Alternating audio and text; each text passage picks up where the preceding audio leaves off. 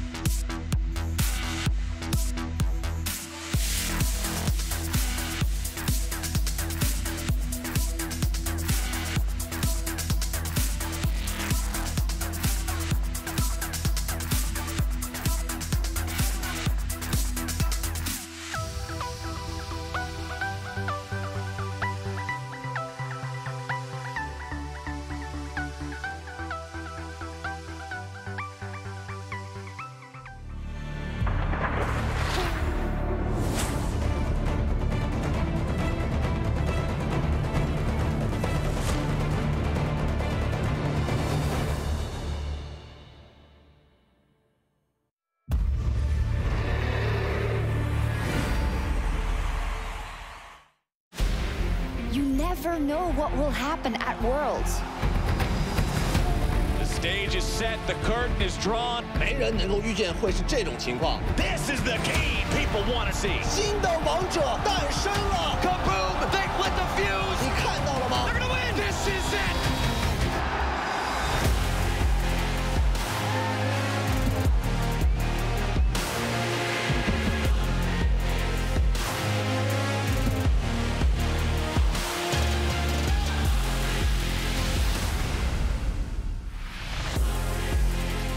Just when you think the surprises were left in the play-in groups, the knockout stage delivered us a nail-biter. Best of 5 to kick things off. Today starts with the hope of the OPL, Legacy Esports versus hometown favorites LGD. Here we get an inside look at the Shanghai control room through the lens of the Oppo cam, capturing all of those great moments from Worlds 2020. Hello, I'm Machine, locked and loaded with two of the minds here ready to go ahead and bring you League of Legends action. It's Cadril and Vedius in the studio. Ladies and gentlemen, it's Cadril, the natural, and Vedius with a very natural blonde as well. Yeah, good to see you. Welcome. I'm getting caffeinated, if I'm honest. It's a bit of an early start. It's the last one of my shift here at Worlds. But yesterday, the LPL's LGD looked to be back in form. They swept through the LLA's Rainbow 7 out of the tournament just like that. While the second series of the day, well, a very different story. It went the full 5 games with Turkey's Supermassive taking down the LEC's Mad Lions. 4th seed from Europe, no longer in the competition. Yeah, we don't need to talk about that. We can just swiftly. Yeah, right. 3 seeds anyway. That never happened. LGD, wow, looking like a great team. Really coming in convincing yesterday, Machine. I think that the individual disparity between them and Rainbow 7 was pretty significant, and I think that we did get to see a little bit of a return to form of the LGD roster that many people were expecting coming into the tournament. Yeah, and on a serious note towards Mad Lions, I think they just didn't find the comfort in the meta. I feel like they were trying to default back to Sen and Wukong, trying to find things that worked for them, but I could never really see a champion where I could look at Shadow and say, yeah, he looks confident or comfortable on that champion. There was never really any game where it stood out where he could carry the games or do much, and I think Kakao, it was a bit of a diffy in the jiffy for me. Humanoid was stepping up, Cards was stepping up, but there was just not enough team cohesion to bring it through. And in terms of like individual shining lights, Jose Diedo, I'm trying not to butcher that, Diodo, screw you, first of all. But other than that, other than his name being hard to pronounce, he really did impress and turn some heads here on the international stage. Yeah, I think he did. And I think that it was cool to hear from some of his teammates that he is considered the best player in Latin America. And I think that there is a bright future still ahead of them. Going up against LGD is no easy feat, and I think that it's still good to hear from the players that they were able to learn a lot from this experience, and they turned a lot of heads, as you rightly say. Going 2-2 in the group stage, definitely more than they've been able to achieve in the past. Absolutely, and it's a completely unprecedented level of stage for their kind of League of Legends. Supermassive with a massive win for the TCL, and now they face against Unicorns of Love today. At least one emerging region makes it out of groups. It's happening. It's a guarantee. It's in the brackets. It's in the tea leaves. We know it's happening. It wasn't quite one to be disappointed by the European side. No, I think that it's really exciting for Supermassive once again. Of course, Turkey have been able to qualify for the group stages a few times with various different teams in the past, but for a team like the Unicorns of Love, for the CIS, this is a region that has come to this best of 5 position multiple times and has failed to qualify so many times before. I was worried for them. I thought that it was going to be Mad Lions versus them once again, and it would be Mad Lions knocking them out, just like Spliced did last year. But now they don't have to go up against a European team. They go up against the Turkish representatives, and I think that they do have a real shot of making it today. Yeah, and it's going to be such a close match. I mean, like you said, it's the 4th chance they're going to get Unicorns to get in, or the CIS in general to get into the World's group stage. And Supermassive, for me, look slightly stronger just based on the pop-off players they have. I think their top jungle looked so solid yesterday, and Snowflower on the engages looks crazy good. Yeah, and I'm afraid we are going to have to rip that band-aid off now, fellas. Yes, it is our jobs. We do our due diligence here. Mad Lions eliminated. That's Europe's 4th seed, and we haven't seen one of the European seeds fail in the play-ins before. This is an unprecedented territory, Vedius, and I want you to just ease us into this one. Like, lower me into the water gently. Let's talk about it. Let's reflect on the departure of Mad Lions here. Yeah, Europe as a region now is terrible. Oh, yes. It's all over for us. Overrated. Our world, we're completely overrated. Completely overrated. We never deserved a 4th seed. Yes, that's right. Of course. We're just, of course, jokes aside, Mad Lions, I think that it's given their recent performance, it's easy to forget how amazing of a year they did have. Yes. They managed to defeat G2 domestically in a best-of-5, which was the first team to do it against this roster. They were able to make it to 3rd and then 4th, respectively. Like, the team has had a fantastic year for a rookie squad, and now rookies in the past have been able to turn heads on the international stage, but unfortunately, this wasn't the year for them. And as Mark said, they struggled to find their identity. They struggled to find ways in which they could overcome some of their weaknesses, and they struggled. But it's also a large part of the learning process, and I imagine that based on our rookies that we've had here in Europe next year, they're going to look better than ever. Kadril, in terms of learning lessons, I'm sure it's not easy, especially from a player's viewpoint, to sit there and remind yourself, hey, these are valuable lessons I've learned when your hopes and dreams of a World's group stage have been shattered. But given time, you think this could be a valuable experience for Mad Lions?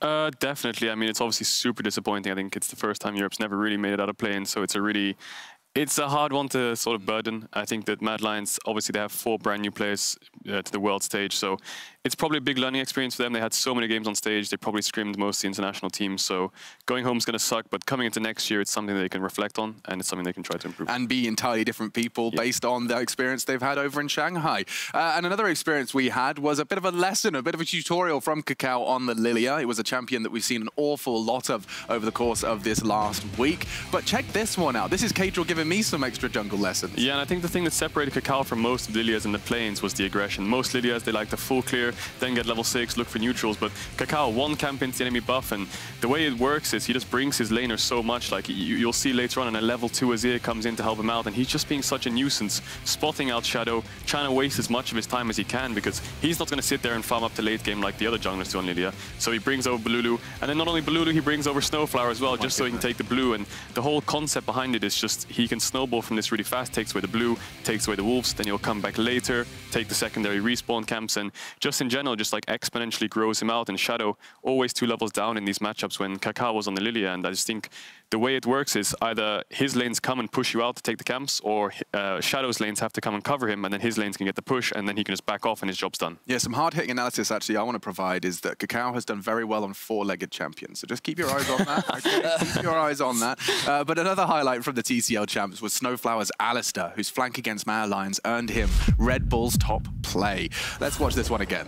Yeah, this was crazy. I mean, it is a split-second decision-making right here. They contest the mid-wave, and they're contesting mid-wave a bit too far forward. As the Galio ult comes in, the Hecarim ult. You can just see that as soon as Snowflower pulls the trigger, everyone's just instantly ready to respond.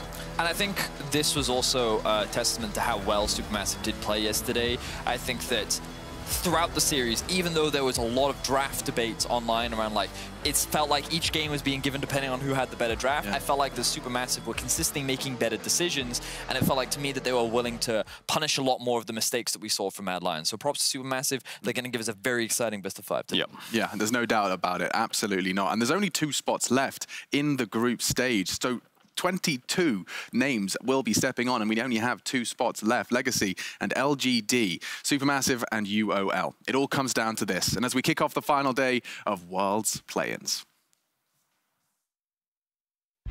Legacy versus LGD will be our first series. Can the OPL take down the LPL?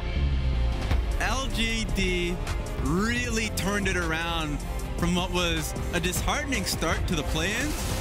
Mark goes in. Wow. Ase goes down. LGD, they find their chance and they immediately just jump on it. Take notes, OPL guys. This is a little terrifying. LGC Sports, you don't expect such a small region to actually perform to this extent. Shadow's gonna one tally, he knows it's raised against the dragon, and now he's gonna start shooting down the dual lane. Oh. It's one of those surreal moments. The whole region has done the right thing. They've finally rallied behind the boys. If they take down LGD, they're guaranteed the group stage for the first time. Don't let me down, Oceania. Supermassive versus Unicorns of Love. One final shot for the LCL and the TCL to qualify for groups. Big stakes for everyone, but one thing we know is that one of the smaller regions will be making it through. Will it be Turkey?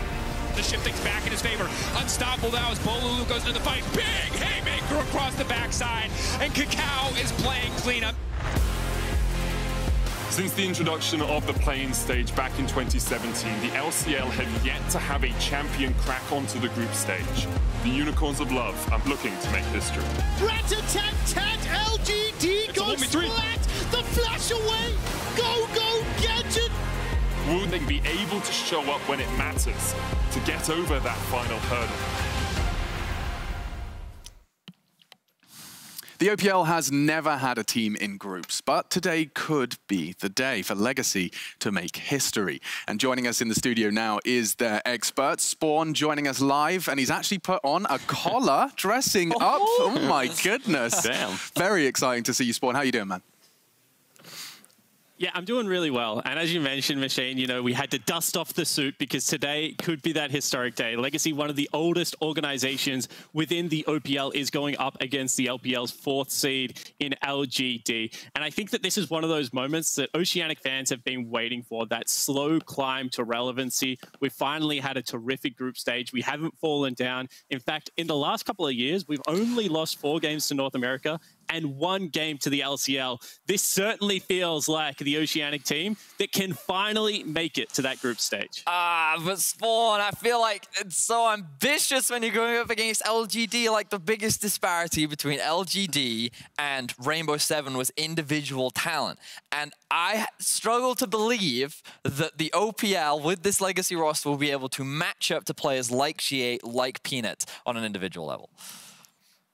Yeah, but Vetti, you also struggled to believe that they could take down Mad Lions, and that one seemed to come. Oh, God. And let me tell you about the team called League's Greatest Disappointment. I believed in LGD in the past, and it made me look like a fool on the international stage. But I do agree, individually, they seem to match up well. But Legacy hasn't cared about that all year long. This is a team that has implicit trust in their members. We're finally seeing Raze have those pop-up team fight moments, and I think that LGD will make mistakes, and Legacy will just be there to capitalize on them and win out in the team fighting that we've seen so much throughout play-ins. It doesn't necessarily inspire confidence when your win condition is the failure of your opponent, but Spawn, congratulations for having confidence in it. Respect, man. Thank you so much, and we'll see you later on. We'll keep checking in with you during that Worlds cooldown. No worries. Thanks very much. Peace, dude. Peace. Much love. After a tumultuous group stage, LGD took care of business yesterday, though, against Rainbow Seven. So my question here is it safe to say that LGD are back, you know, or is day 1, day 2 LGD, are they around the corner at any moment? It's so hard to say sometimes. I mean, the best of 5s are definitely their comfort zone, I think, throughout the playoffs and the regional qualifiers and stuff like this. They were obviously more comfortable in best of 5s. I think best of 1 never really benefits anyone in general. So the stronger teams are, well, stronger when I say LGD, are definitely going to benefit the best of 5s more. I just think the biggest thing for me was adaptation over the course of the play-ins. I think that they came into the play-ins with things like Delusion and stuff like this, and Peanut on the Lee Sin, stuff like this. It wasn't working. Just go back to default, go back to scaling, which is what they learned. They went back to the Oriana, the Graves, Nidalee, stuff like this. So they've adapted really well, and I think their team fighting's got a lot better. And just in general, I mean, if you look at LGD, they have one of the biggest gold leads at 15, at 20 minutes, stuff like this throughout the play-ins, but they're losing most of their games, and that's because the meta is not early game. With those 5 names on screen, Vedius, do you believe that Legacy can pound for pound keep up with the names like that?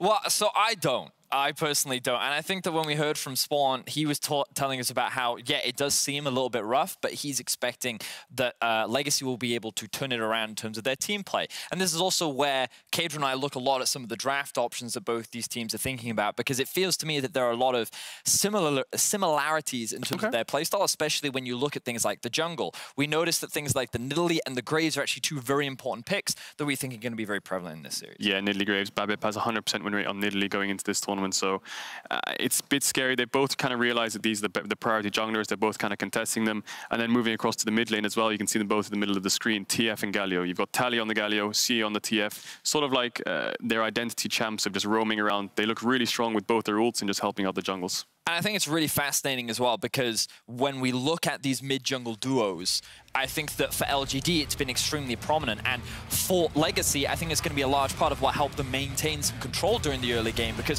when you look back at their game versus Team Liquid, it was the early game where they struggled. They punished picks like the Galio. But the question is, will Shea be able to do a similar thing on his Twisted Fate? He was able to do it against Rainbow Seven yesterday. But I wonder if they're going to be able to do it again against Legacy when Tally is so comfortable on this champ. Yeah, and talking about pound for pound, if they're both roaming in mid, then there's not much of a 1v1, so it's going to be team-orientated.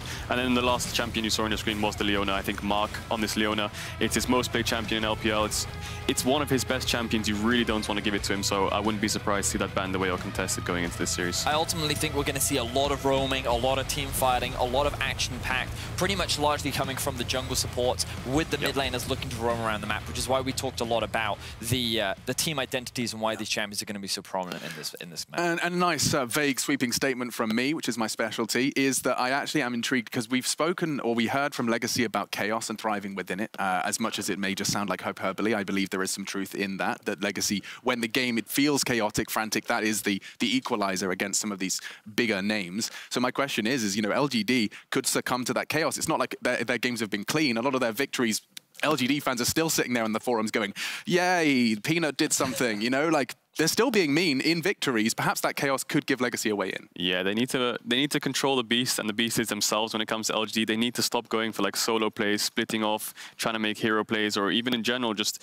misplaying team fights by mispositioning. So they need to stay as a ball. There's been so many fights where they split up 3-2 on Dragon fights. They tried to collapse, and we've seen so many team fights throughout play-ins where the 5-man ball that turns onto the 3 or the 2 always wins, and LGD were always the ones on the 3 and the 2. So they need to stay together, and they need to not get sort of caught out by this team comp or these team fights that LGC throw at them. But I think what the reoccurring conversation has been is like, as long as LGD don't mess up, it feels like that this is just their series to win, right? And I think that when you are Legacy, and as Spawn was saying, like it does feel like that they are the underdogs in the series, but that also takes a lot of the pressure off of them. And you know, pressure has been such a big thing when we look at in this tournament, like Mad Lions, they carry the weight of EU's first, 4th seed, and they succumb to the pressure. I mean, look what it did to LGD. Right, like LGD is struggling as well. And like, obviously we can't speak from their perspective, but you can imagine that weight. Whereas LPL, this is opportunity, this is hope.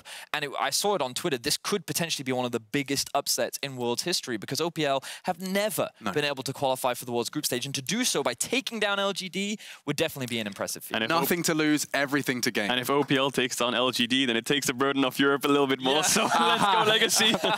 Yeah, suddenly we're whipping out our Commonwealth flags. Yeah, let's go Australia. Woo! But with that said, any of you want to put your money where your mouth is? Any of you want to back Legacy in the predictions of this one? I'm looking at you, Veddy. We got some extended eye contact then. No. No? I'm going with the LGD. I'm even going with the 3-0 LGD. I think that the individual difference is so big between these two teams that obviously, some massive draft differences can compensate for that, but yeah, my confidence right now is in the LGD camp. I think they figured out their issues. I think they were a lot more patient in their objective play, and I think they're going to take the series today. Another day in the office for LGD, who do seem to have turned it on and are back to their winning ways. Kadra, what's your thoughts?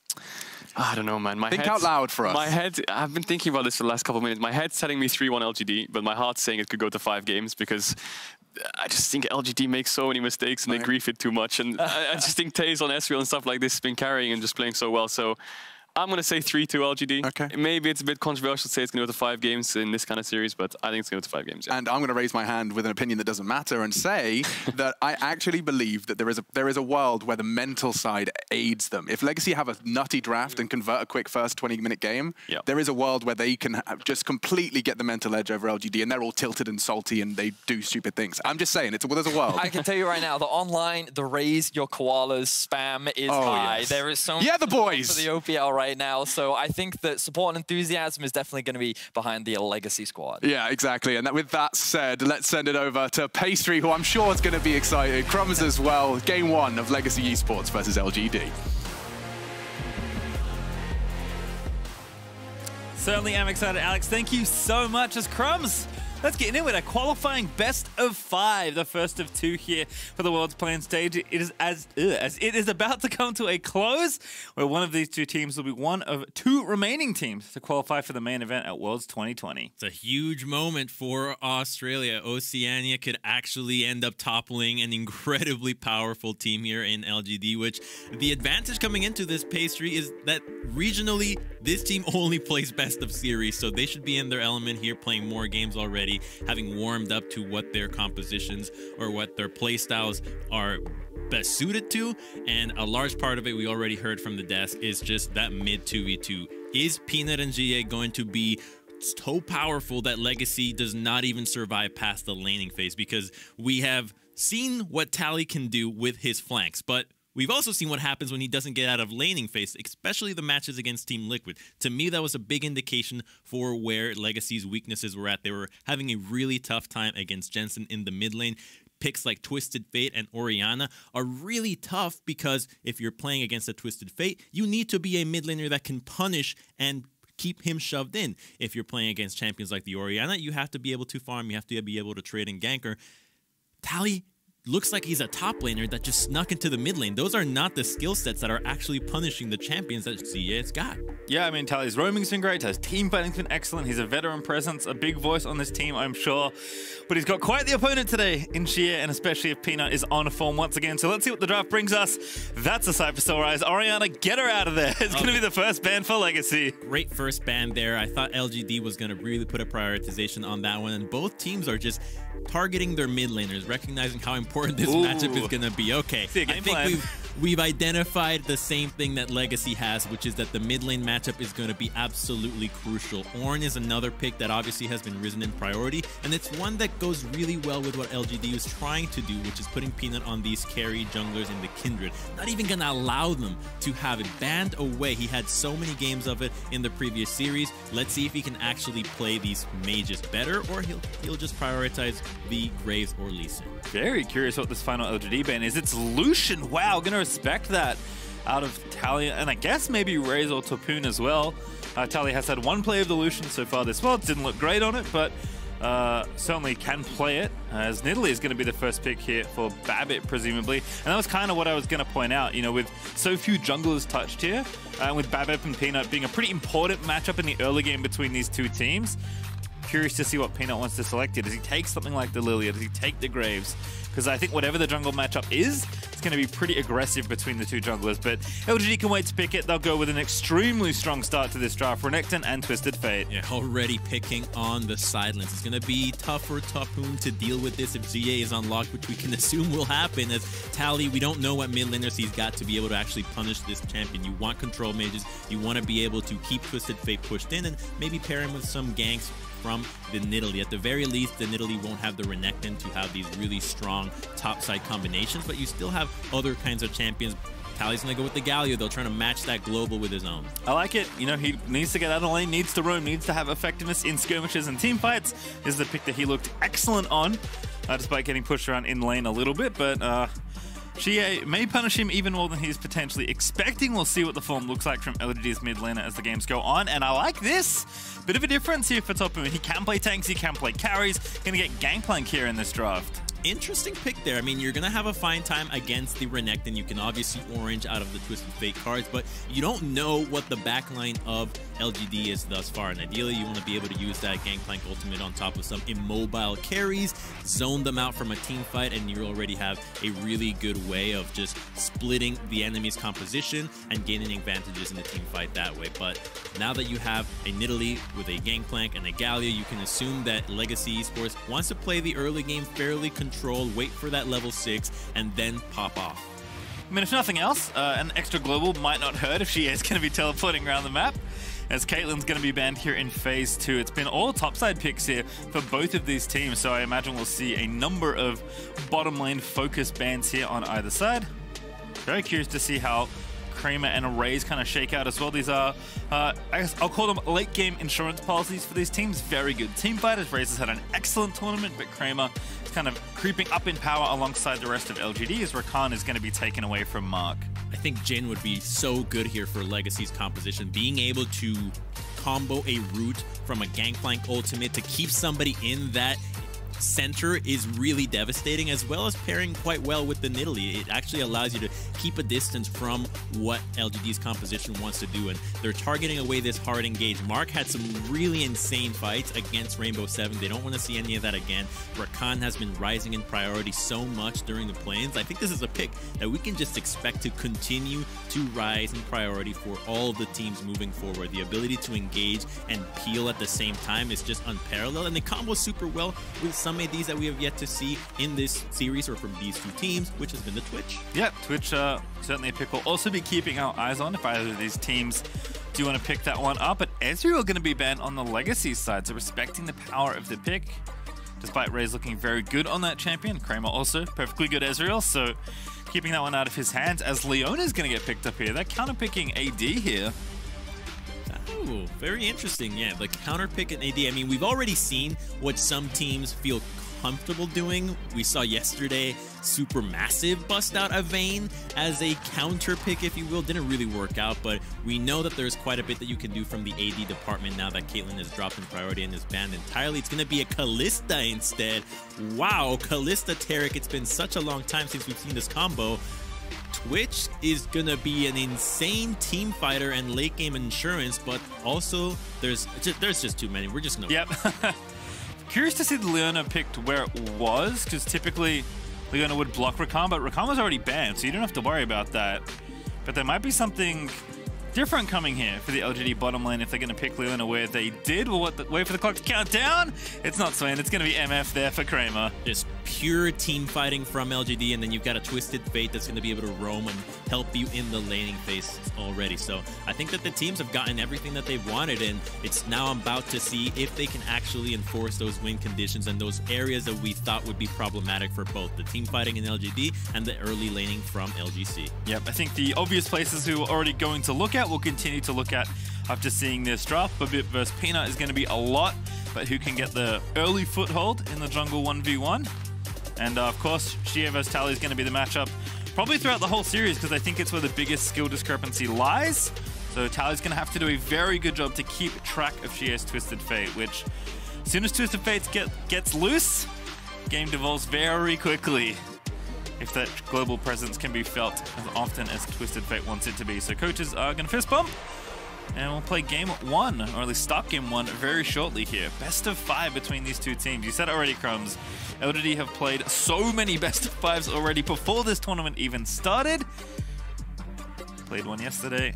See how they look today. It should be their comfort zone, and they've chosen to have a pretty strong mid 2v2 pairing, which is where I think the game is going to be decided right now. You've got Twisted Fate and Graves. Graves is going to feel comfortable to invade and have that global to back him up, but on the flip side, Nidalee and the Galio can also offer quite a deadly combination. The taunt into a spear follow-up, or just Nidalee pouncing in and allowing Galio's ultimate to have a really nice position can be quite devastating in these fights. So I want to see what the attention towards the mid lane ends up looking like, because both these junglers have the opportunity to play very aggressive in the invades, which is what we have seen from Peanut. Despite different champions, we saw from the analyst desk, Cadriel was highlighting how the Lilia was being played, being very aggressive and in your face, and that kind of playstyle can work very well early, because Twisted Fate will have that shove against the Galio early on. He needs a few more levels to be able to wave clear safely and then assist in those roams. I mean, Peanut's old nickname was the Battle Lord, right? He would get so much information and vision just by running into the enemy jungle and fighting whoever was there. I mean, that's aggressive jungler is kind of what Peanut came up in the scene being known for, and he's been very successful on a variety of different teams in the LCK and of course now in the LPL. So you could tell why there was a worry that, you know, LGD would kind of power up as the tournament went on, even though they did look not great at play-ins in the early stages, and they are still prone to mistakes. The individual skill, especially between the star players, is pretty outrageous. So we'll have to see if Legacy are up to the task, but it's a long series for either of these two teams. Their last shot at qualifying for the World's Main Event is here. We'll see what happens here in game number 1. Okay, I think that LGD is just so focused on making sure that Xia pops off, and that's something that we haven't seen that much Twisted Fate priority in the tournament thus far. It really was a pick that dominated the global meta a few months prior, and then it really fell off. But if you remember how dominant the Twisted Fate can be to these side lanes, you can see how explosive LGD's composition can get, because when it gets to a point where the Renekton is shoving in the Gangplank in the top side, and then you've got Misfortune to be able to hit that level 6 in combo with a Leona, it is really tough for the side laners of Legacy to be able to survive if a Twisted Fate gets online. So you need to really prioritize vision around the mid lane as well. It's not just a matter about shoving, it's about knowing exactly where he is and not giving Twisted Fate the opportunities to use that port. We want to look at that first ultimate as well. These global ultimates that want to get ahead are so important in the early game, for having that first one really pay dividends, or else you're really going to slow yourself down. Peanut's already at it, moving in, clears out a ward. Does have that sweeper. In fact, both junglers have an early sweeper already. But no invades by the looks of things here as the teams are just spread out across the rift. We'll take a look at Raze with some pretty aggressive Callista runes, but I wouldn't say nothing out of the ordinary. I do like that both these bottom lanes are a little bit more aggressive than what we've been seeing, right? Kramer on the MF, Raze here on the Callista. Mark has Ignite, Isles has the heal instead because Raze has Cleanse. Thanks, Leona. Kind of forcing the tax on that summoner spell there, but there's going to be a little bit more play, I think, in the mid game between these two Marksman or two bottom lanes. Whereas we've seen, you know, a decent amount of Twitch, a lot of apps, a lot of Caitlyn, picks that want to scale a bit more. I think both teams know that they're expecting to fight a little bit earlier than normal.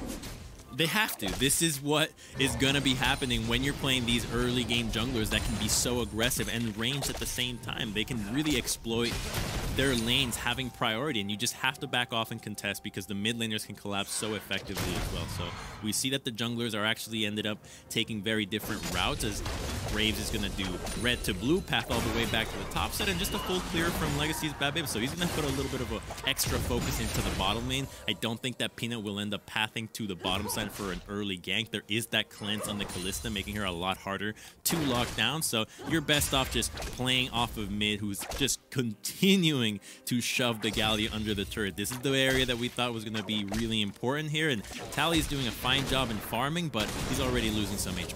Yeah, TA took stack deck level 1, played very aggressive up on the wave as Peanut is going to take a chip down the bottom lane, but mid lane, here's Babip. Tally already with a taunt, does get it off, and the spear is not going to cake. Now Shia is going to have to run away, but here's the same story in the bottom lane as Raze likely forced to flash, does hop over there, so Isle's going to have to flash out instead, and Peanut, he took a tower shot. As Babip's going to go back in, the Q though not going to connect, just barely sails past the mending wave. Both junglers really trying to make their mark in this early game, but Babip does not have the red buff, so he's not going to be able to fight Peanut unless he lands a really good spear. His gank in the mid lane just didn't find the right angle for it to connect. He would have been able to force a flash out of the Twisted Fate had that been a little bit more patient here. Looking for one bottom spear. Oh, we got hit! What are you doing? That shoot's going to proc, but there's the stun landing on it. Into the smoke screen goes Babip, so no first blood. But everyone's going to walk away as Kramer had to burn both summoners there. They should have known that the Nidalee was in that side of the map. After all, Grace just dodged the spear that came from that same angle. So the fact that the Misfortune lost all summoners is a big lapse in judgment there. Now we're back to Nidalee having priority here, and is going to be able to double crab the Graves if she passes to the top side right away. And looks like she's just hunting him down, trying to make sure that she knows where he's at, sees that the camp is already taken, can deduce that the Graves is going all the way to the top crab. Should have the info. You can see the LGD ping on Babip's location as well. Know that he's likely around that area, and they would be correct in that deduction. Ooh, Longxing smacking that barrel down to Stopoon. Was getting some good leverage early here on the gangplank, but oh goodness, Renekton doing Renekton things. Conqueror gonna proc, and Stopoon a little unhealthy after that trade. Oh, here comes Peanut. Can he hit the smoke? If they stop his recall, he's so dead. Yeah, ooh, flash, nice smoke flash. screen. Now Stopoon's gonna have to call for help, but I don't think help's coming. First blood just sitting right here under the tower. Stopoon gonna do what he can to try and survive.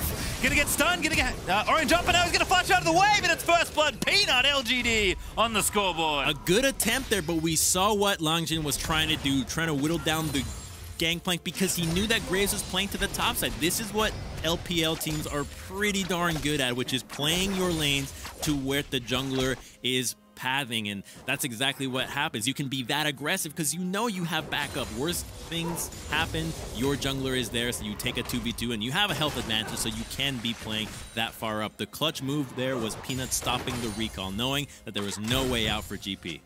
Yeah, now Stopoon actually going to move in and try and find Peanut. We'll see him on the Krug camp there, or at least see the camp being finished off, so it does have the info. Renekton, though, did walk back to top lane.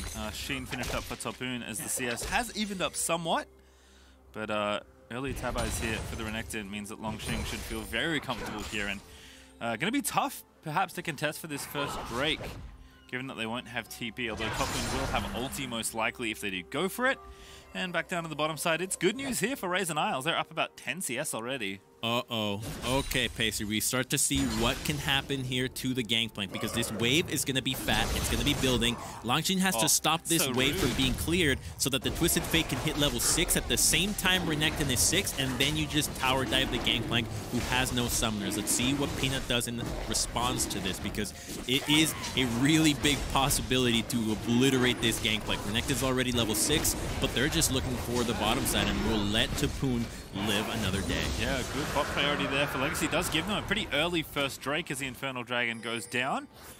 Topoon, I think, yeah, he's broken that freeze. Hongxing just trying to let the wave push as late as it can. He walked up a W to barrel, by the way. Like, that's how forward Renekton is willing to play in this lane as Topoon is trying to play catch up on CS.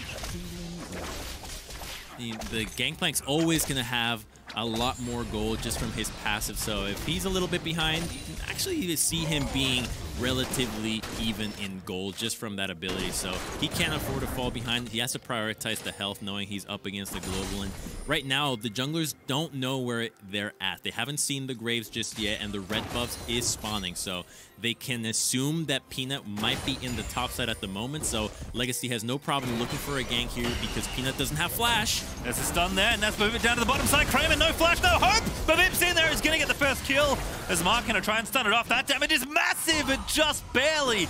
Not enough to finish off the second. And look at where they go for the gank. They know that the wave is pushing, so that LGD is going to overextend a little bit to try to prioritize pushing that. Now, LGD will go for the blue buff, knowing that the Nidalee is not there, but there might be a bit too late to pull the trigger on the dive to the top side. The Galio now has the ability to roam quite easily. Doesn't have TP, but his ultimate will be in range of assisting Topoon, who already has the ultimate to diminish any threat of a dive on his lane. Yeah, blue buff to Peanut. Hits level 6 already, but let's watch this again. I think Tally actually faked taking the blue, by the way.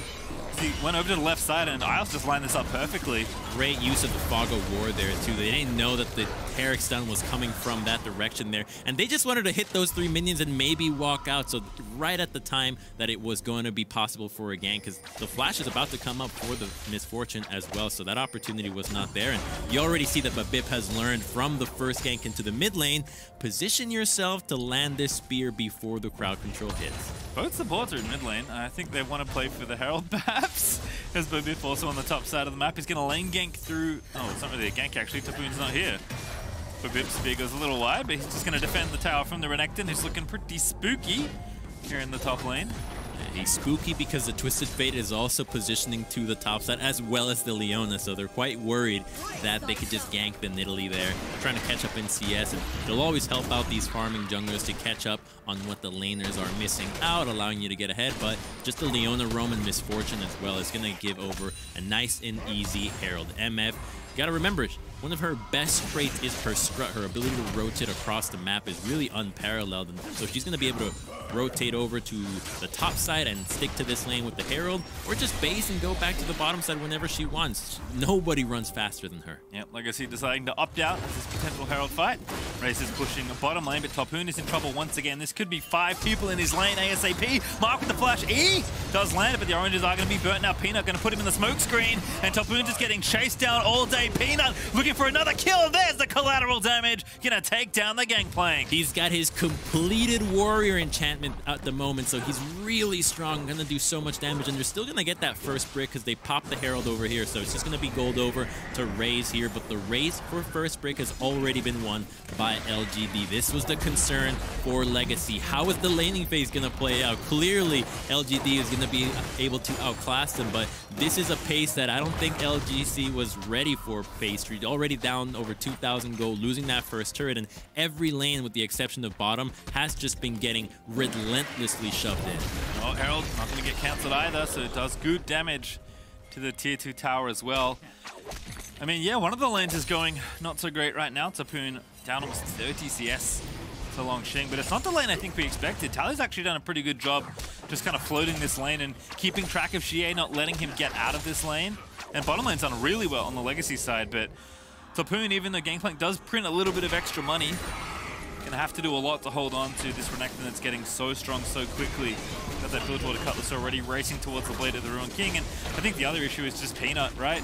He's just brazenly walking into the enemy jungle. He knows he has priority from his solo lanes, playing exactly the way that he's known for. Just relentless aggression, because he knows he can afford to take every fight with his team behind him. And he knows that his mid laner's ultimate is going to be a lot easier to play around than the Galio ultimate. Already in the tournament, we've seen what Galio can do when he's paired with champions like Camille or potentially the Jarvan. Here, there's really not a lot to work with on the side of Galio. You have Nidalee that has to go in, but it's not like she's stronger than Graves and has an opportunity to go in whenever she wants. So there's a hard time for finding Tally an opportunity opportunity for him to influence the map, and instead he's just losing plates and losing gold and just being bleeding pressure non-stop. GA is able to collapse on everything, and that's what makes it so hard for Legacy to try to make a play, knowing that they're already behind when it comes to the mid lane rotation, and that the mid laner of Twisted Fate is going to have a much better position around the fight than the Galio can. Yeah, quick Drake take as well. LGD, just too much pressure in these lanes for Legacy to try and answer it. And they're already up 2,000 gold, are LGD, as it is going to be a Cloud Rift and a Cloud Soul for this particular game. But Bib, to his credit, farming really well, but here's a 1v4 dive. Tally going to get out, but there's the first stun, there's the second. Flash out of there as Peanut is firing shots into the Galio, but they'll take the mid tower instead. Good ulti there, actually going to clear the way for Tapoon as Tally finishes off the rest of it, but he's busy like making sure Renekton doesn't kill him. So it's just a brief repeat from this wave. And that's another Gangplank ultimate just used to deter a tower dive. The first one was used when the Gangplank was chased down by Leona and Graves, and now the second one to defend the mid lane. These team fight tools that Legacy wants to use continue to be used to just survive laning. Their one hope here, Pastry, is gonna be Raze, who's been farming quietly, yet a Kalista tends to have a really hard time in the mid game if she doesn't roll into it with a really big advantage. The rest of the team has to really round around her, and they do have the Taric ultimate if a team fight breaks out where LGD really overcommits to fight, but so many times we've seen the difficulties of using that kind of ultimate is so hard, and boy, this lane is so rough for Tapoon here. I think that moving forward into the next series, into the next game, you want to see more tanks into the top lane. Picks like Shen, picks like Malphite, just something that makes it so much harder for you to tower dive these lanes. Oh, blue buff onto Bibip, I believe. Yep, did smite it away, but Peanut is just at it again. He's got two pushing solo lanes. No fear as he walks into the enemy jungle. Xie's almost finished off this mid lane outer tower, and plates are still up for 50 seconds. Long Xing's been working on the top outer thanks to the help of Rift Herald, so that one's looking pretty low as well. It's just an all-out assault here in the early game from LGD. Legacy trying to play catch-up despite Raze looking good. 30 CS ahead of Kramer with a finished Blade of the Ruined King already. Not going to do much without a team fight. Oh, this is what we're worried about. Crumbs, Tapoon already used it. Going to get stunned up by GA. And that kill's not there just yet. Babip, he's trying to fight Peanut as Tally's roamed in. Okay. That's the Ninja Tabbies from the Gangplank, allowing him to survive that. If he didn't have that, he definitely could get one shot there. But again, that's another defensive ultimate, another global use from Legacy. They are completely reactive to what LGD is bringing to the table here. They're not finding their own play. So despite LGD being so aggressive, they are at least keeping Legacy's tools completely used in a defensive manner, which makes it so much harder for them to get these flanks and these teamfight wins. They're going to kill this Twisted Fate at the very least. He does have flash. Yeah, he's going to try. No one in the area to help him. There's the gold card out of Xie. Babip, though, can leap back in. There's the TP in. That'll force the flash. And LGD have to burn two summoners, but they do protect their mid laner. Oh, boy. Okay. I actually think he might not have needed to flash there. The Nidalee is not that strong just yet. Does have Mercrest to survive that CC and potentially escape from what would have been the Renekton following through. But we need to see Taric and Kalista involved. I don't think we've seen a single Fates call just yet, and those are the members that can bring this back for Legacy. They have to continue to survive what LGD is doing, which has been good thus far. They haven't died that much just yet, but you got to make a proactive play on your own. It's good that they have that first dragon to stall out the soul that LGD is going to be fighting for, yet they need to make sure that they have vision to get the plays that they want. If you look at the map right now, there's a single control ward on the blue buff. They have no idea what's going on in the river, which makes it so difficult for them to move forward. They have to be grouped together, and now they've lost the crab as well. So even thinking about this dragon setup is so much rougher for them, as the Twisted Fate ultimate will come through, and they're so late for this era. Yeah, if they even wanted to fight it, right? LGD going to be first to that objective. They should be able to take it down. Raze is going to be busy finishing off this tower, which I like because Legacy do need the gold. The second Rift Herald's going to be even better than the first one, despite not giving any plates away. There is plenty of places where they can try and break this with. And LGD, oh, they take the mid-outer as well. they're going to be able to use this Herald wherever they want, really. You have so much time to decide where you want to pop this. Now, the bottom lane has really lost a lot of value at the moment, and going down there past the 20-minute mark really gets to be a liability at sorts, that the enemy team can always react and start Baron for you. So I think that the best use for it moving forward is just going to be when you get a team fight win, you can just pop it in the lane that is closest to you and try to get as much value out of that. Let's see if anything happens top lane. There's a big wave here. It looks like Renekton's just going to farm it up and make sure that he can crash this, as the priority from LGD right now is around the bottom side and around the dragon. If Legacy can secure mid lane priority, they're going to have an easier time rotating this Galio and having his ultimate be a presence.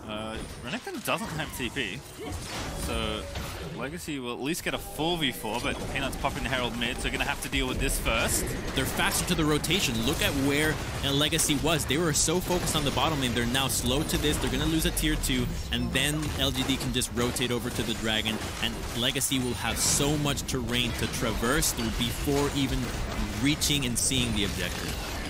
Get the Herald down, but as you said, LGD have all this time now to rotate everybody over to the dragon. And that's going to have to be given up, I believe. Legacy can't get in the area to contest for the objective, but they will give the second Drake over to LGD, as that gold lead's continuing to grow. 4,000 gold up now for LGD. Actually, 3,000. Maths is hard.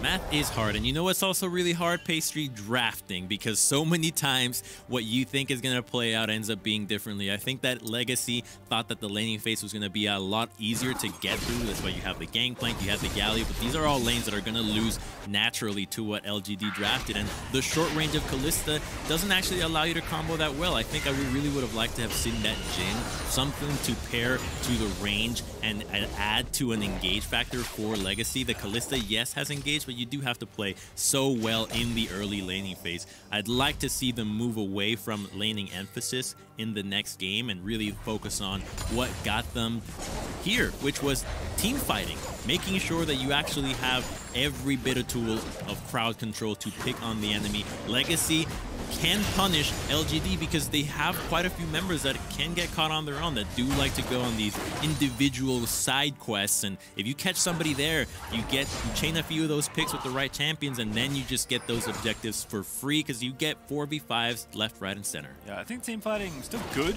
for Legacy in this comp, although maybe a bit different from other comps they've shown us. But getting a team fight seems to be the hard thing right now. With mid outer still being up, it's really hard to get into the river and then get vision down. We've seen LGD just have, I mean, basically full control of, you know, their half and part of Legacy's half of the map for the last 5 to 10 minutes.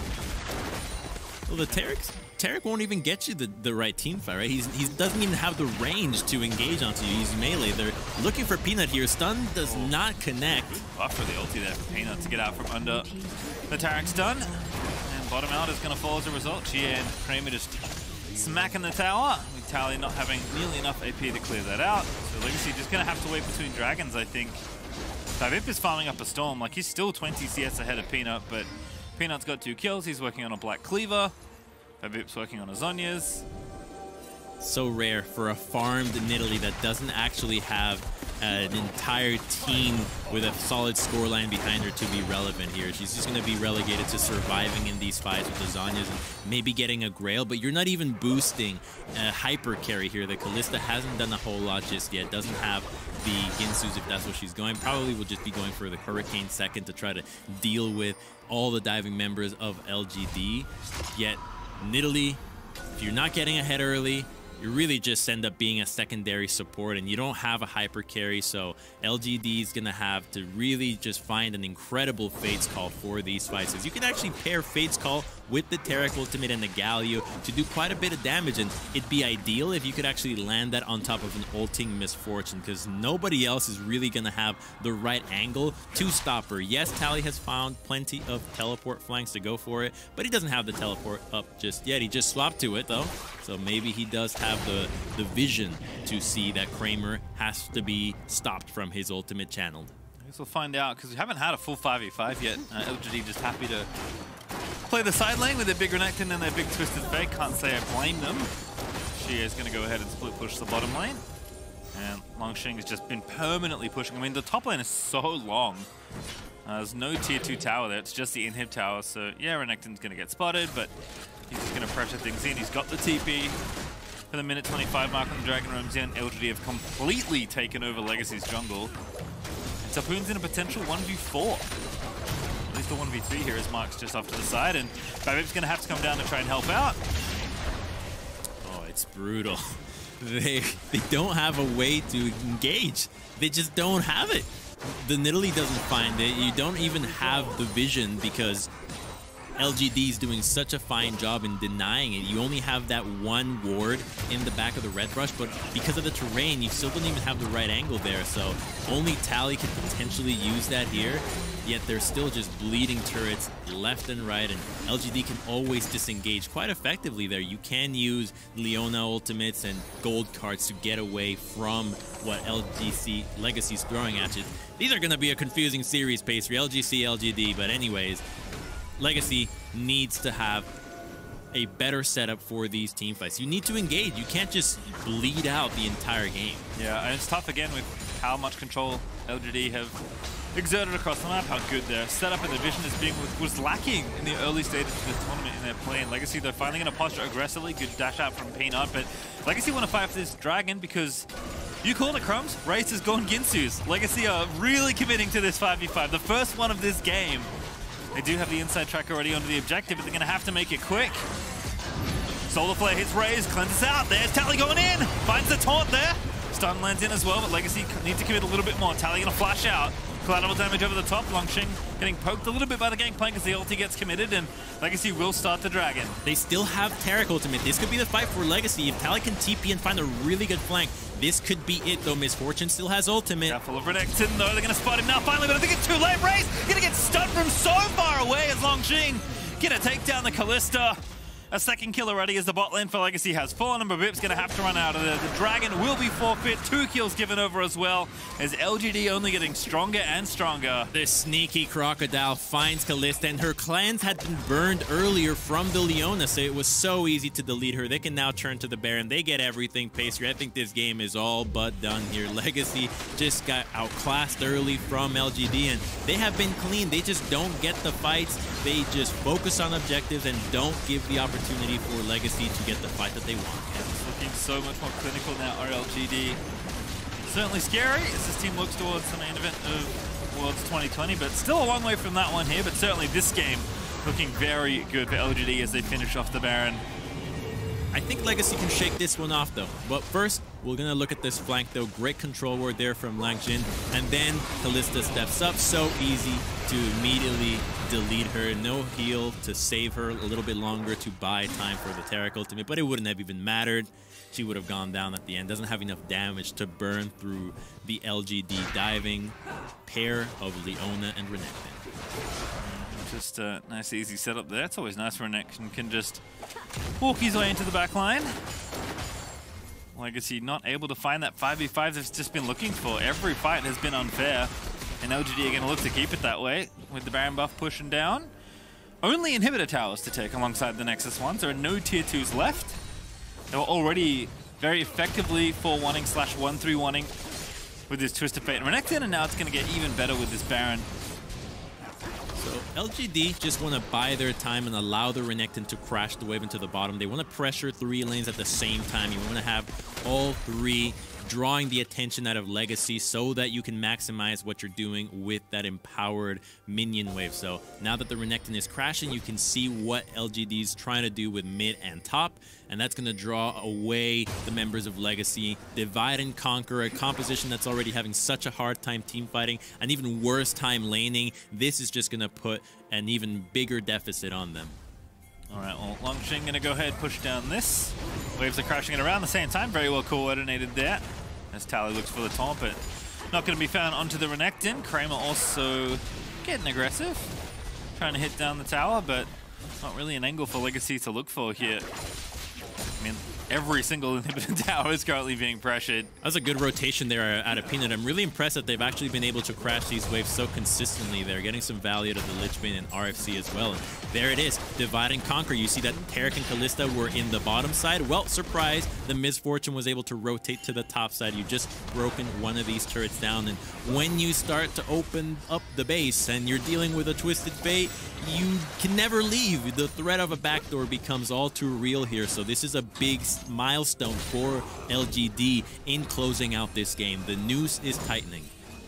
Certainly is, and still 30 seconds left on this Baron, so another wave at least is going to crash in. She is going to go ahead and finish off this inhibitor. The cannon is going to do it.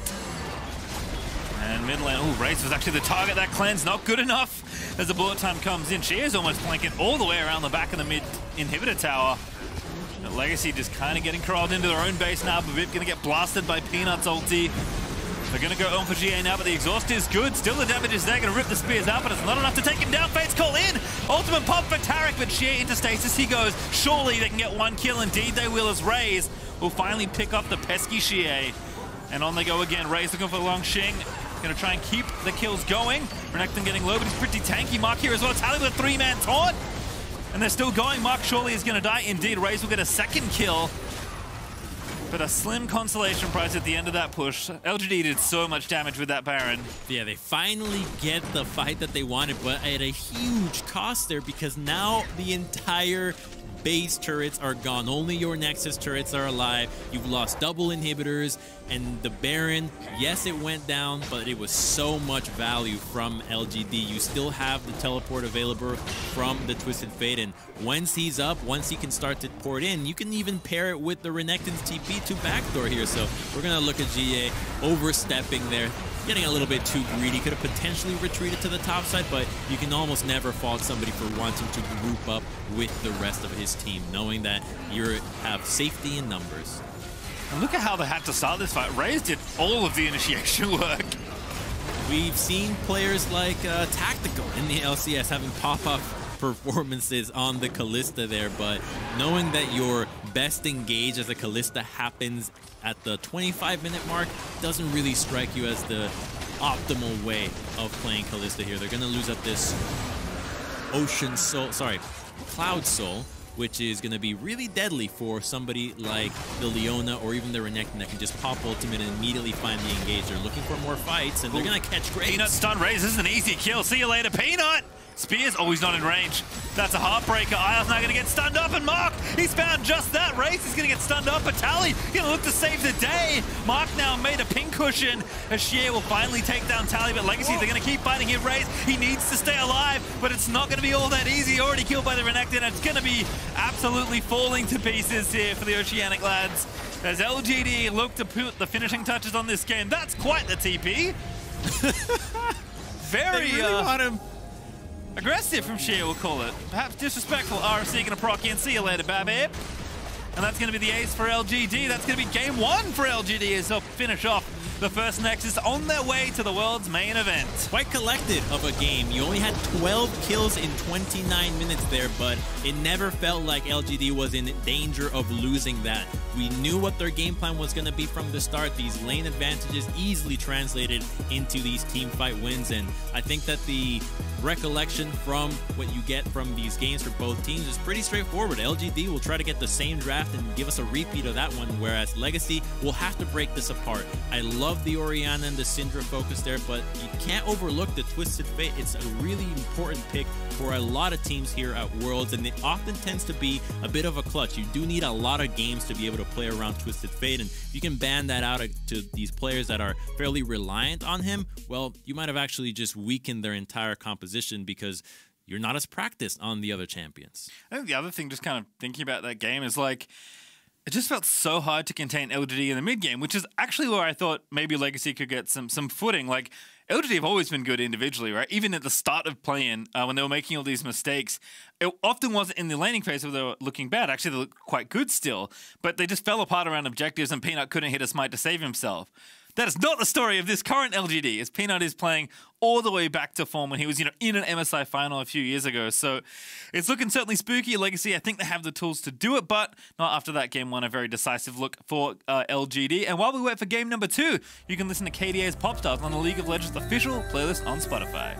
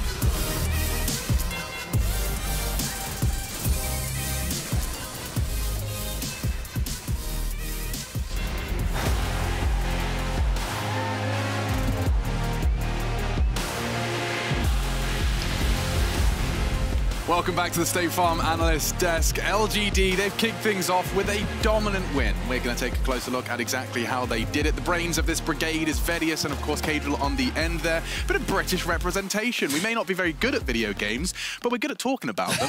Of course, Cadril a bit of an exception to the rule. I love how just flames me out of nowhere. You just look at both of them as like, yeah, no good gamers here. I mean, I'm just saying there's more Union Jacks on the desks than there is in the esports realms. That's all I'm saying. You can't argue that one. I agree. But guys, let's start putting our thinking caps on for this one. The draft, I think, is actually, as always, a good place to start. And when we focus on that, did you get what you expected? I mean, Machine, I was kind of hoping that you would, stroke our egos a little bit. You want some more? All of the contested picks that we talked about Can I remember at the beginning of the day Nidalee. all showed up in this draft. Nidalee? Yep. You mentioned Graves, yep. TF, yep. Leona. Yep. I'm missing one. Galio. I did it. 5 for 5. I listen. Sometimes. No, exactly that. And this is exactly what Cadril like. Cadril pretty much predicted the whole draft from start to finish when we were sitting in the green room. So it was one of those situations where we knew what both these teams wanted to do coming into this draft. And there were a couple question marks. Both Mark and I questioned, like, some of the ban priorities. Mark. Yeah, like, why is it they actually allowed the Leona to get through? For but Mark. what I thought was... for Mark. We're making too many jokes, too many Brits. Guys, I'm just saying, we're having way too much fun here, okay? Yes. This is video games. It has to be serious. Rein it in, gentlemen. Serious video games. Cadril.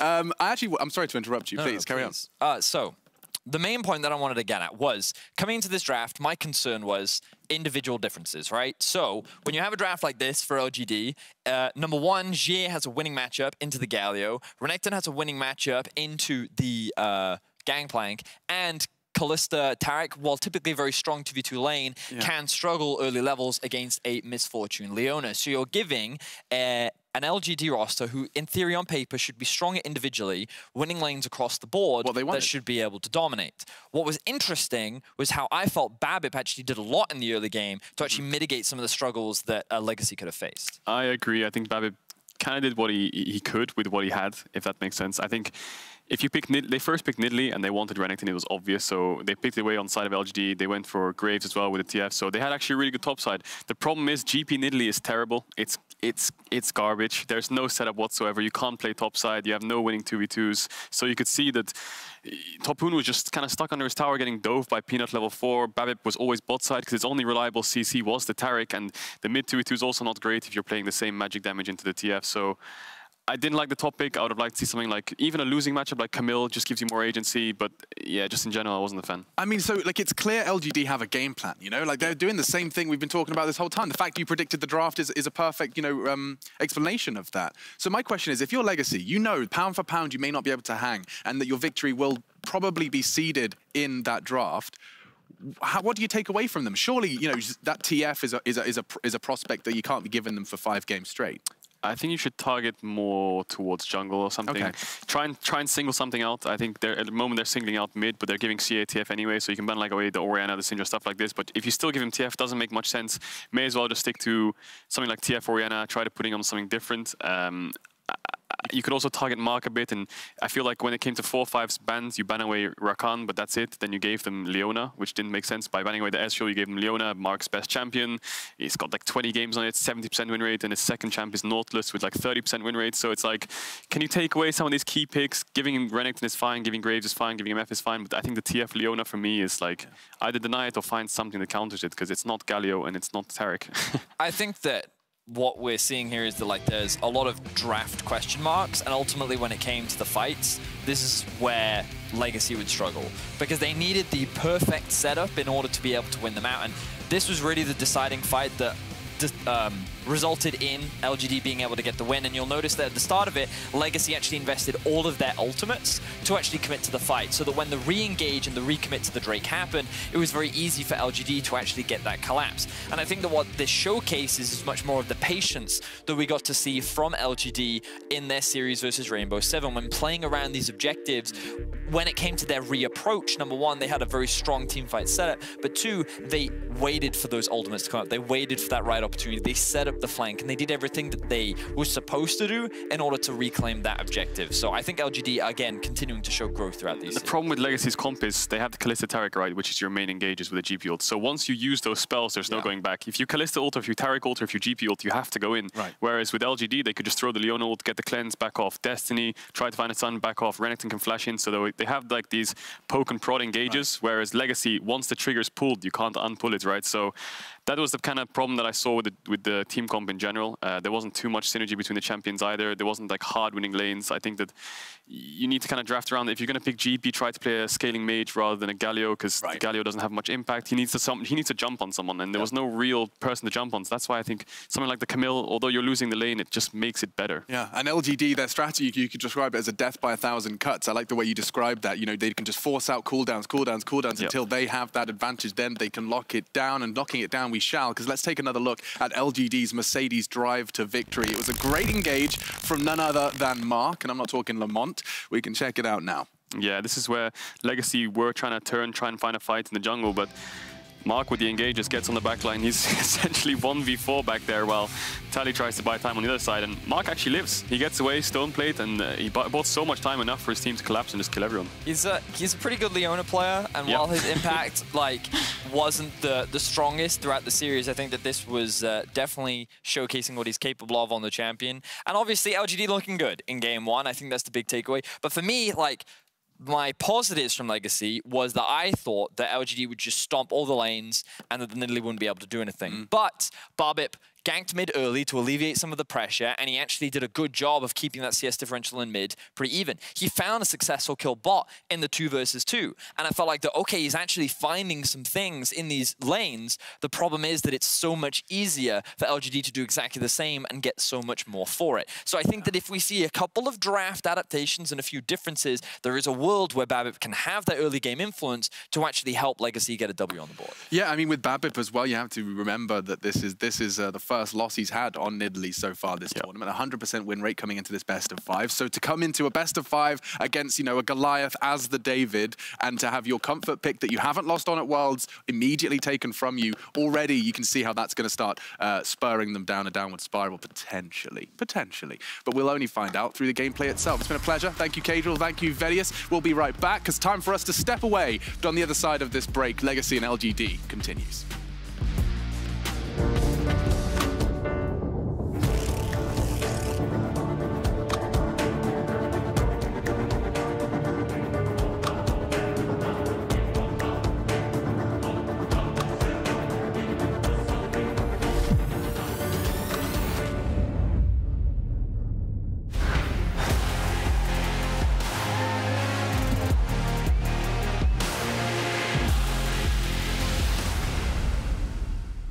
Hey Mercedes, legends run wild, each one unique, with astonishing power, unstoppable, master warriors, ready to compete, seeking glory. We live it, we breathe it, we have each other's back. Together, we become legends, icons of a new generation. Born free as the wind blows, as free as the grass grows, born free to follow your heart. Live free, and beauty surrounds you. Axe, smell ready. Greatness accepts no lag, no delay, no excuses. It lives in the tiny space between milliseconds and nanoseconds, between memes and legends, between tears and tears. And when margins that small make an impact this big, nothing less than the speed and dependability of the Cisco network will do.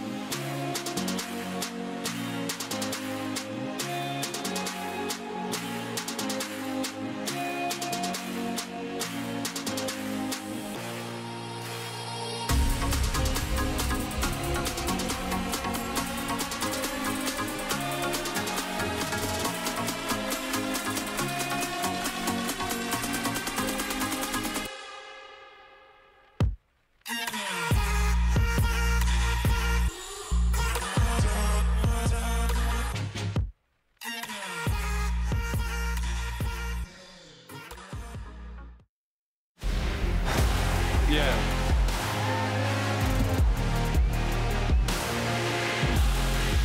Use this. You're a fucking. So it can be fun, like the same way we.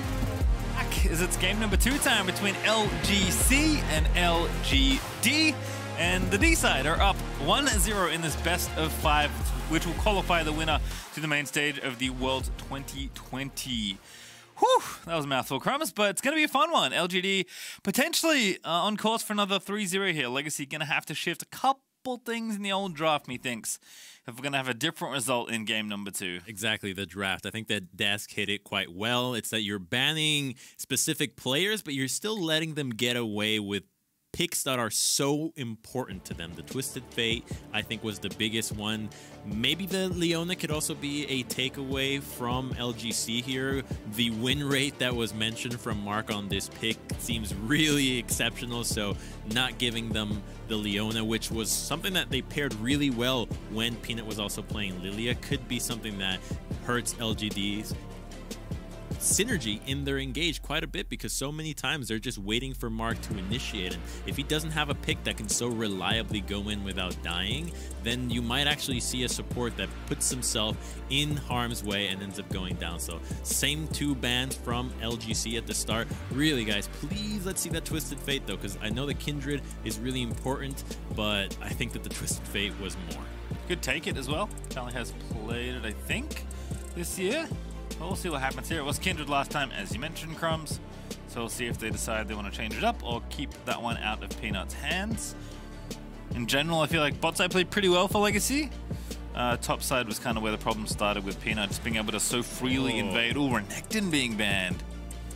Message received on the LGD side. I mean, you're still giving away the Twisted Fate that I think LGD won't have a problem taking away. There's still plenty of champions that are physical damage in the top lane that Longjin has been playing. You've got Gnar, you've got Volibear, you've got Camille, so they do have quite a bit that they already play together.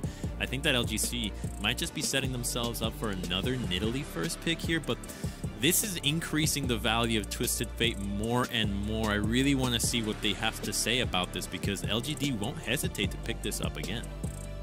I mean, I think the best thing to do is take it. I just don't think that's what they're going to do, but they are going to consider all of their options here, especially with Ori and Cinderband. I don't know what counter Shia has. Yeah, they are going to do it. All right, they take the Twisted Fate. Okay, so now the question is, can LGD play a mid 2v2 that can actually focus the Twisted Fate and keep him shoved in? So picks like Azir are going to have a really easy time just continuing to push him if they have a strong jungle pairing. It might be whatever Peanut plays will be able to contest whatever LGC wants to play, because this is just his kind of wheelhouse. The Kindred is still available. It is going to be the Nidalee locked in, though, denying that combo that would have been so deadly of the gold card into a spear. So already LGD having some really powerful early game tools to deal with what Twisted Fate has to do. Curious if Lucian's going to show up for G8 on this draft, but we'll have to see. Still 1 pick here for LGD to go, and they don't have to pick mid lane here. They can take something else. Barrett probably going to respond with Graves, given the matchup we've seen. Ooh, a very early Leona. Oh, no, swap to Camille instead. Okay, blinding the Camille at this point. So, okay, if Tapoon can actually play carries in the top lane, you have a really incredible time against the Camille. A Jax Twisted Fate combination would obliterate Camille here. But unfortunately, the theme of this play-ins has really just been putting top laners on tanks, and there are tanks that can survive this matchup. You can even go with picks like a Shen, still have a decent matchup into the Camille, and have another global to assist your Twisted Fate. It's going to be Lilia paired with the Twisted Fate, and Poppy as well. Already she's going to get a lot of value from that steadfast presence against Nidalee and Camille, and surviving the top lane matchup with an immediate casted in response. Against double AP, it's going to work. It's Lilia instead of Grace of a bit, but I like Lilia too. I think it makes sense with a champion that wants to invade a lot. TF, of course, pairing well with any jungler that wants to be aggressive. Poppy, kind of the tanky side of like Camille counter, so I think this is a good pick for Tapoon as well. But starting to see already, you know, with 2 AP champions picked. I was worried about Lucian on the GA side, but he's gone for Kassadin instead. So not nearly as much early lane dominance, but my goodness, when Kassadin gets going, it is abysmal to play against. And the time we saw Cassidy get going was against this double AP mid-jungle pairing. So he's going to have an easy time with his passive and his shield to survive against this lane.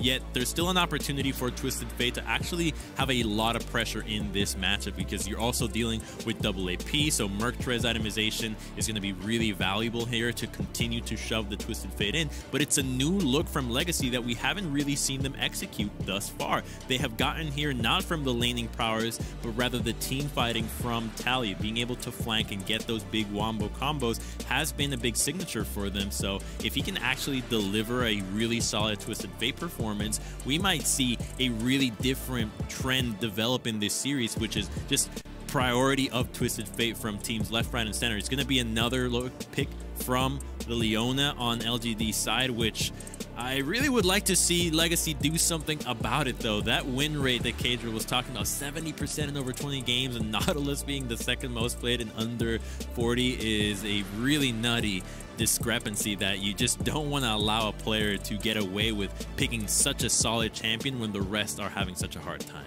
All right, well, Tristana, no Braum instead. I think they need a little bit more time to think about their AD, but they are going to take Braum here into the Leona. Just trying to figure out what the Thresh ban was for, like what lane are you potentially setting up for? I mean, you're asking them to just pick Leona every single time, right? You're banning. I don't know what they're thinking that Mark's priorities are here, but the same thing happened. You don't want him to get the Rakan. Yes, it looked good, but guys, the Leona has been quite impressive as well here. Oh, it is Draven. Even. Okay, even more focus for the bottom lane here. If the Twisted Fate can get down here and assist in getting those stacks cashed in, you actually have a carry that can just one-shot when the Nidalee, when the Camille, or even the Cassidy want to go in. Okay, so Siva, I'm pretty sure that's not it. Senna would be fine. We'll see what he wants to pick. Ezreal also pretty safe. Twitch, Senna, Ezreal, Graves, probably not that one. But running down the clock, and it is going to be Ezreal there for Kramer. Just super safe there. He's going to be able to survive against a lot of the Twisted Fate roams, as well as being able to itemize Frozen Fist if you really want to against the Draven. So I think that the Ezreal pick just makes sense here. And LGD just want to farm up. You do have some playmaking in the top and bottom here. Middle, you really just want to farm up. But if they can get items in their split pushers, it's going to be really hard for Legacy to deal with a Kassadin and Camille in the late game. Yeah, yeah, that's a sentence. Absolutely, LGD seem to be well set up for the side lanes once again. I'm curious to see that both of the supports went more aggressive this time around. So straight in the game. Ios has Ignite this time. Reyes, I don't believe that's bugged. Looks like he's ported his Kalista rune page over for this game as well. I like the cleanse versus Leona, but is Halo Blade's Draven?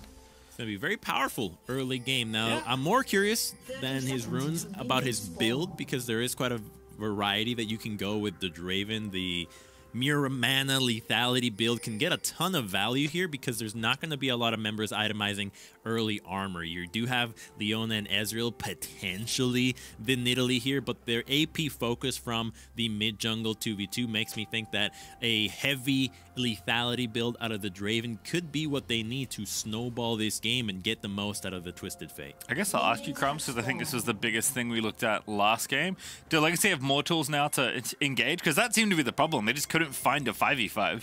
Well, they actually have less, in my opinion, here, but they do have tools to get the fights and picks instead. So the team fighting aspect can revolve around Lilia more than anything else, but you do have Twisted Fate, so you never really have to get those team fights. You can just get fights on the side lanes. You can outnumber your opponents that way, so you never really have to take the 5v5. It's going to be an early skirmish here, though, and Camilla's already collapsing. If the Lilia hits 2 there, it's going to be fine. She did use the smite, though, but Peanut will just have to run away. Yeah, can't really do much here with all these people invading. So nice late invade there for Legacy. I imagine Peanut's just going to split the map here. Waiting a little bit between camps. Does he want to go back in for this here? I mean, he's got vision. He knows probably that Bibip doesn't have smite. Oh, this could be a big steal. If he can take it, he can have red buff and potentially chase down the Lilia. Oh, spear. This seems troublesome. Someone's going to hit this buff. Yeah, here's Peanut. Steals it away, and Bibip's like, dang. He might be dead. Yeah, Peanut's going to chase him. Bibip's going to have to zip on out of there. Mid laner coming over, going to have to flash. You hate to see it. Oh, you hate to see it. They should have known that that ward was still alive, Pastry. They actually had hit it there, so they just assumed that Peanut had ran away, that he was thinking about getting to the other side of the map. Instead, he had remained in the area, lingered, and knew what he could do to outplay. So the invade just ends up being a Raptor steal and a nice leash for an Italy. Steps on the shield. Does Camille. Really nice trade there for Longsheng in the top lane.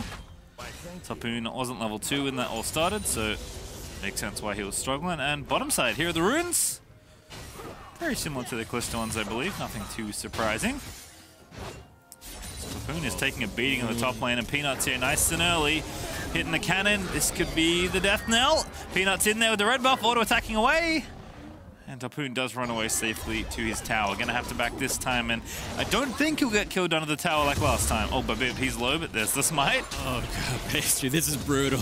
This is brutal for the top side, because now the wave was actually pushing away from the Poppy, and the Nidalee is in the top side, has the opportunity to not only take the scuttle and linger around, but potentially even see that the blue buff is open and can steal it away from the Lilia here. So more focus on the sidelines there out of LGD. This is not a gank. This is just running around from one side of the map to the other to deny the blue buff steal from Lilia. Yeah, Babib does hit the crab, so gets a lot of health and mana back, which you needed, but here's the blue buff that Babib's after. No smite on either jungler, but Peanut is on his wolves right now. The Prio from Legacy's bottom lane and Tally pushing in. They are going to group up together and make sure to take this buff. Who's going to get it? Might be a donation to Tally, but I imagine Babib is just going to take it.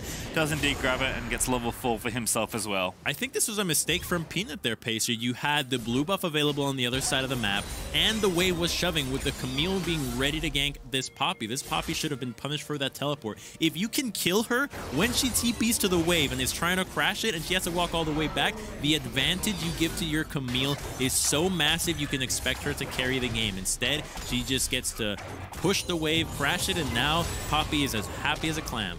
Can't get too excited in top lane for Tapoon because he TP'd in, so it's much easier for him to trade now as Peanut will finally take this blue buff off the table.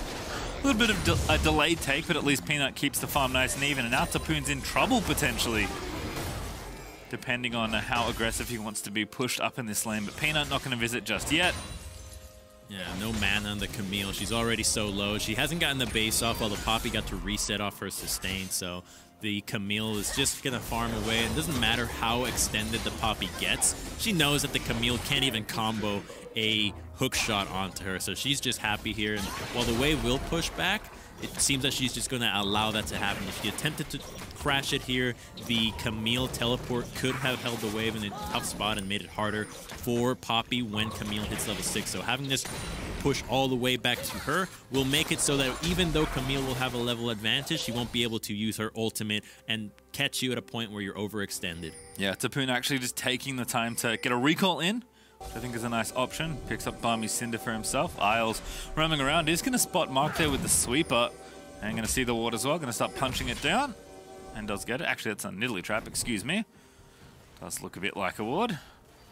And bottom lane, we haven't checked in for a bit. It is going to be the Muramana build. At least the first item out of Rage does have that tier and the longsword, as you can see. CS is even, though. The Kramer with a nice, safe, long-range Ezreal hasn't been too affected by the aggressive lane pick.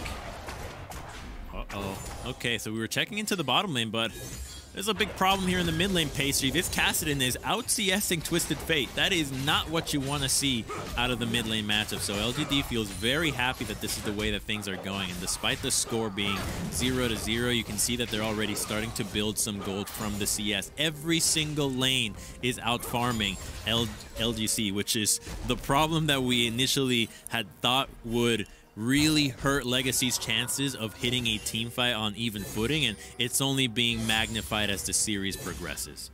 Yeah, it looks like this Infernal Dragon could potentially see some attention, but LGD not going to go there just yet. Longsheng just roaming down, getting some vision out. Tapoon going to go ahead and push that wave in, but just going to be chilling out here for the Camille. You can see a Cull actually being bought by Longsheng after that last buy, so very much just hanging back, knowing that this is going to be probably a farm lane more than anything else. Well, he knows that the lane that Legacy can go through is, once again, the bottom lane. You're really not making a lot happen in the other parts of the map. You might be able to stun the Kassadin and keep him locked in between Lilia and Twisted Fate, but you probably don't have enough damage to do anything to him. He's confident enough to use the Rift Walk on no mana in the mid lane here. And when you've got a Kassadin that can play this way, it's because he knows he's not in any real threat here. Look at what he can do. Like, normally, when you have a different jungle matchup, Kassadin doing this, no mana, no Rift Walk, he's just sitting fuel. A gold card and an AD jungler just kill him, but because it's Lilia, he can continue to do this, and he won't be punished. Yeah, 15 CS up, went blasting one first as well. He might even just dive here. He's at least going to threaten it. We know that Peanut's behind LGD's mid lane now to Tal, but Tally doesn't know that. So they're going to have to take the recall regardless. Topoon looking in the top lane, but just trying to trade here. No one else to join in for a potential gank. As Babip's finally going to move up here and clear out some vision. Does indeed spot the control ward. And the mid lane, they're going to go for the same item build. It's going to be Roa versus Roa too. So if the Kassadin can hit it earlier, it's going to be even harder for the Twisted Fate because he's going to just be outpaced the whole way through. It's looking rough here for Legacy. They are going to need to look for a good Twisted Fate ultimate to start putting some gold on the board, or else they're just going to bleed out and get 1-3-1 and not be able to do much about it. I really want to see if they can free up Tally and have that first ultimate go down. Maybe to the bottom lane would be a good idea. There's no teleports here on the side of LGD, so you would know that you wouldn't be outnumbered. Topoon is going to spot Peanut, but going to have to get out of here now. As no TPs fire the top laner, and Peanut being spotted means Babip's play for this dragon's actually a good one. Legacy should be able to secure this, but Peanut can fall back and take the Herald instead. So once again, we'll see this trade. Legacy taking the first dragon, LGD going to take the first Herald. LGD's going to be happy with this trade. Getting the Herald will allow you to place it in the solo lanes and once again get these champions snowball. I think we have a good reference for what Camille and Cassie can do from the Unicorns of Love game. They're the only team in groups thus far that have actually showed us this combination, and once those two get going, you know it gets nearly impossible for you to hold them in those 1v1s, especially if you can actually crack those turrets down. We see that Nidalee is going for a blue buff invade. This was the blue that she had initially counter jungled before, so they had a timer on this. They're being relentless, and it's just a swap because Lilia goes to the bottom side, but is unable to find a dive here. We have still to see a Twisted Fate ultimate 10 minutes into the game. He gets a really nice slam there onto Camille. Ray's actually also pressuring up. He's going to straight up ulti this wave and try and get more plates out of the deal. It's funny, we kind of split the map again. Legacy showing a lot more attention to Rays than they have so far at Worlds. And Babip's playing to this side of the map as well, while Peanut is just happily invading behind his solo lane. It's like one level lead. Xie is just playing without a care in the world. He gets ignited. Spellbook there giving that one over, but not enough to do anything other than poke Xie a little bit low. This is a brutal matchup in the mid lane. Not a single play, barely any turret damage there onto the side of Kassadin. And Tally is out of sustain at the moment, so he's just begging for jungle help. You see that Braum is moving from base straight to the mid lane to try to help out this Twisted Fate, who really would love to crash this minion wave and not put himself in harm's way, because the second he locks in a card that's not gold, that's the opportunity that Kassadin is using to Rift Walk in his face. Already building such a nice CSU. This is the dream for a Kassadin. You're winning lane. What else do you want from this pick? You know level 16 is going to be doomed for Legacy. Yeah, I mean, this is actually just making sure this wave can crash so Tally can back and is going to get the opportunity to do so. But even when Gold Card has been selected, he's still going in. Yeah, I mean, he's just buffering Qs if he needs to, right? Eating the damage and then Rift Walking back in. Ulti there is going to force Lyles to flash. Nice solar flare there from Mark. I think if Mark committed those spells a little bit sooner, the Spear and Kassadin would have actually been able to follow up sooner. So let's Braum get away with burning his flash, although those Merc treads really bought more time than I think they expected him to stay in that crowd control. Kind of funny to see these mid lane backs too. I think Twisted Fate passive is really helping out because the CS discrepancy does not match the items on the screen right now. They're actually pretty close in current itemization. Twisted Fate passive, Gangplank passive. These are the things that have been keeping Legacy's gold even in these laning phases. But they're going to jump to really scary. Tally not going to eat the spear. Going to have to gold card Xie and does do so. But You know, even if Tally's keeping things even, trying to farm up, he's not able to leave this lane. And this is the thing that Tally's been so good at this world, is roaming, right? Set, the Galio, Twisted Fate, great roaming champion, but GA's just not letting him out of the lane. This is the problem. When you actually have to be really impeccable in your laning phase to be able to roam. Remember, it was last year where mid laners were really so notorious for roaming. A lot of it comes down to being able to lane and control the wave well enough that it buys you the time that you can afford to rotate over, get an advantage that way without missing much. If you're losing lane and not being able to CS, it doesn't matter how good you are at spotting those roams, the enemy's just never going to let you find it, and if you do, well, you're going to lose your whole turret for it. I mean, you throw a wave away, right, to roam, but Tally's not even been given that opportunity. GA's just keeping it under his tower for so long. I mean, just look at the gold here. GA almost on top. Kramer actually the one right up there. He cashed in the Cole. Ah, trusty Cole. That's that Cole start for you there. Really coming in clutch there, knowing that not a lot of action was going to happen this game. LGD's totally fine with this, and knowing that TF has yet to press R is a great sign, because that's the value that TF has. If you're not using that ultimate, you really should have just picked a control mage. Well, speaking of cashing in, Raze wants to cash in ASAP. Does have the first Dirk for that lethality build, is going for that Muramana lethality build you described earlier, Crumbs, and he's probably got quite a few stacks given that the CS is nice and healthy between both the marksmen in this game. Legacy lining up for the second Drake though. Raze not going to eat the spear. Peanut made it close though. Okay, so Legacy can afford to take a fight right now around this dragon. You have the Twisted Fate ultimate that can let you catch somebody moving into position for the objective here. I'm looking at champions like the Ezreal, no clans, quite squishy right now that you can combo quite well. You really don't want to let LGD just find all your members together and take a straight up 4v4. You want to outnumber, you want to outplay your opponents before they can group up. This is the level 11 Kassadin, and against the Lilia, this unsuspecting deer is just going to have a terrible time here in front of Kassadin. This is one of the worst matchups that Lilia could possibly ever have. Never really going to do a whole lot of damage, let alone CC him. Keep an eye on the top laners as well. They both have TP level 11 currently for the Camille. Topu not there just yet. Bot lane is going to go back down to push the wave in as Raze and Isles are trying to open up space for this dragon, but same story here in mid lane as Shie once again will be pushing Tally. Wow, okay. It looks like the Nidalee is just going to have complete access to the dragon. She can even think about soloing this objective, but it's the Lilia that just roams around, makes sure that that's not happening. But you can already see how much vision LGD have around this objective. Yeah, they can take a fight. Force it. It's a full-on 5v5. Tapoon's roam down. Not even level 11 just yet. They will get it.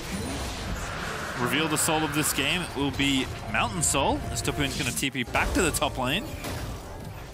Not lose too many minions here in this top lane wave.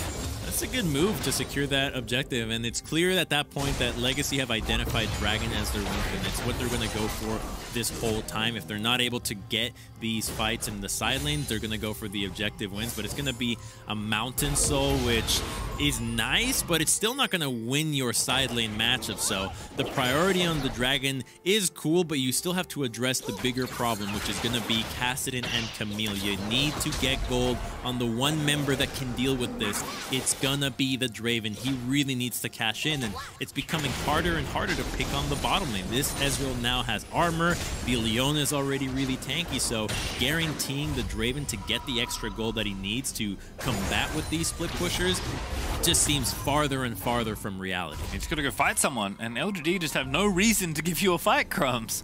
As you can see, Shie with the blue buff just perma pushing mid lane here, going to force Tally back once again. Peanut's going to start the second Rift Herald for LGD this game. I mean, a lot of players, a lot of people would watch and say, all right, this is a boring game, 0-0. Well, it's not, because LGD is playing the way that they know they're going to win. They're getting the advantages where they need them to, and so there's no need to take these unnecessary risks. If you already have a fairly high percentage of winning the game, why would you do something to change that if things are already going the way that benefits you the most and the enemy's not enforcing their own win conditions? So they're perfectly happy with this pace, and once those side lane turrets go down, you can expect the Kassadin to rotate over, and that's when things get really hairy for Legacy. First tower's already down, by the way. It was Shea that took it mid lane, I think by himself. It was the first Herald too that helped him. Yeah, that's true. I mean, it was low, but Shea just had enough to finish it off, had enough pressure. Peanut's going to Rift Herald the top lane. They'll take that down. Legacy do at least trade for the bottom outer as Tapoon is going to go ahead and kill Shelly. And this game can be a way to show that you can win games without fighting, right? So much of solo queue and the way that a lot of games before Worlds unfolded was just really skirmish heavy, but oftentimes just playing controlled and knowing that you're getting what you need and having identified exactly what that is before even looking for the fight is another way of playing the game. So there's teams that we criticize for being perhaps too slow, but hey, if it gets the win, it doesn't matter if you had no kills at all, because you can have a perfect game that doesn't involve killing the opponent. All right, well, Crumbs, if Razor's supposed to be the answer to some of these potential side lane problems, he's got a Sanguine Blade, which can certainly help in that sort of situation. But LGD shoving this bottom lane outer tower. It's going to be an easy 2v2 tower take here as Kramer going to have more than enough caster creeps to take this down. LGD will fell the outer ring just under 20 minutes in. Yes, it's 2 Drakes for Legacy, but LGD just again keeping that gold nice and high, keeping the control of the map. If Legacy can break open mid-outer now, we have a bit of a different conversation because they have much more room to maneuver. But it just feels like the same story of last game where LGD got ahead and then just took control of the river and never gave it back. They're not giving anything back to Legacy here, although I don't think if Legacy even wanted to take something right now, they could. Their opportunities for finding these Twisted Fate ultimates are really very few right now. Even ganking somebody like a Camille seems almost impossible here. She can always dodge out of your gold card with her own ultimate, making it even harder to lock her down. And this is the time that I was mentioning where the Ezreal goes into the mid lane, already has the Frozen Fist, just going for the really tanky build, making him that much more of a impossible champion to move out from the mid lane here. He's not going to be punished from this Ezreal, from the Draven, sorry, going with the lethality build. So I think that LGD is just going to control this side of the map and fight for this dragon. They don't want to give Legacy the Ocean Soul Point, but sorry, the Mountain Soul Point, yet they don't even need to worry about taking a 5v5. They have so much control here, the poke should be enough, and the Camille is already in position. I mean, if you ever need an illustration of what having towers down does, LGD, GA just started off by walking into the enemy red side jungle. Ton of vision dropped in there now for LGD, and now Legacy just have this long, unsafe area they have to farm in. They're sticking together here in mid. Tally, who hasn't pressed R once this game, is splitting the bottom side of the map, maybe looking for a flank angle here with the ulti. There is going to be the Drake up in 3 seconds. There's the ulti. Where's the pick going to be? They see the rest of LGD. They're going to go for Shea. He's a tough one to get. He's going to stand and fight for now. Shea going to go over the wall, and Legacy are at least going to have inside track on this Drake. They're going to start it. Okay, Kassadin can have a really nice angle here, and they're all funneled up. We've already seen what LGD can do from a flanking position there, so worried that the Kassadin is going to pop off here is a big threat, and Brahm's already really chunked. The Nidalee heals, sorry, the heals will come through for him, but this is just not enough. LGD have control over this. They still have everything, and the Twisted Fate won't be able to reposition. Well, on Ching as well, another flank. I feel like I've seen this play already, but Bip getting low. They can't see the Camille just yet. Now they're going to get the bad news. In onto Babbitt they go, and Babbitt's just going to be slain. That's first blood, 21 minutes in, but Legacy, they're going to try and turn it back around. Tapoon is going to get 1 kill. They've killed the Kassadin. They've killed the Camille as well. There's the catch-in that Raze was after. But it's a 4v3 as LGD is still throwing that poke. Okay, LGD can still fight this though. Look at all the poke coming through. They don't have a jungler. Isles is so low. Tally Gonna get the stun down, but the damage is there for the Draven ulti. Legacy are gonna force LGD out. They desperately want to get to Soul Point here, but Raze is going back in again. One auto into Mark needed, but Raze no flash is gonna force them away. Ulti out, the two-shot barrage kills Isles, but to get the Dragon, they're gonna have to call worth, but Raze possessed is gonna go back in, cleanses it off. He's gonna get damage down as Kramer pokes back and forth. Now Raze gonna have to be careful. Sacrifice is made for Tapoon, but he takes down Kramer, perhaps not a sacrifice at all. It is indeed as Peanut gets the trade, and TP in for Xie is gonna keep chasing. TP in for Longsheng is gonna go for another. The fight's not done as Raze needs to get out alive. There's hope.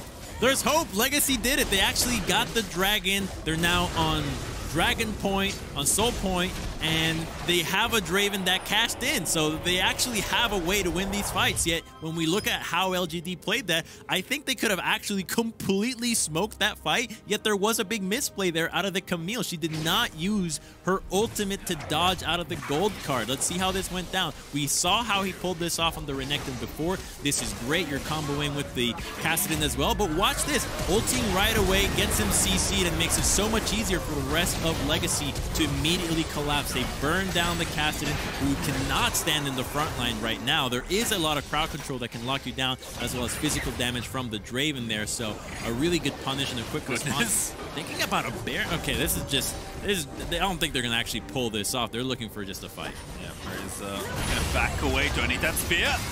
Block there for Isles. Mark going in. Raze kiting out though. Could be a good call here if they get the stun down. TP in for Tapoon. Xie around the side. They've seen him though from the TF ulti. But Legacy gonna have to be careful. Peanut in. There's the Poppy ulti. Poppy the spins up. The kill is over. But the damage from Draven ulti is gonna get the counter kill onto Peanut. And now the stun onto Longsheng. He's gonna get picked up by the Braum. The auto's in the air, and Raze is gonna grab the double. Did you see the Leona Zenith Blade going through the Poppy ultimate and continuing back onto the fight? But the Draven is popping off Pastry. He has so much damage right now. They're trying to dive him, but the Braum comboed with him locks everybody else down. LGD's having a really hard time breaking through this. They're picking these fights that are a little bit of a question mark there. I'm not sure what they think they can accomplish there without being able to burst the Draven right away or anybody else. Yeah, I mean, I was wondering how they deal with all this mobility, but Braum's a pretty good champion as it turns out. What a dodge here from Raze as well. Isles throws his body on the line. Yeah, so they're going for this fight knowing that there's a Twisted Fate ultimate, and yeah, the Kassadin is looking for a flank, but they know where he is, and Camille is not here yet. And watch this Zenith Blade. Sick Reaper. Nice! And then a great Draven ulti plus the Glacial Fissure there from Isles and Raze. And then Longsheng's just like trying to make a play happen that doesn't exist. And Raze catches in again. They can't team fight. Like, they have to go for 1-3-1. Yeah, and that's not what they're doing. And unsurprisingly, they're losing fights with the Draven auto attacks freely. Funny how that works. 10,000, almost 11,000 gold from Raze, who's been cashing in back-to-back fights. We're going to have the Mountain Soul available for Legacy in a minute 50. Tally with 4 assists. I think very indicative of how this game has been going for him.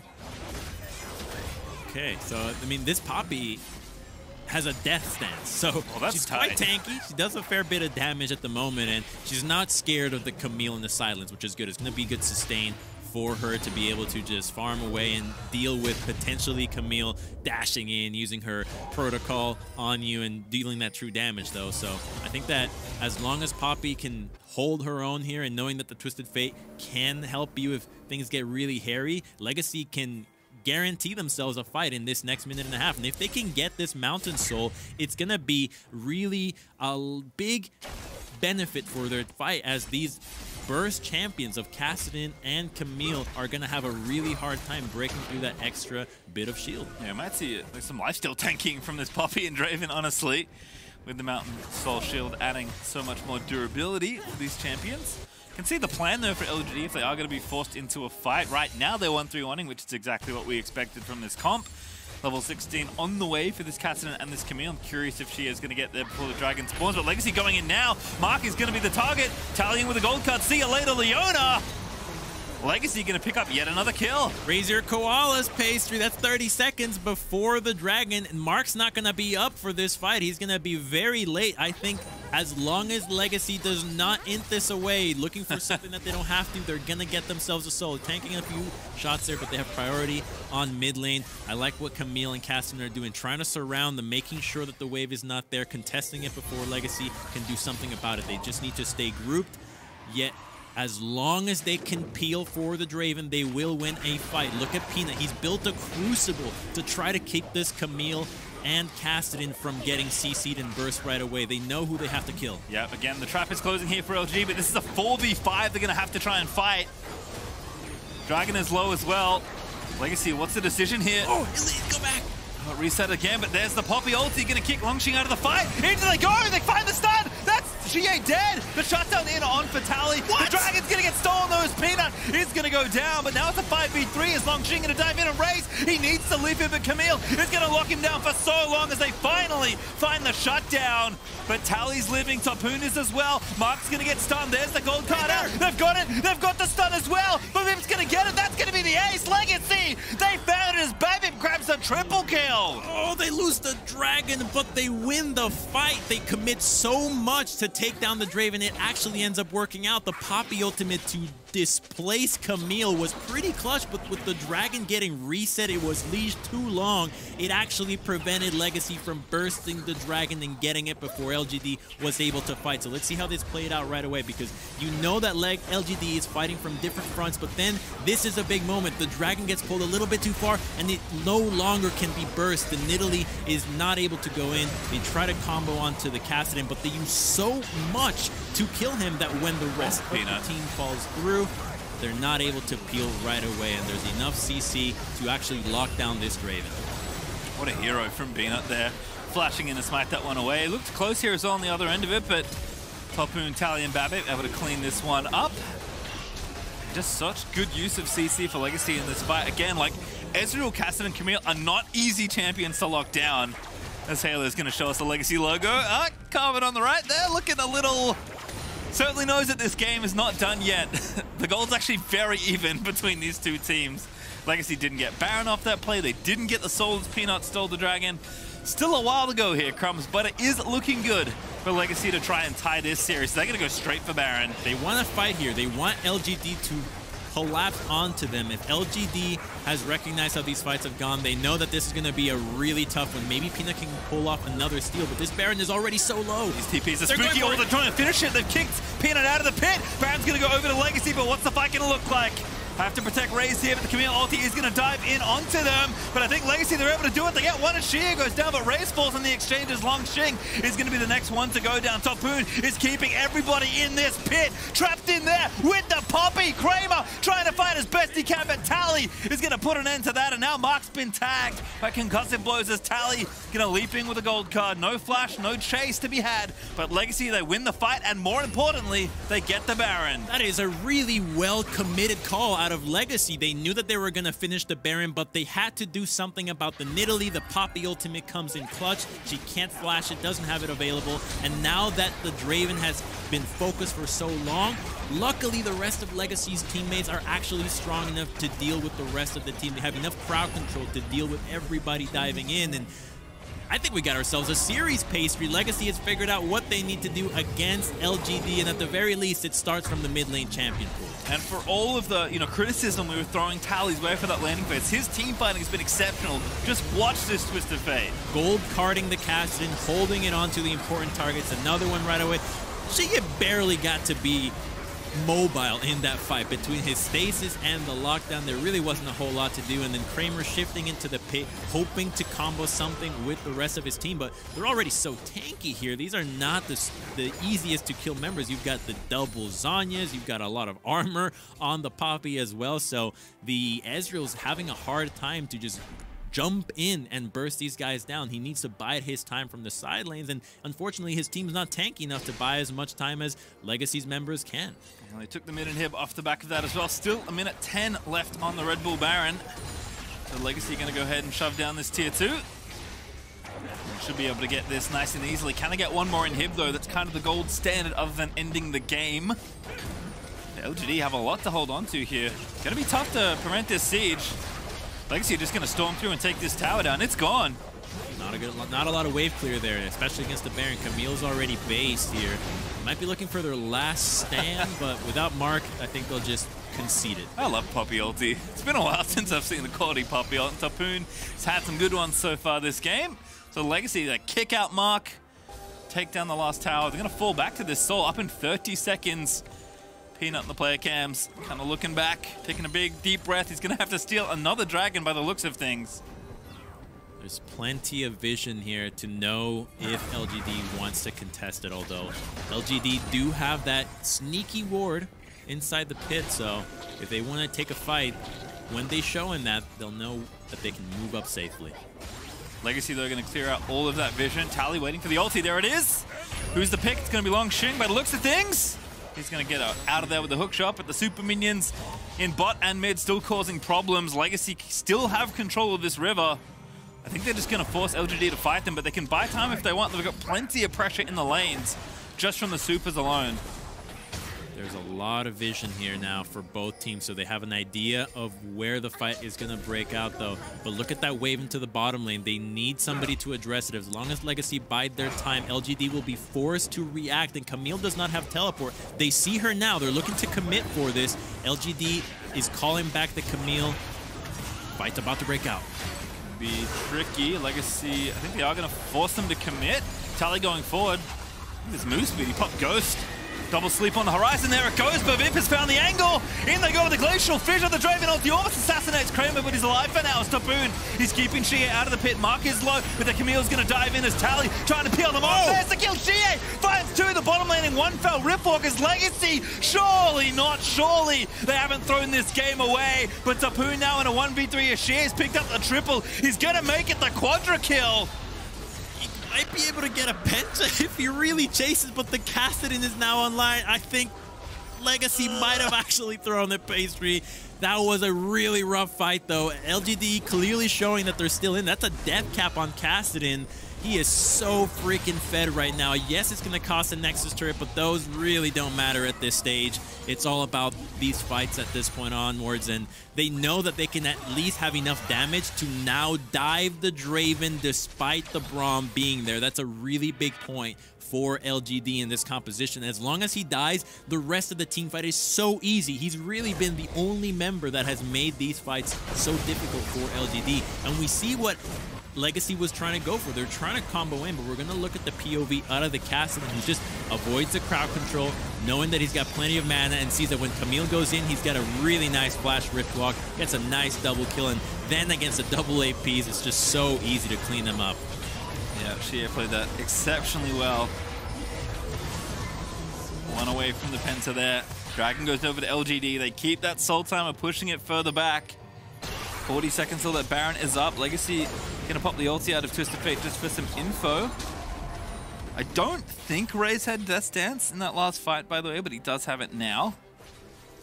I think the itemization from the Draven will barely make a dent in LGD's plans of killing him. He's the absolute focus there. And the big difference I want to see from Legacy in these fights is not getting carried away with the fact that they've won a lot of these fights before this one. They have to use their crowd control on the diving targets. They can't be the ones engaging. You know what LGD is going for. They have to keep Draven alive. It really is the only hope that they have of winning these fights, and it's been what got them in this position in the first place. And Hips are back, at least in mid. Botlane's going to be pretty soon as well. Sleep Peanut? No. Not going to pull the trigger. They have to watch for this Kassadin. Xie is so deadly. Level 18. 4 finished items for this Kassadin. And Long Xing also, he's starting to maybe threaten the tier 2 in bottom lane. It's going to take a while to chew through the super, so Legacy are just going to force the issue. They've done this before. It worked well. Where is the ward for Camille to teleport to? It might be that control on the side or the top side. Can't get poked here if you're Legacy. They're going to try and finish off the Baron. There's the TP they wanted. Solar Flare, oh, that's so good. Finds 2. Tapoon going to be the target, but Steadfast present. This is going to prevent Mark from going in, but Xie is the threat, and they know it. LGD have heals from the Nidalee, and they've got position on the mid lane. This makes Legacy either have to recall and concede position around Baron or stick around and potentially be gunned down here. This is a really good position for LGD. They've got a lot of poke. They're engaging. Double sleep. He's found Xie and Nidalee. Isles going back in as well. They have to get this casted and they need a little bit more though. And they're not going to get it, but there's Tally going in. He's diving in for Kramer. But Kramer's going to get kicked out now. Peanut going to be the target. Raze finds it. A 5v4 now for Legacy. They can Baron now. That's no smite. No threat of a smite steal comes through. This was the fight they needed. They're going to be able to heal up a little bit here from the lifesteal. LGD can still think about taking this fight because Kassadin is so damn fed, and there's a G8. Now they're in the pit. Yeah, they're not going to get this Baron, but they might get some exit kills here. There's the Baron going over. Isles going to tank it up, and Legacy needs to win this 4v4. Longqing dives in, but he's got the GA. Ray's still alive. Tally again. He's going to go into Stasis, but the damage is just so massive. GA! Unstoppable! Just ripping through everybody. And Tapoon, he's going to be left for dead here in the Baron pit as he shuts down Shie, but that's not enough as that's the ace for LGD. That Baron was not worth it, Pastry. Look at these death timers. I think that LGD might try to end the game here. They're pinging to end it, and they certainly should be. Kramer with 4 items just finished off the fight that Shie could not, but he did so much work before we got here. 30 seconds. 20 seconds on Draven. I think it's theirs. It's 5 on the Braum, but if they can tank this with the Stone Plate, they have more than enough damage. Yeah, they're going for it here. Braum's up. Has to get to work real quick here. No ulti for... Oh, he does have ulti, actually, but can he really do anything? Gonna pop the ulti, try and buy some time, and the Nexus gonna be exposed. LGD from the brink of death are gonna make it 2-0 as they take down the Nexus. Wow, they stole that game. They really did. They played those fights so well towards the later half, knowing that they had to isolate Draven, and if he wasn't, that they just needed to dogpile him. And for Legacy, they had that game in their hands. They misplayed a few key fights, not recognizing how LGD was going to be approaching those team fights. They let the Draven get by, have the Kassadin and the Camille pile onto him, and at the very least for them, they can go back to blue side and first pick the Twisted Fate again. But the early phase for Twisted Fate really did not look that impressive. Remember that Kassadin just bodied the laning phase. Yeah, I mean, at some point, maybe you just have to say that, like, hey, that's what's going to happen. And as long as Tally can have influence in the mid game and maybe roam out of the lane, then that's good enough. Because I don't know if you're going to find a matchup that's favorable enough with how well Shie and especially with Peanut is playing right now. Yeah, it looks like they just have to deny these picks instead of hoping that you can get something that you can enforce your own win condition on. I think that they're just getting outclassed pound for pound on these individual players, and it's a really tough thing to overcome when you actually are not able to get your jungler to do what he wants to do, because at the end of the day, the jungle diff begins with the lane diff, and if your laners are just getting shoved in relentlessly, you don't have a lot to work with. Well, the story of this one so far is LGD up 2-0, but be sure to check out the podcast Untold Stories, the top moments from Worlds on Spotify. Each episode will tell a unique story from Worlds. Episodes will focus on stories like the rise of FLICKR, the greatest match ever, how EU got on the map, and more. You can listen free on Spotify as episodes 1 and 2 drop on October 20th with hosts including Dash, Shox, and Latigris. We are going to be taking a quick break though, Crumbs, but when we return, Machine, Vedius, and Spawn are going to have a closer look at game number 2.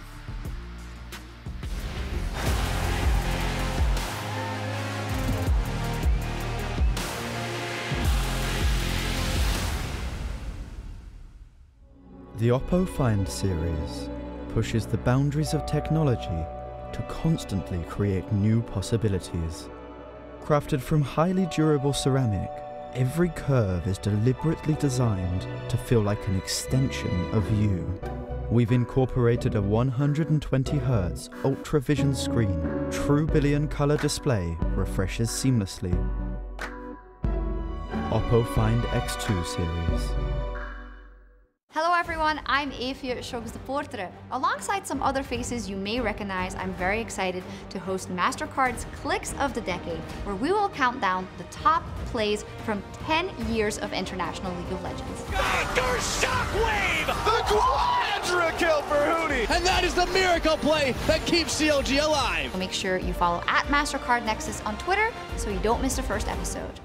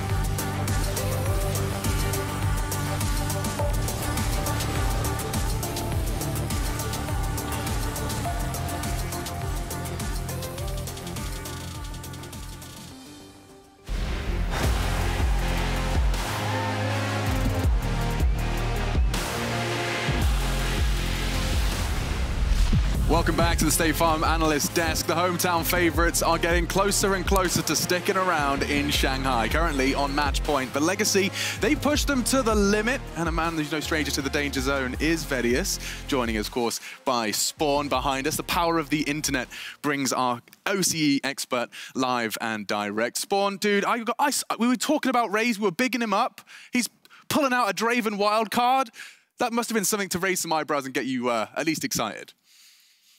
Yeah, I was really excited. Raze back in the day used to be called Zeratul, and he was really known for his Caitlyn and his Draven pickups. And I think that this game shows like how versatile as a carry he is, and kind of how leveled he is, headed he is in certain situations. He got so far ahead, it looked like he was going to be able to carry. But on that final hurdle, Legacy, I mean, they just really tripped and fell on their face. Okay, I'm glad it's coming out of his mouth and not ours, Vedius. But it did feel like that was Legacy's game to lose. Yeah, I mean, when we looked at the draft initially, it was kind of like, okay, they have a lot of options to be able to make early plays through the bot side of the map, but I was getting concerned because they weren't getting the TF ultimates out there, they weren't getting the Draven snowballing, but then they were picking up Drakes, they got a couple of good fights, and then when they were playing for that fourth Drake is when, even though they lost the Drake, you're already looking at this from the perspective of Legacy and you're thinking, hey, this is looking great, and I just want to know how Spawn was feeling during the tension during this fight. Yeah, I mean, this was one of those fights where everything appeared to go perfectly. You have point-click CC to be able to lock the Kassadin down. He's the biggest threat and he falls first. But just allowing the Nidalee into the pit when you have things like the Steadfast Presence coming across from the Poppy, it seemed like a bit of a whiff, a bit of a blunder. And I just think that Mountain Dragon would have changed the whole course of this game. Having a Mountain Dragon Death Dance Draven means that maybe you can survive the burst. So whilst they do pick up the team fight win there, not getting that Dragon, it's probably going to weigh on Babbitt's mind so heavily coming into this last game. Yeah, no. Oh, was that last game on the tip of your tongue there, Spawn? I'm sorry. I thought we were flying a different flag.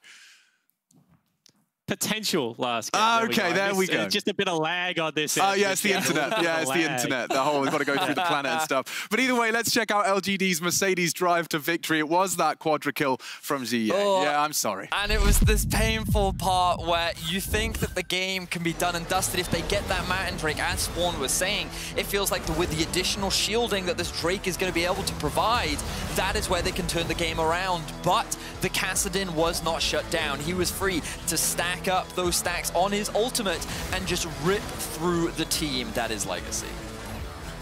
And it was a buffer, a crazy buffer inside the Dragon that probably allowed Xie to have this much momentum. Topoon thought that he had him cancelled out of the fight. However, Xie buffered the rip walk over the wall, and that meant that it wasn't usable on the Camille or on the Kassadin as he re-engaged back onto Raze. And I think in the third fight we saw that it was actually Babip that got targeted out. Every other fight after that, they just like absolutely dogpiled onto the Draven and didn't let him survive. So whilst as an Oceanic fan, you have to be sad, like good job to LGD to actually recognize like who is the carry and how you need to take him down. I mean, yeah, you can see the stats on screen to really make it clear who the win condition was for Legacy in this game. That Draven was where all that cash was being channeled. Now, Raze is not only the person we need to watch as well. LGD, of course, are just one away from picking this one up, Vedius. And so my question does remain, actually, you know what? I'll point this to Spawn, because you've already kind of signed their death warrant.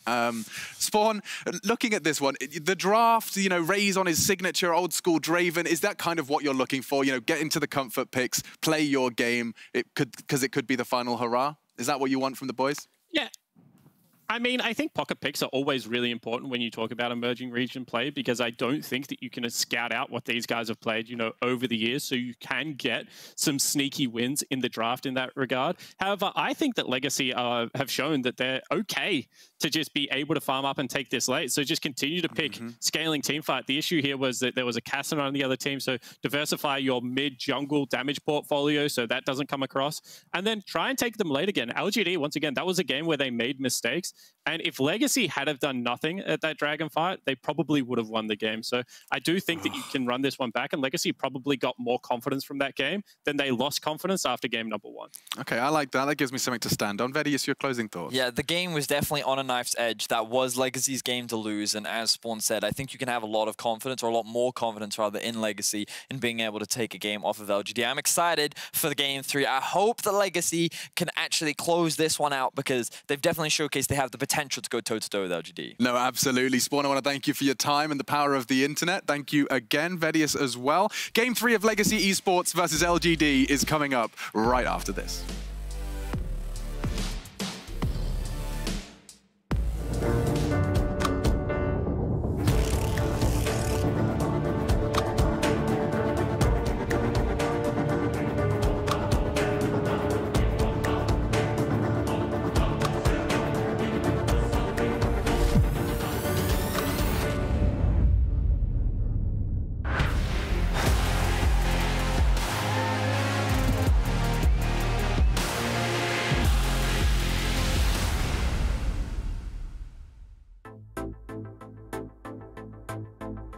I'm feeling like it's pulling me under. You tell me take my hand and trust me if you can. I know I'll be okay if I hold you, and I'm not letting go. You've woken up this feeling inside me. It's opened up my eyes, this thing I cannot hide. Do anything to keep it around me, and I'm not letting go.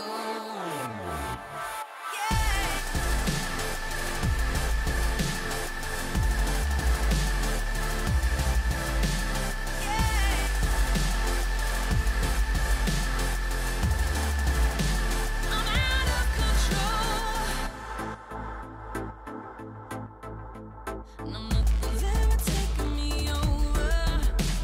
I'm on a natural high.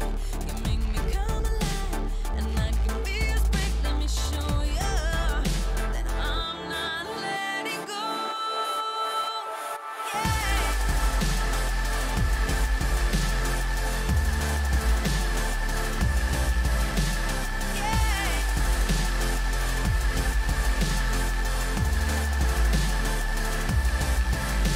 I'm out of control. Don't know where this world will take me. I'm out of control, and I think it's gonna break me.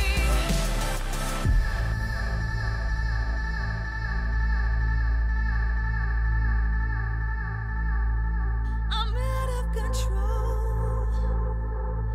Don't know where this world will take me. I'm out of control, and I think it's gonna break me.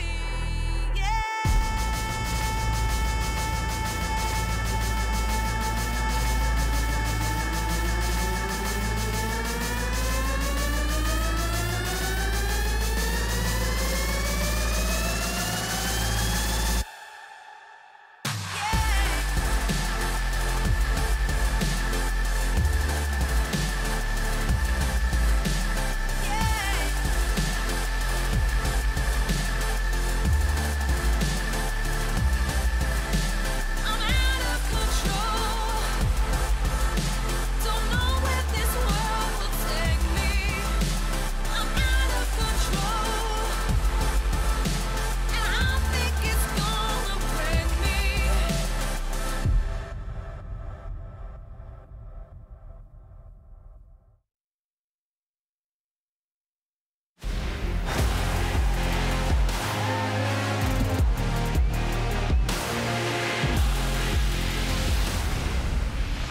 Welcome back as LGD find themselves up 2-0 over Legacy Esports. Legacy Crumbs, I think they showed us the blueprint for how they can win these games. Just need to tighten things a little bit towards the execution side, especially towards that late game. That game felt theirs, honestly. It was. You have double inhibitors. The enemy is out of their base. You have a dragon in front for a fight. They did have to do nothing. They didn't need to do anything, and that game would have been won by the super minions. Instead, they felt like they had to continue to press their advantage against LGD, and it backfired. At the very least, they will have blue side again, so we get to see what LGD thought was the problem with that game, because despite them winning, it was a lot closer than the first game. Yeah, and once again, we'll keep the same sides here, so I imagine the draft is going to look very similar. Oriana Syndra banned away from Shie, Set banned away from Tally. Ornn, just get rid of it altogether. Might be thinking about a trade, but it's just not worth it because the Twisted Fate, while it was a deny pick, did lose the laning phase and wasn't able to find those early ports like you really would have liked to see. But it might just be a good takeaway to continue to have and guarantee yourself having some crowd control for the eventual divers of LGD. The mid lane, I think, has been solved if they go for that. The one area that I really need to see Legacy do something about is not giving Mark Leona enough of this man getting this pick. He's his most played, and it's clearly very important for LGD. Whoa. This is different. Camille for Topoon is the call here. So, what? Gonna give resources to the top laner. They did a lot of Topoon winning into carrying his advantage to bot lane in the OPL. That was, for a while, the identity of Legacy. But backs against the wall, they're gonna give a lot of power to him early on, and straight to Lilia Galio here. I mean, you got a good combo here with Camille and Galio. You can pick on champions like Graves and TF easily with this, but it does present an opportunity for Langjin to actually really pop off here. Being a split pusher against a Twisted Fate is really difficult. Yeah, you've got the Galio, but if TF is going to have priority in this matchup the whole time, as we've already seen before, it gets really tricky for Camille to be able to play those side lanes like she normally wants to. And instead, they're just going to lock in the top lane matchup that they want thus far. We've seen Langjin take a variety of different picks against the Camille. We've even seen them try the Jax. The Volibear is one that is a bit of an LPL special. Some people love it, some people hate it. At the very least, you're going to be able to shove the wave and potentially tower dive with Twisted Fate. Drop air against the Australian team. A bold strategy for Longxing. We'll see if it pays off.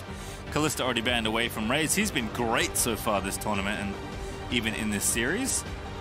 But we've got the same story, like Legacy on the blue side taking their priority pick, aggressive junglers being traded, whole top side gets picked phase 1, bottom lane eats a bunch of bans, and then we'll see what happens at the end of it all. I'm interested to see if they mix in the Leona ban you've been asking for, Crumbs. Mark has been a menace on that champion. That's Jhin banned, though. Hey, they have one ban left, Crumbs. It's not happening. He's getting away with it. He's gonna get Leona again. Banning, like, where are these bans coming from? I'm lost in Legacy's approach towards what's been hurting them this series. Like, where has Jhin risen in priority? In a best of, you really want to be prioritizing what the enemy has already shown, not what you think they can bust out at the moment. Jhin is not going to be the win condition. You haven't lost to the bottom lane of LGD. It has been the solo lanes and the jungle that have been a problem here. And this priority to me is a bit weird to pinch the AD pool, especially since Jhin would be a champion that you want to fight when you're playing Camille and Galio. He's immobile. I'm really curious if they ban Leona. No, oh, God. No! They're just going to lock it in. I mean, why not? Yeah, LGD don't need to change anything, right?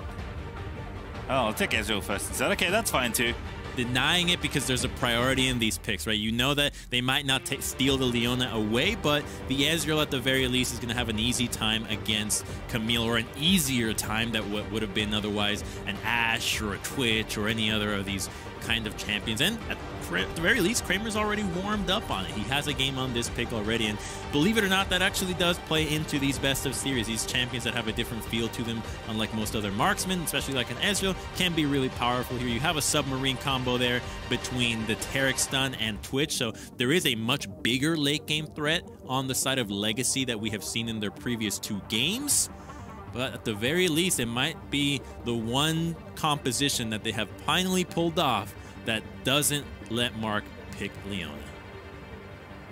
I do like the change in carry here for Raze. He's been good on 2 different aggressive carries, Kalista game 1 and Draven game 2. Ooh, Mark's Alistar. That's a good one. It's better than the Leona as a peel tool, and especially against somebody like a Twitch. You see him open up, just headbutt him away, and suddenly he's not in range to actually hit anybody here. So the Alistar is going to have an easy time to peel away, whether it's the Camille or the Twitch trying to deal damage. And as long as those 2 members are removed from the fight, it's a lot easier for them to deal with the Lilia and the Gallia, though. So I think that this pick does have a lot of value, yet I'm curious to see how well Mark can perform on it, considering how well he's been playing on Leona and Rakan. Yeah, also not a champion you pick for the laning phase, which has been a little bit troublesome, although I guess not massively so for LGD so far this series. But we'll see. Alistar's certainly very powerful. Snowflower not looking good on that one already, but Alistar's been around for so long. Everybody knows what that champion can get up to. I think this is like the most legacy team comp, though, we've seen, right? Emphasis on Raze being a late game threat, lots of good team fighting tools being drafted, a more aggressive matchup for Tapoon, who's going to try and get an advantage.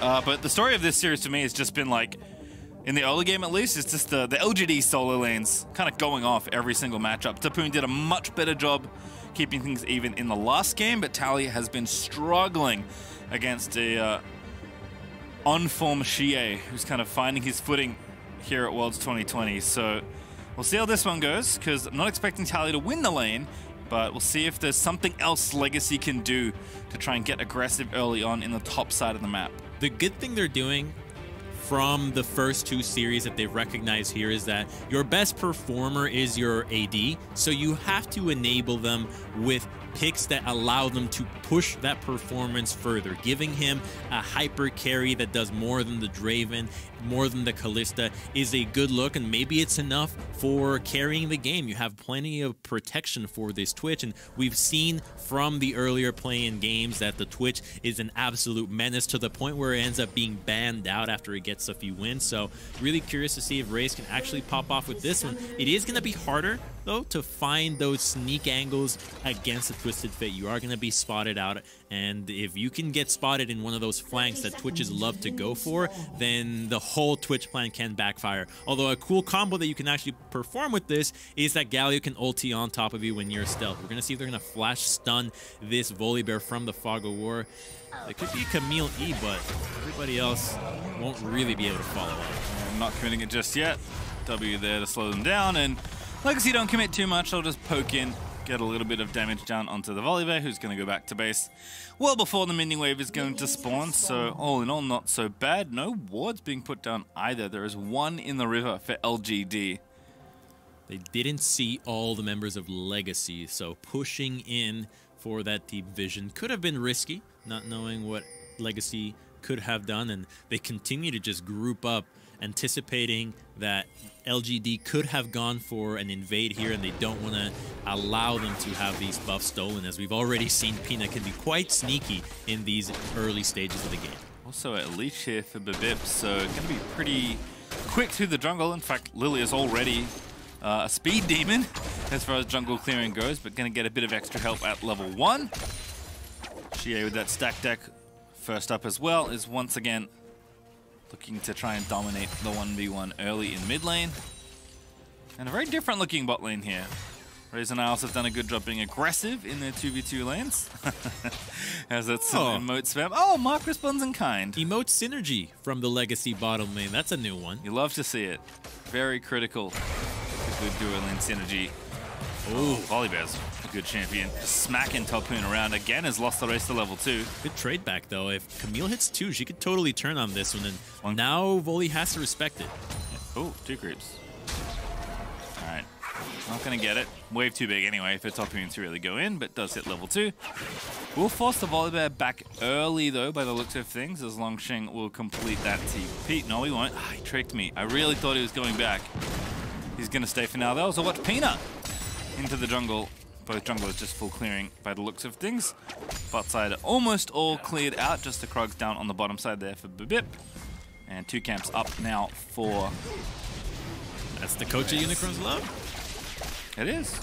Yeah, so Volibear wants to stay here because he knows that Peanut is pathing to the top side. So not only does he not want to give up a scuttle, but there's a possibility of the jungler helping out for a gank here. And Twisted Fate having priority really allows Peanut to play this way. And let's see if they actually gun down this. Really, ganking who? Yeah, better get out of there. Stun onto Bibip, who's pretty squishy, but Tapoon gonna maybe be threatening. Does have to burn the flash, but it's a trade as Longsheng did flash in as well. It's a big deal, Pastry. Now Graves gets this camp, knows that Lilia is so far away from the second scuttle, and your bot lane's already pushed in. You do have your red side jungle camps available, so Peanut can prioritize getting those killed in order to have those levels increase, and it looks like that just might be a single camp take for him and pathing down to the bottom side. You really don't want to miss out on what your laners are giving you right now, shoving in these lanes and getting Lilia away from these crabs is a pretty good early start for your Graves.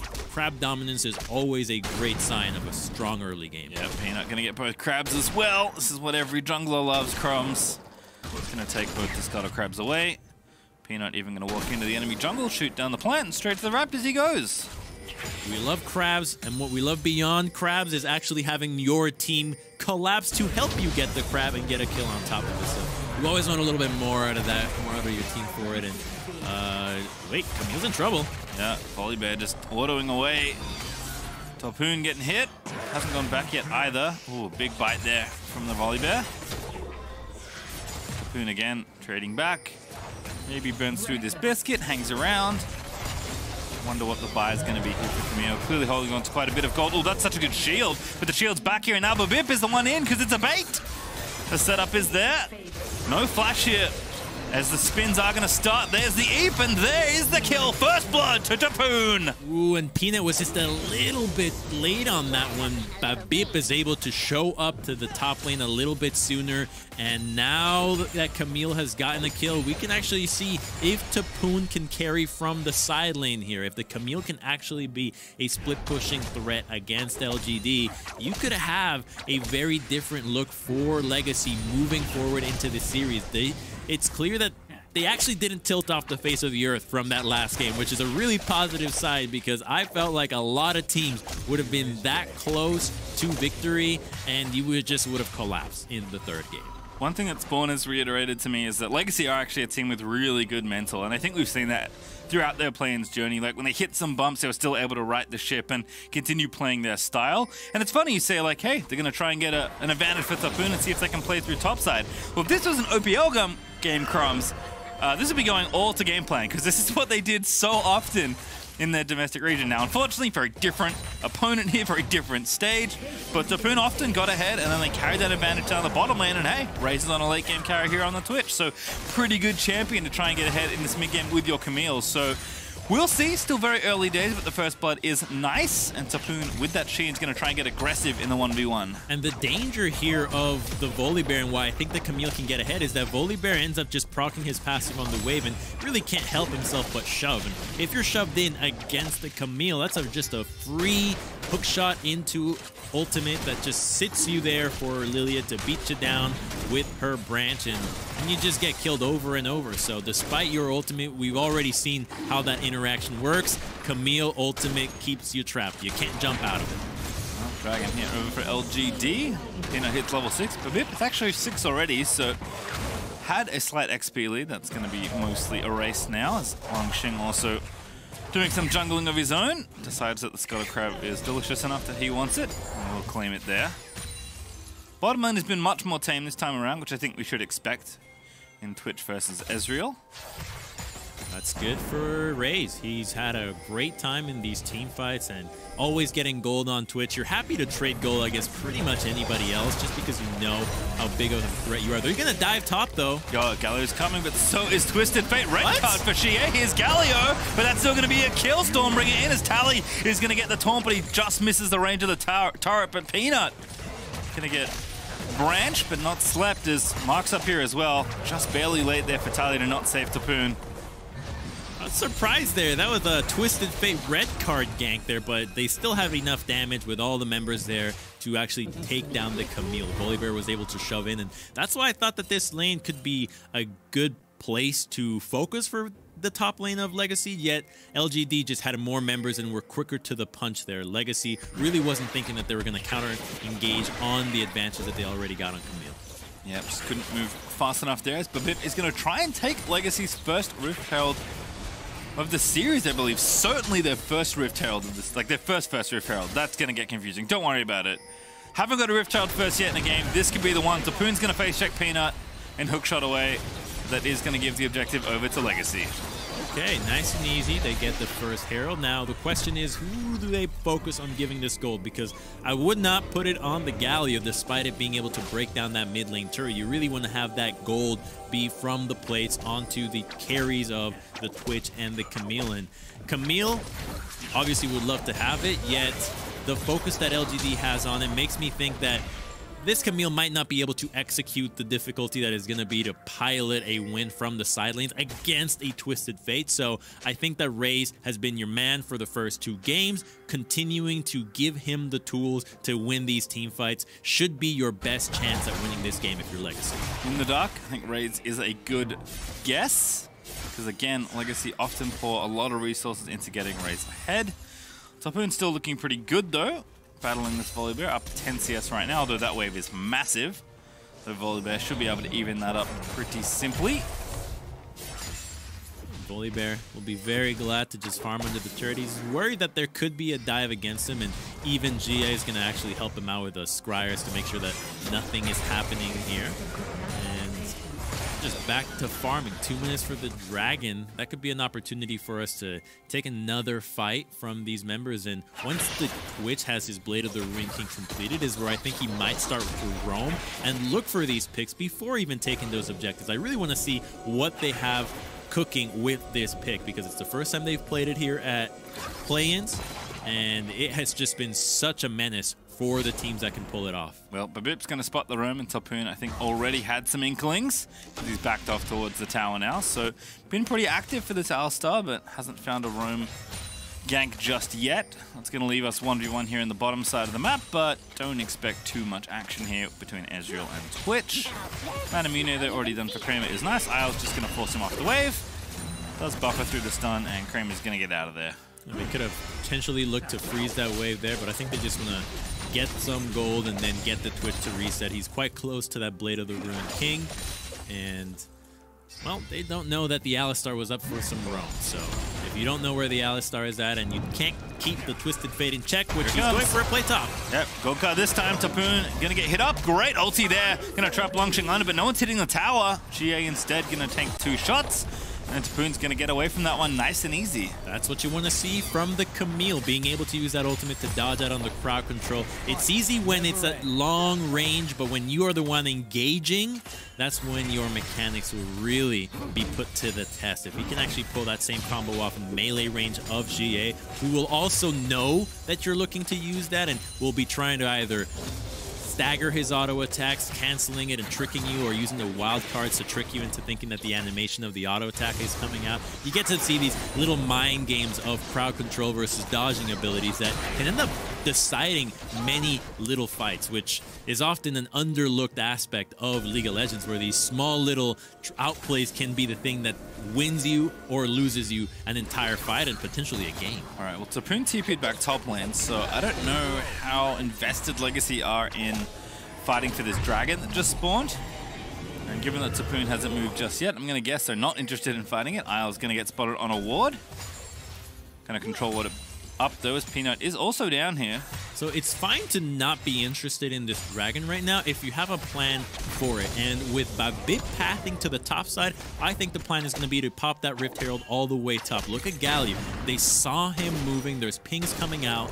If they can force a dive onto this Volibear, you do get something in exchange for losing this red buff and the dragon. So I think that's the plan that they're going for, but they really would need to accelerate it here. Babip is just chilling in the back of the lane, but they need to press their advantage now. That's a really far back Rift Herald. I'm kind of curious why that was popped. Timer. I actually thought he ran out of time, which is why I paused for a second there, but he did manage to drop it. Of course, Longsheng is in trouble. Babip's going to chilling smite him. Eeps! Going to force the flash. And Rift Herald crashes into the top side of the map. Tally's here as well. Actually a 3v3 potentially here on the top side because Mark is roomed up here. They took too long to make that play, so LGD was able to respond on both the dragon and rotate to the top side. Look at Peanut. He's even using the ultimate to deny the minions in the mid lane, not knowing that the Twitch was going to roam over, and he just walks away unsuspecting of a Twitch potentially ganking. Well, now he knows because he's going to pop out in mid and get the cannon donated over to him by Isles. But now going to make their way back down to the bot side as LGD. I mean, this is the closest early game in gold we've seen so far between these two teams. It's a good sign. When Legacy was close in gold, they were able to take these fights to LGD, and they do have some pretty nasty late game insurance there in the Twitch. So I think that this is a much better game for them than the other two, considering that the second one that they lost did have some really rough laning phases out of Tally, so I think that this already feels pretty good despite the dragon disadvantage. Gonna maybe make a play here in mid. Babip is off to the right, hiding in the brush. Topun also finished Triforce, so he's actually feeling pretty good in his 1v1. We'll see if he can leverage any sort of additional advantage up against the Volibear. Blue buff steal also going to come through. That one's going to go over to Babip, I imagine. Indeed, does spin around and grab it. So Legacy right now is perfectly happy to play around the Twitch. You're so strong with the Blade of the Ruined King now. You can actually gun people down. And the Camille lane, she's fine. She's fine on her own. We've already seen her outplay the Twisted Fate gank, and Galio can always help you out. But it is particularly difficult to punish the Volibear with how quick he can just shove these waves back. And if he's not under his turret, he's a lot harder to actually pin down and kill him. Alright, well, Rift Herald is warded out by Topun, actually. Much better time of this objective control right now. You can see the gold. Xie is up 1,000 almost on the next closest, which is Raze. Much further up on Tally, as far as individual leads go. I think Twisted Fate passive helping out a bit. But still, the pressure continues. Peanut's going to steal away this blue buff. Topun's going to get aggressive. That's a big chunk of damage onto Longxing. Doesn't have room to go for more. When you look at the map, his jungler's not there, and with the blue buff steal, you know that LGD have at the very least 2 members ready to collapse in Peanut and the Twisted Fate. Looks like we're gonna have a little skirmish over this crab though. Legacy at 4 here. Spin, sleep. Peanut's going to flash out of the way. Mark's going to ulti, going to kick him out as well. The swirl seed does connect. But bottom side, Raze is the one going in for the 1v1. But the flash in from Xie is going to get the stun. And Raze is just going to eat too much damage here as he will fall to Kramer. Wow, the Twitch at the same time looking for a fight. And LGD immediately recognizes we got to get out of the top side. But there is a play in the bottom side. And they're going to get a lot for this. This is so worth it for LGD because, yeah, you get the Herald, but you're already losing a bottom lane turret and some CS, so this is a big win for LGD, who now have taken the Twitch down, removed his summoners, and can continue to pick on him. The Twisted Fate ultimate will scout him and delete him. Let's see how this all unfolded, because he opens up with not a lot of mana in the first place, so he actually doesn't have enough for multiple uses of his spells, and then when a 1-on-2 is just all too easy. He might have actually been able to 1v2 if he had a few more damage items there, as you saw how much damage he was actually able to do the Twisted Fate, but we have a little bit of a preview of what Twitch can do later in the game. Yeah, unfortunately they get nothing on either side of the map where they were looking to make a play. A great setup for Babip there on that double sleep, but just Peanut used everything, every gap closer he had to get as far away as he could. Alistar obviously can cleanse out with his own ultimate. And there was no play to be had there for Legacy. Topun, though, is looking deadly here on the top side of the map. Gonna get stunned up, and he takes down the tower. Here's Babip once again. Into the cage goes the Volibear, and Babip's gonna spin around. Stormbringer is gonna be popped for a bit of extra gap closing action, but Babip's gonna have that one nice and easy. Good kill there, looking for the Twitch, but won't commit any ghost or heal to move closer to him. Instead, just making sure that the Camille can continue to have a swell time up against. It's very spooky here for Raze. No flash. Gonna get stunned up. Ooh, it's a nice little bit of stasis, but he's in a 1v4. Good luck. Isles is here, but couldn't get his ulti down in time. Topun's TP'd in, though. Who's he gonna get? It's Xie that he wants. There's the Galio. Can they make a play out of this? They need to try and trap bomb, but TF is gonna get himself out with the ulti. Mark is gonna be sacrificed, but he's actually got the ulti himself. Gonna stay alive for a little while longer as Mark gets a kill. Now Babip is in again. Topun looking for something. Legacy need to find at least one kill here, and they will at least grab Peanut. That was a pretty cheeky play out of the Mark, actually, with the headbutt over and then comboing on that side, but we do get to see where LGD can continue to strike despite the Volibear having gone down the Twitch. They knew he had no summoners, so continuing to focus this lane was a good idea in the first place. Now Camille has red buff, and it looks like this is going to be a game where Tapoon will have to put the team on his back. Someone that hasn't been doing that for this team in the first 2 games, really been relegated to tank duty. Now, let's see if the Camille can actually pop off. Yep, it's his game to carry at this juncture. She blitzing on down with the gold cup. They don't have a jungle here, so there's no way LGD should be getting this dragon unless LGD fully commit for a fight, but they don't have everyone here right now. But Vip's going to look to finish off the objective. Will indeed smite it away. Braves now, is here. 5v4, but going to be a 5v5 in short order. Babip looking to spin around and get the sleeps happening, but he just gets blown to pieces by Kramer.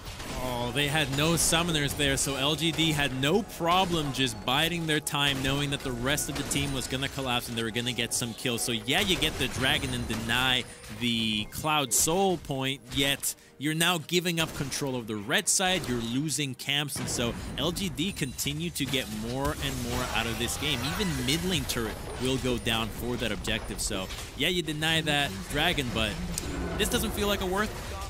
Yes, 2,000 gold down. Shia gonna make it even more actually as he splits down the top side. Watch this one again. Legacy did a good job trying to defend Raze here. So I wonder what the vision was here on the minimap, because they see what's happening here. Good flash there, and then I do appreciate the stopwatch there out of Raze, and then the attempt from the Taric to actually land the ultimate almost came through. That was a really clutch moment. Had that actually been able to connect, then Twisted Fate gets to pour out and help him out. But here's a cheeky play out of Mark there. Hopping over, gets a really sick pulverize, and actually gets the team even more gold on their pocket. Yeah, Peanut ends up going down with a bit of a troll blast cone, but it was just cool to see how those interactions played out. Yeah, well played from Shie too, knowing that there was no CC left, stopping from ulting out, even made his way back into the fight at the end of it all. Can also see how impactful Tapoon can be, TPing into that fight. The gold graph starting to trend in the wrong direction for the Oceanic fans. Raze though going to set it up on a mark. Oh, there's the submarine you talked about, Crumbs. But now the tier 4 is going to reveal the Malthus goes back in, but Vip going to get the Taric ulti on, just barely lives, but Tally's going to be sacrificed as the Galio falls, and now Shia going to chase down Raze. Is the target stunned up again? Longshing's taken down Babip.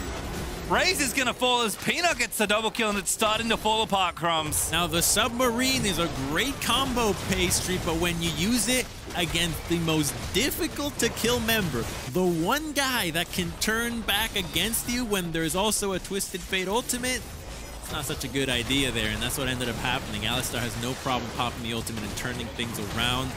It's looking rough there, Raze with his hands in his eyes, just thinking of how can you envision a way to actually win this game from a 0-3 deficit. We see this opening up, and Mark had the ultimate available. If he didn't have that, yeah, there's a possibility, but there's Twisted Fate ultimate to see where everybody's at, and the Ezreal with the red buff, just so effective coming in from the Fog of War. Oh, the dunk.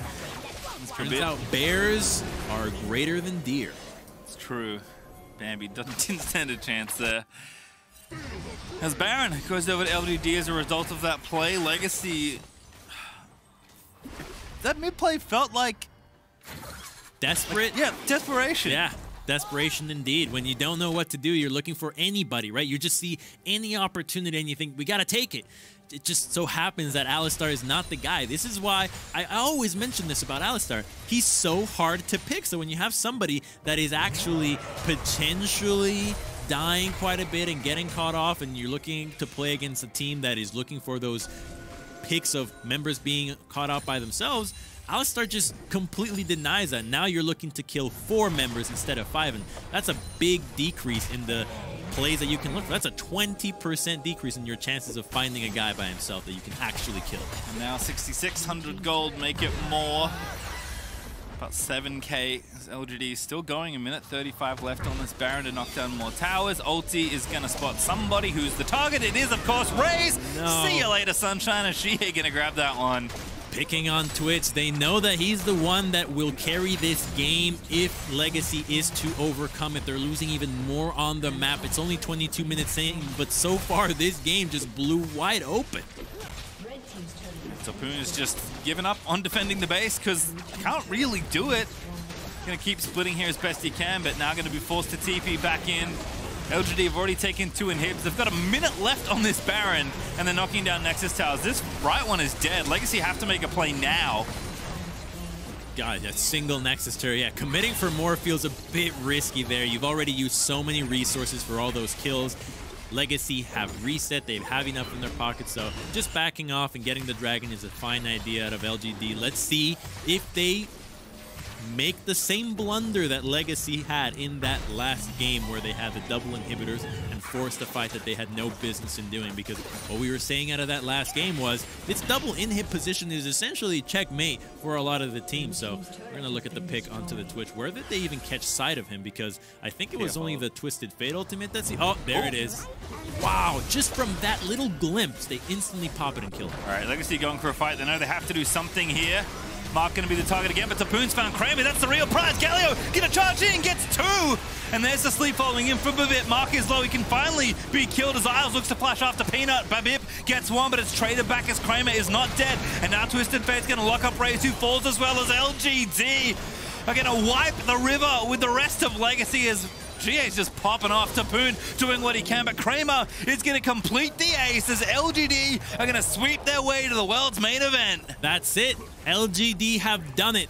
Legacy tried to get the fight that they wanted, but the combo of Galio and Camille was a little too late. The Ezreal was already too tanky, and they can just take their bow as they 3-0 Legacy Esports. We have all the different LPL team icons equipped. That's awesome. And LGD, I kind of get why, because they're going to be the 4th team to represent the LPL at the World's main event as LGD complete their sweep and push onwards at Worlds 2020. And this is something that a lot of teams are grateful to have at this point, which is that you get to warm up in the plains. You get quite a few games to recognize what you're good at, what you're not executing on, what the meta is like, and now LGD, what people thought was going to be a team that was struggling to find the right way of playing the game, the way that they perform best, well, they've got plenty of games under their belt to now have recognized it and be a real contender. I'm happy for Smiling Peanut, to be honest. Sad Peanut's really, really hard to watch. And LGD had a rough start to this play-in. Upsets left and right, but at the end of the day, their strength in many best of 5s to get to this spot in the first place does hold true, as I guess the expected favorite does take the somewhat expected sweep. Legacy, though, should be proud of what they've put in and shown so far. They've done more than any Oceanic team has done before, and they had the ability to take games in this series, and perhaps even the series itself. But not today, Crumbs. LGD, just the better team. Yeah, the 3-0 Vedius prediction was spot on. They were able to really deliver on that one from exactly the advantage that the desk thought would come through, which was just on an individual level. They were going to be able to get advantages in the lane, and then the team fight would be way too difficult for Legacy to find because they were always going to come in from a deficit. Yeah, I think also identified the right threat in that last game. Twitch is such a powerful champion when he gets a setup, but when he gets jumped on, it is just so tough for him to do anything. So despite Tapoon having a lead in the top lane, it just felt like there wasn't anything else to do. And the man behind a lot of this series, the Oppo player of the series, is indeed Shie, and can't really blame him. We expected this to be a big mismatch for Crumbs, and Shie performed both in lane and in team fights. Yeah, the team fighting was pretty phenomenal there out of him. This Kassadin was sick. That buffer there on the heroic charge was really great because now she doesn't have it available and Kassadin can just do this. But to me, what made him the player of this series was the fact that he just crushed every single laning phase, right? The Kassadin beat the Twisted Fate up, then the Twisted Fate had a great time into the Galio every single game. And from that mid-pressure, LGD was able to do so much. And then I really love how the observers showed us how they identified that Twitch was a potential kill there and just instantly killed him. Perhaps one too many red cards in that game, but it doesn't really matter. I mean, to be fair, in the situations he was in, I don't think it actually made a difference at the end of the day. But GA playing very well, which was something, again, that was not the case. This is kind of the recurring story for LGD, is that they had a rough start, but they are ramping up in power. So even as the 4th LPL team to make it into the main event, they certainly could still be scary. We're stepping away though, but when we return, it's time for Unicorns of Love versus Supermassive to decide the last team at the World's group stage. Don't go anywhere.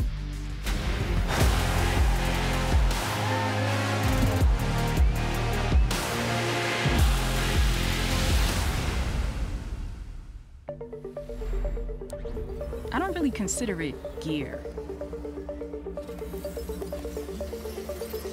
It's an extension of who I am. It blurs the line between fantasy and reality. Sometimes, I can't tell myself from my machine. I think that's by design.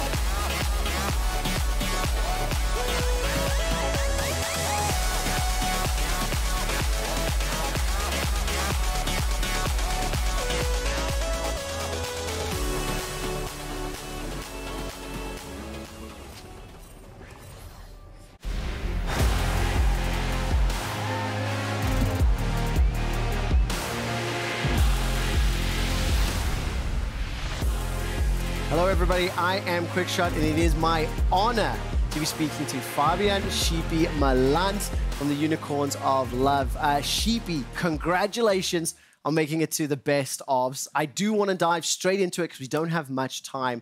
Unicorns of Love, for the 4th time, are one best of 5 away from making it to the group stage at the World Championship. Why will this time be different, and why will you win today? So first up, we don't have to face an LEC team. So we play against Supermassive. Second, we're very confident this year. I think everybody in this team is willing to show what they can do, and I think there's no doubt that from our side, going into the Supermassive Series, we're going to win. So yeah, I think it's just really good confidence, and I think overall this team has just been working so hard, and I think it will carry us through like what we built together as a team. Let's talk a little bit specifically about the matchup. I know coming into the play-in stage, FLICKR had a conversation with you and talked a lot about how the family, the camaraderie, the essence of Unicorns of Love is something that you took to the LCL. This is the most dominant LCL team that has ever existed, only dropping 2 games this entire year. But what was very interesting to me in my prep was that the LCL and the TCL have never met in the play-in stage, have never competed. So this is going to be history in the making. Either region will be the first time qualifying out of play-ins into groups. What is it you're looking for to take down and focus on in terms of Supermassive coming into the best of series? First up, I didn't know that fact. That's really, really cool. I think our preparation is not so much different because against Supermassive, we have been scrimming actually quite a lot over the split. And like you said, we were very dominant in the LCL overall. I think that this roster is probably the most talented roster that Russia has ever sent over to the world stage or in the play-ins. So yeah, I think nothing much changed for us. We have really good champion pools. I think our champions match up really well against the ones from Supermassive. And I think Supermassive is like a straightforward team how they want to play. I don't want to set the expectations too high in case we're losing. But I think I missed that point already. I think so too, and I appreciate the confidence. I respect it. If you don't come in with a mindset to win, I think you're doomed to fail. Sheepy, just one last thing. As, of course, you're appearing on the English broadcast for the World Championship, you're representing the LCL, and the long history that you and I and you and the organization have with Europe, what message do you have to fans and viewers watching from home before we get into game? First up, we had such an overwhelming support from everybody. I know that a lot of people from Europe see us as their team as well, because we went to LCL as well because of reasons that happened. And I'm just so happy, like especially all the Russian fans as well have been so vocal on VK, which is like the other Twitter that exists in the world for Russian people. And yeah, I just want to say thank you, and especially for our Russian guys. I think Russia overall, at least my players were very shy in the beginning and they had to open up a lot. And now that all the fan support is given, they become way more, I don't know, just whole as a person. And yeah, thanks for everybody for cheering us on. I'm very excited to watch the games. It is an absolute pleasure to speak to you. And with a little bit of personal bias, hopefully I'll speak to you again in the group stage. Best of luck in the series, and let's carry on with the show. Absolutely loved that interview. Thank you, Quickshot. Thank you, Sheepy. And welcome back to the State Farm Analyst Desk. Now, I want to start by saying I have 2 weaknesses. It's sometimes being too vague and some other stuff.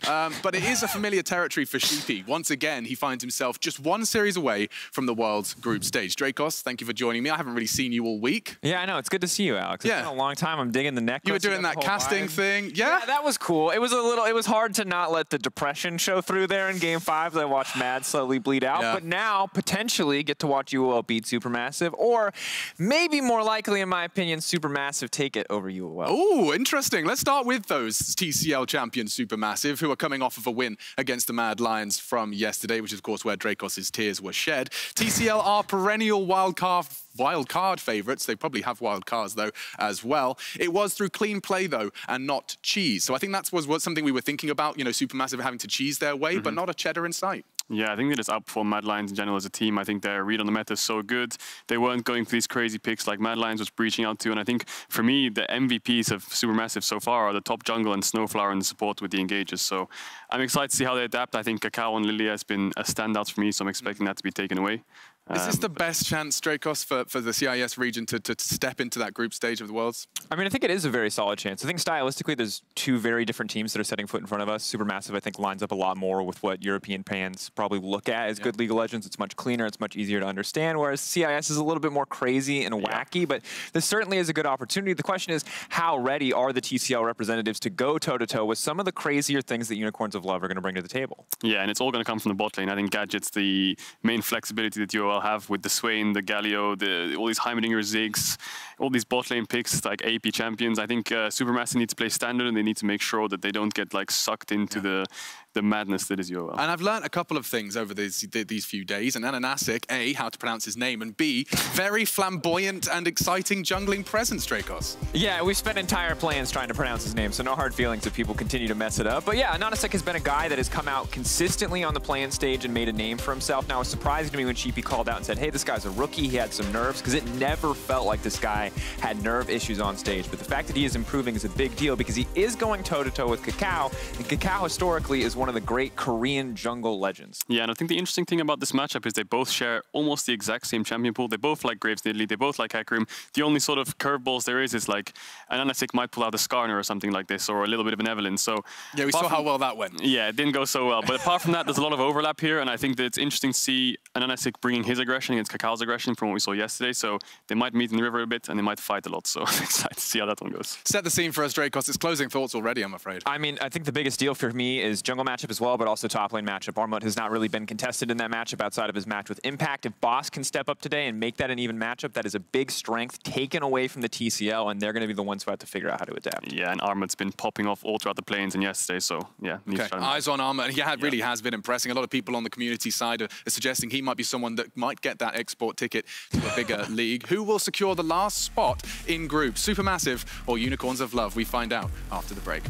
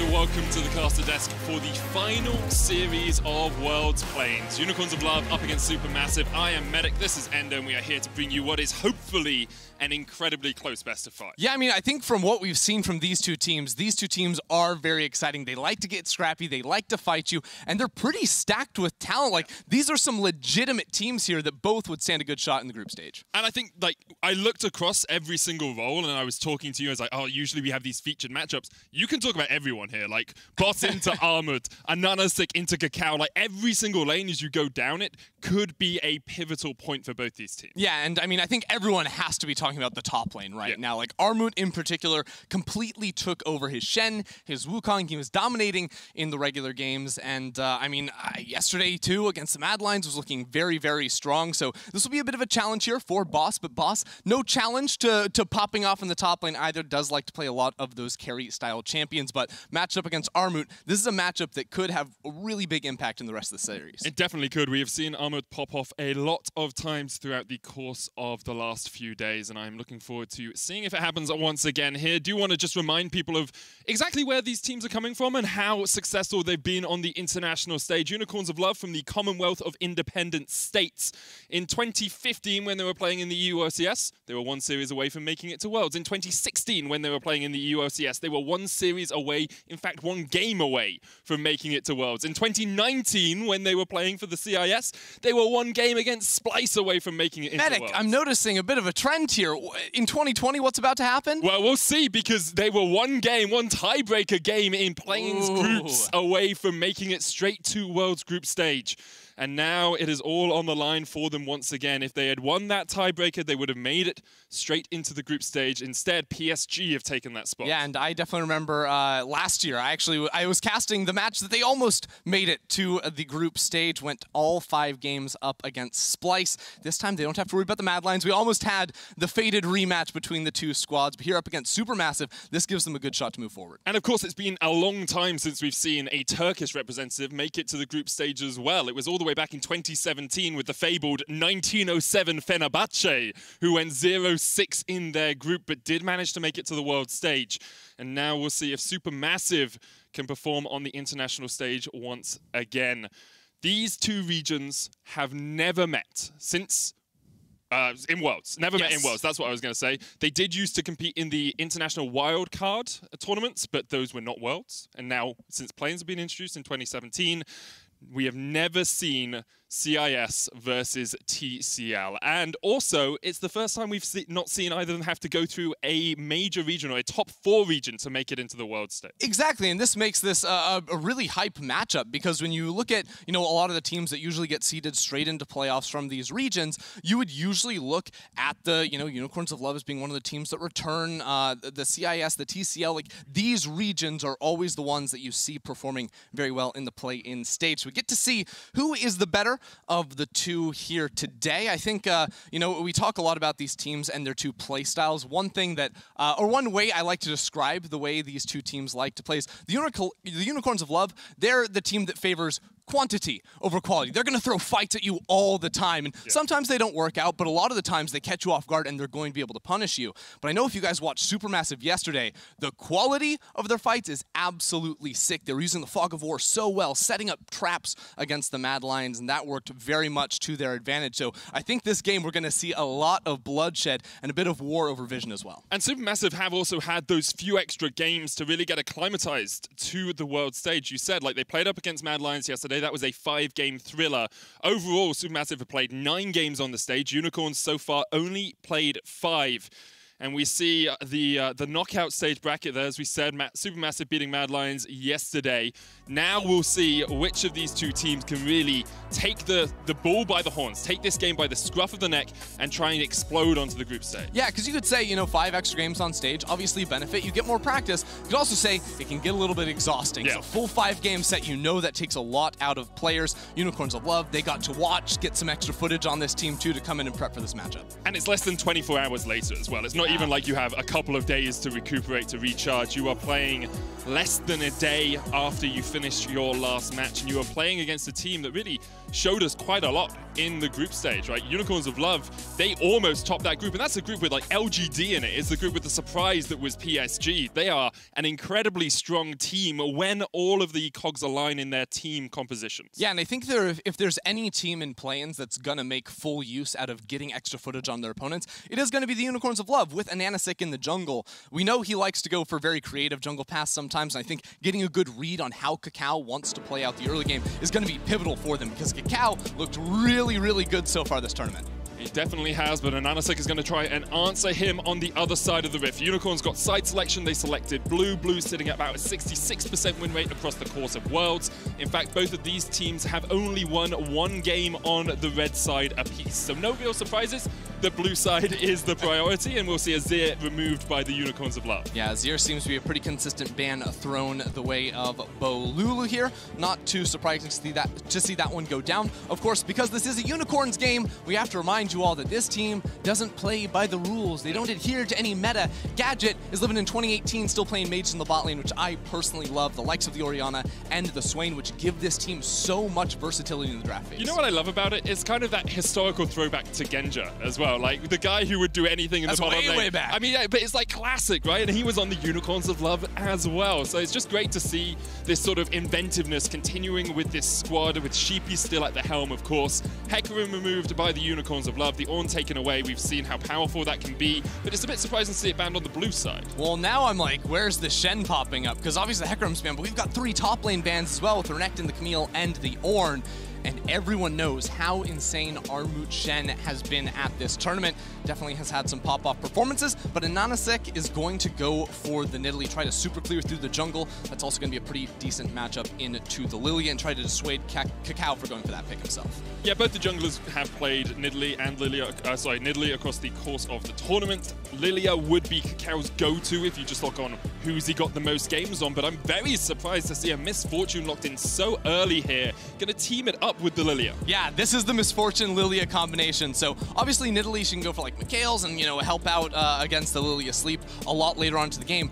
But Misfortune, her ult is persistent damage. That's damage over time. It doesn't break up the sleep, and you can sleep multiple targets. This isn't like the Zoe interaction where you one-shot one player who can't move. This is a situation where you could line it up on 2 or 3 members and absolutely tear through the enemy team. We'll remind you of that in the game because I had a long discussion about it yesterday. It seems odd that MF ult does not break a sleep. Like, you've got 7 waves of bullets firing at your face. You're like, nah, mate, I'm having a nap. Thank you very much. Yeah, if any of you guys, you know, armchair analysts out there want to do some quick research, go on the LoL wiki, look up persistent damage and how that interacts with sleep. But again, we will get into that later on. The Wukong now comes through as a bit of a steal away from Armut. This is another champion that he likes to play in the top side of the map, and I think this is almost just inviting a Shen pick at this point because Armut likes that matchup. Yeah, I mean, Armut's played Shen 3 times across the course of the tournament. So far, won twice.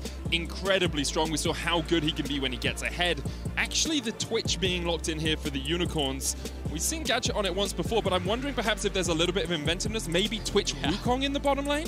See, I would be very surprised to see that come through with the Senna, but you never know with Gadget and Santis. I will wait till everything is locked in until that comes through. I do love seeing this Malphite come out from Armut. He, of course, played that yesterday for a win up against the Mad Lions, and this champion is how you beat Twitch. Twitch can do absolutely nothing against the Malphite in the top lane. Malphite also has a pretty solid matchup up against the Wukong. Wukong can't really do a whole lot there, and against a poke champion in Nidalee, you want hard engage, so this champ does it all for Supermassive. Yeah, Supermassive have this beautiful wombo combo already, right? Like, if I was looking at this composition, I said you could put anything else into it, I'd be like, okay, Leona and Orianna. Orianna's obviously banned away, but chuck a Leona in there, add in, you know, some extra damage for your mid laner, and you will absolutely shred through your opponents. The Unicorns of Love, though, they have this composition that's a little bit mobile, can be very flexible in getting into lanes and trying to catch some picks, and there is the Leona ban from them, so they are fearful of the power of the sun. Yeah, I wonder if Supermassive want to ban out another mid laner or just hit the Rakan Twitch combo that we do see to be very, very powerful already so far at this tournament, and would make up for a bit of the engage that Unicorns is lacking. Not that they're lacking a ton, but Wukong would love to have someone else he can pair up with when you go for those dives in. But I will point out the Sylas ult to deny an MF, or especially that Malphite ult, is going to be valuable too. I quite like the Sylas ban there. I'm wondering what else you could see from the Unicorns here. Cassiopeia has been played by Nomans as well. Syndra, of course, still on the cards. So you have some strong mid laners, but definitely falling down that pool just a little bit. With the set removed, Supermassive here, you expect they would go for their support and give their mid lane a counter pick last. Yeah, I do wonder if we're going to end up seeing something like the Corki, you know, the Sylas, of course, can have a pretty decent matchup into that and would give that consistent DPS for Supermassive, as well as some magic damage if they wanted to go that route. But again, I think we are going to see that support come in, and because they did not ban the Rakan, I really like this move to steal it away. And again, it's playing into the big old team fight. Supermassive, they're a team that love to group up as 5 and fight you together, playing out of the fog of war with this long-range initiation to catch you by surprise, and this composition does exactly that. Definitely does. I'm wondering now for Unicorns where they go. Like, Nautilus is a relatively good pick into the Rakan. You can lock him up, and also gives you that ult for the MF if she's ever ulting on the back of a fight. But Alistair does similar things. Bit of disruption, can knock away the Rakan if he's trying to get in for the engage, but doesn't have the extra range that you would get from a Nautilus. It is just a bit unfortunate because there's not a great solve into the problem that is this Malphite now. You're going to have to really rely on Nomans in the mid lane if you're going to try and kill them. I mean, they might just try to forget that, but I feel like taking double poke champions against a Malphite, against a Rakan, is going way too hard in that one direction. And obviously when the enemy team can just hard engage on you, you're not going to necessarily be able to make full advantage out of these poke options. But if you can get a lead here as the Unicorns, that poke can be devastating, right? Because if you're getting poked out with a couple of paddle stars and you're down to half HP, it then becomes very difficult for you to go for that hard engage, go for that all in. I was wondering, is it time for the Bo Lulu? It may just be the Galio instead for the ultimate survivability here and the speed up for the Lily. But I do like this Galio pick a whole lot more.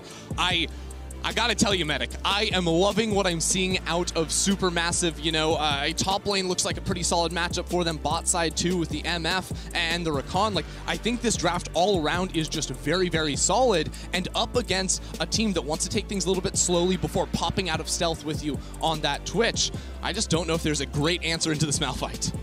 Totally agree with you there, Andrew. I think you see both teams their styles defined by this draft. You have much more sort of team fight orientated, easier picks, a lot more potential from Supermassive when it comes to these coordinated fights around Vision, and Unicorns is a little bit eclectic. It's a little bit of a hodgepodge. You're picking from a few different baskets, the poke, the camouflage. You're trying to get into these fights, trying to make as many fights happen as you can, but Supermassive will try and keep Unicorns at arm's length. And if they manage to do that, their composition just seems so much more powerful. Yeah, and I think when we get into this game, the two things I want to focus on, first of all, just a shout out to Armut's Malphite in the top side, because that's obviously going to be beastly, but don't expect too much to happen up top side. Instead, I would rather look at a Nanasik in the jungle on this Nidalee, because I think if anything is going to look good for the side of the Unicorns of Love in this early game, it is going to be that Nidalee, potentially the shenanigans they can get up to in the first few levels.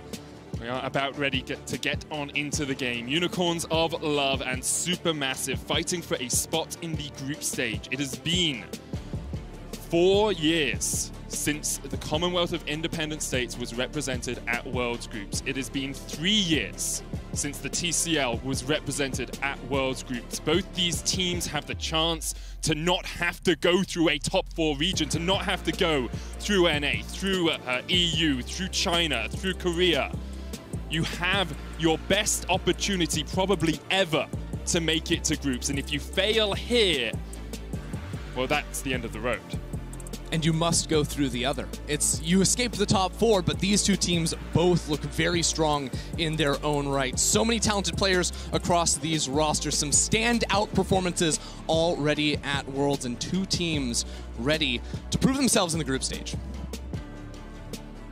And it makes groups so exciting as well, because there was a lot of discussion in the group draw, and we're not going to dive all the way into it because it does get a little bit complicated, but because a European seed has not gone through, because Mad Lions hasn't got into groups, the seeding into groups becomes a lot more wide open. Like Team Liquid don't automatically have to go into Group A anymore. You don't see Mad Lions automatically going into Group D, I think it was, anymore. So you have a little bit more flexibility. We're going to see a little bit more surprises when we get towards those selections later on. And then I just want the action to start, I'm going to be honest. Like, I understand why we need this break. You've got to ready check, you've got to make sure everything's good for the players. They have to go through their pre-game rituals, but I have been promised a lot of action. I have been promised intense games. I have been promised fight after fight after fight, and I am looking forward to it. Let's get onto the Rift for the last series of Worlds Play-ins.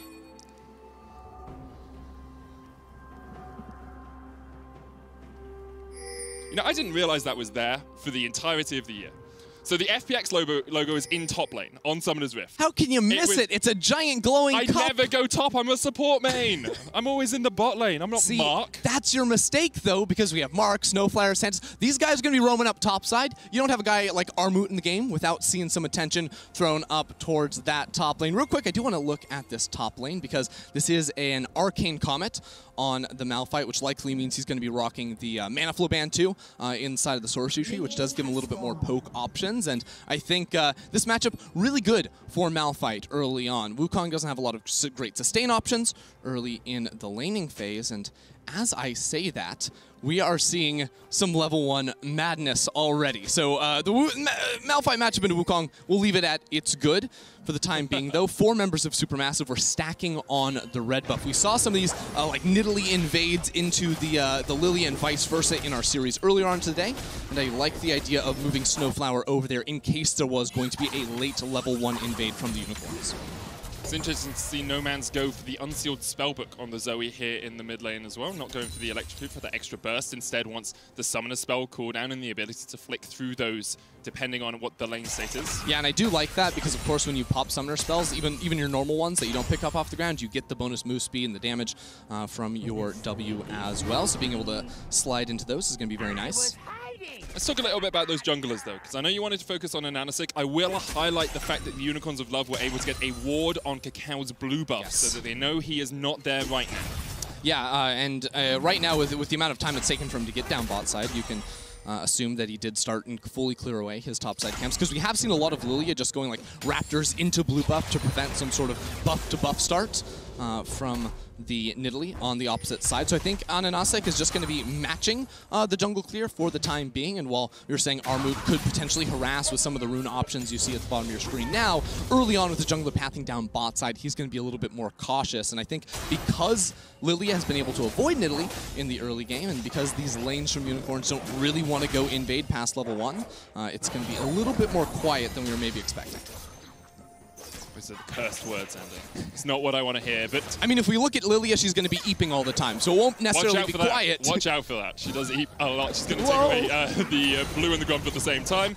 We have a look at where we are in terms of CS. Armut is actually slightly behind in the top lane. Boss just got himself a recall as he's pushed the wave into Armut's tower. Means that he won't have to burn the teleport and has gone towards that no magic mantle. Makes a huge amount of sense. The Arcane Comet, the Seismic Shard spam. I did see Armut had double adaptive as well in his little rune choices. So just getting yourself a bit of extra resistance to mitigate some of that Malphite damage early. Yeah, and I'm sure that Boss is probably going double MR runes too. Not just because of the matchup and mitigating the poke, but you're looking at double AP in top lane and in jungle. And you're actually looking at triple AP if you widen your horizon to the mid lane with Galio, who you know is likely going to be looking to roam around, because Galio works so well with a couple of the champions Supermassive have drafted in the side lanes. He can pair up nicely with the Malphite, who wants to put himself straight into the fight, and that Rakan too. So level 6 is definitely when playmaking becomes unlocked for the side of Supermassive, whereas Unicorns of Love, I think, maybe just want to chill a little bit more and play off of cooldowns like the bubble.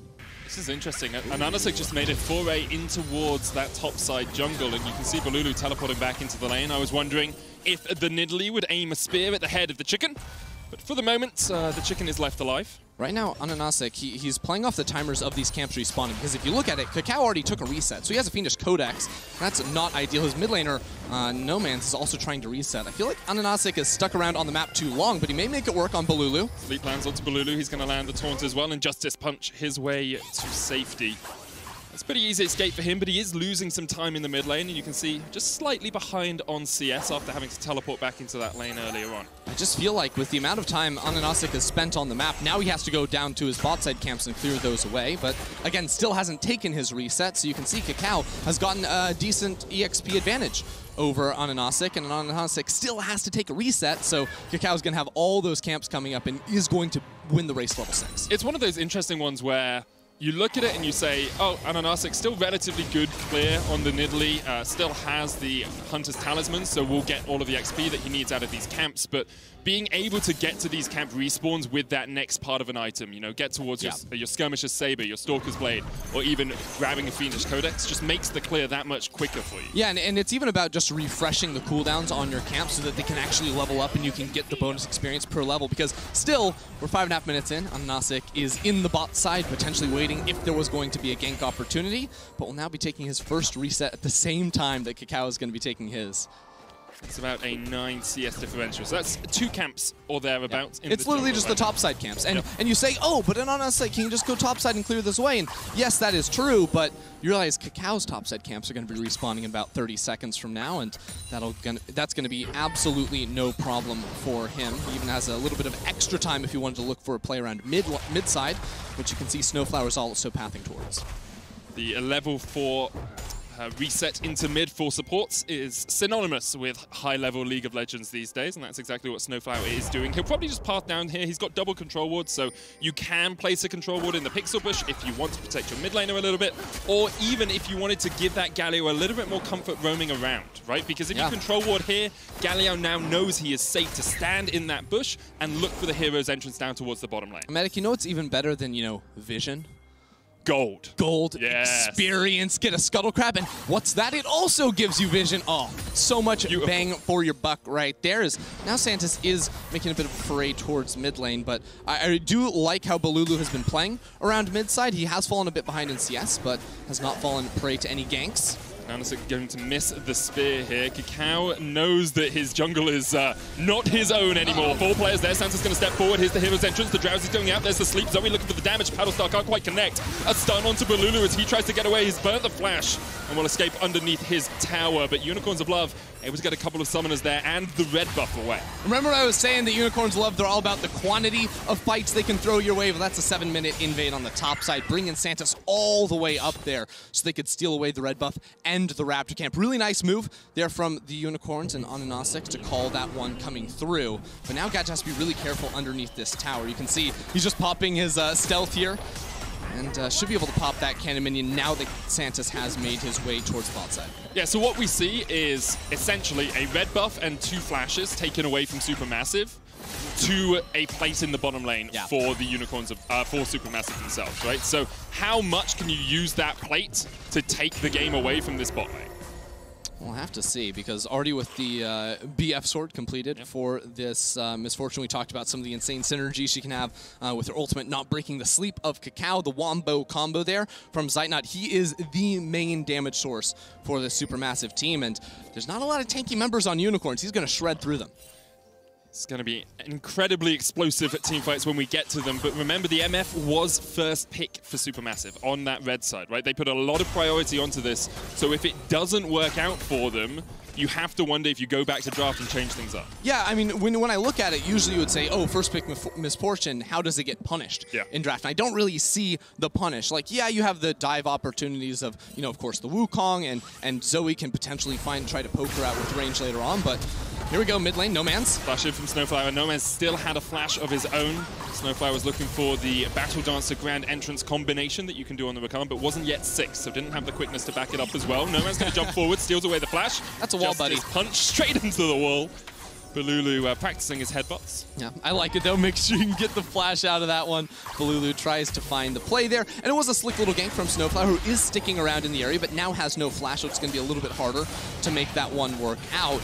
Seeing the gank around the mid side though, and the pressure No Man still has through mid lane, Ananasik is going to be able to start up the Rift Herald, and Supermassive They don't know exactly what's going on, but I think they're just going to be able to trade this one out on the bot side. Actually, there may have been, I think that's a zombie ward, so it probably was spotted out initially with a sweeper, and that's why Supermassive are going down bot side for the Drake. Yeah, look at the Ocean Dragon pretty easily. There's no vision at all for Unicorns of Love on this bottom side of the map. So it's a Dragon for Rift Herald trade. We've talked about this so many times across the course of Worlds already. Really depends on how you use the Rift Herald. Who are you funneling the gold into? You need to get it down in, well, you have to get it down in the next 3.5 minutes, but you should be able to do that pretty easily. You do also have to low Snowflower. Caught underneath the tower. Wasn't expecting Santos there. The heal is burnt. Ouch. Yeah, that's a big loss for them down bot side, because I was just about to say, with them showing top, well, Ananasik, he's up here. I mean, Armut still has that button. And so he doesn't really care about your ganks. Does have to use the ultimate, but it's ult for ult trade in the top lane. I keep adding an extra na in there, just because he's that crazy. A pine apple is what we call him there. But yeah, what I was gonna say is that as soon as you get the announcement that Rift Herald goes down topside, Kakao obviously has that potential dive opportunity down bot. Ananasik doing the same thing up topside, and everyone will be okay in the end. But remember that Zaynot did lose his heal. I don't think it's the worst thing in the world, because it doesn't feel like Unicorns are trying to make a play desperately anytime soon, especially with double teleport advantage going towards the Supermassive solo laners. If anything, Supermassive with those deep wards in the bot lane, you can see there on your minimap, could be setting up for some sort of TP play, but until Armut's ultimate is up, they probably can't pull the trigger. Yeah, about half the cooldown left on that. 11 minutes into the game. It's a 200 gold difference between the two teams. Nothing substantial. Where is it coming from, though, Ender? Well, we can see in the bottom lane, Zaynot has about a 20 CS lead. No Man slightly ahead in the mid lane as well. That's about 20 now, so a little bit of extra gold being picked up for Supermassive. They also got the plate in the bottom lane, of course, which will contribute towards that. Now Santos and Ananasik, they're going for the path around towards mid side, just looking to see if they can seal away any jungle camps. Again, this is what Nidalee is going to try to do a lot of when she's trying to take control over areas of the map. And vision around mid lane, especially for a flashless Zoli, is going to be absolutely pivotal. Snowflower going in with the quickness, he's put to sleep and knocked to the side. Here's the hero's entrance. Snowflower almost dies, but gets away with the grand entrance. And now Ananasik is the target, the bullet time coming out. And first blood secured by Supermassive. And who better to pick it up than Zaynot there, as Gadget walks into the jungle with the stealth, but there's a lot of people here. The Rat with just a Vamp Scepter is not going to want to tango with that anytime soon. Really nice move there from Supermassive, and honestly, Snowflower getting out with just a sliver there. That was kind of lucky. That's one of the difficulties playing into Akana's Alistar, though, is like you can lock him up for about half a second to a second, and then he just jumps away to someone else on the backline. So even though it was Supermassive who looked for part of that engage, Unicorns of Love weren't able to catch out the target they were looking for. But here comes Santos double in the bottom TP. lane. Whoa, that was incredibly quick double TP as they look for the fight. Balulu does have flash. He's going to chase onto Santos. Unstoppable Onslaught flashed away here by Gadget, but he's going to be slowed up by the Seismic Shard. And the chase is on. The Rat is caught in the trap. Supermassive get their second. Supermassive just have the answers into the Twitch, and we saw there, even with his flash up, he can't survive against the dive. This is how Supermassive drafted. They just went, we're going to jump hard on this Twitch. We're going to make it impossible for him to play the game. And now denying him even more. While Zaynot was getting kills, now Gadget is dying, but hey, no man's down bot side apparently. They're ready to pick up one in return. That feels more like an overstep from Zaynot than anything else. Maybe Santos stayed in one of those bottom bushes and then caught him out. Of course, the Hex Flash on the Alistar can be pretty darn destructive. Meanwhile, topside, the Rift Herald was placed down, so Boss was able to fully clear away that turret while the teleport went down bot side, and it's going to get another charge up in the top lane. Armut, can he hit the eye? Oh, he's going to be able to stop it.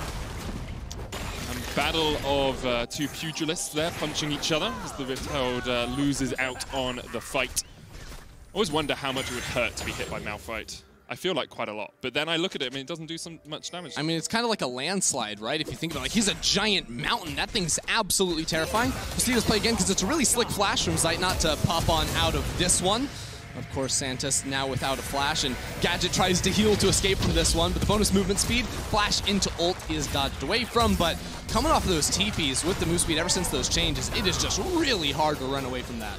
It's so difficult as the Twitch here. Like, you have to use your ambush really effectively at the start of the fight. You have to be really far back when fights go on later on, because otherwise, Armut's Unstoppable Onslaught is on about half the cooldown of your flash, right? You're never going to be able to get out of there.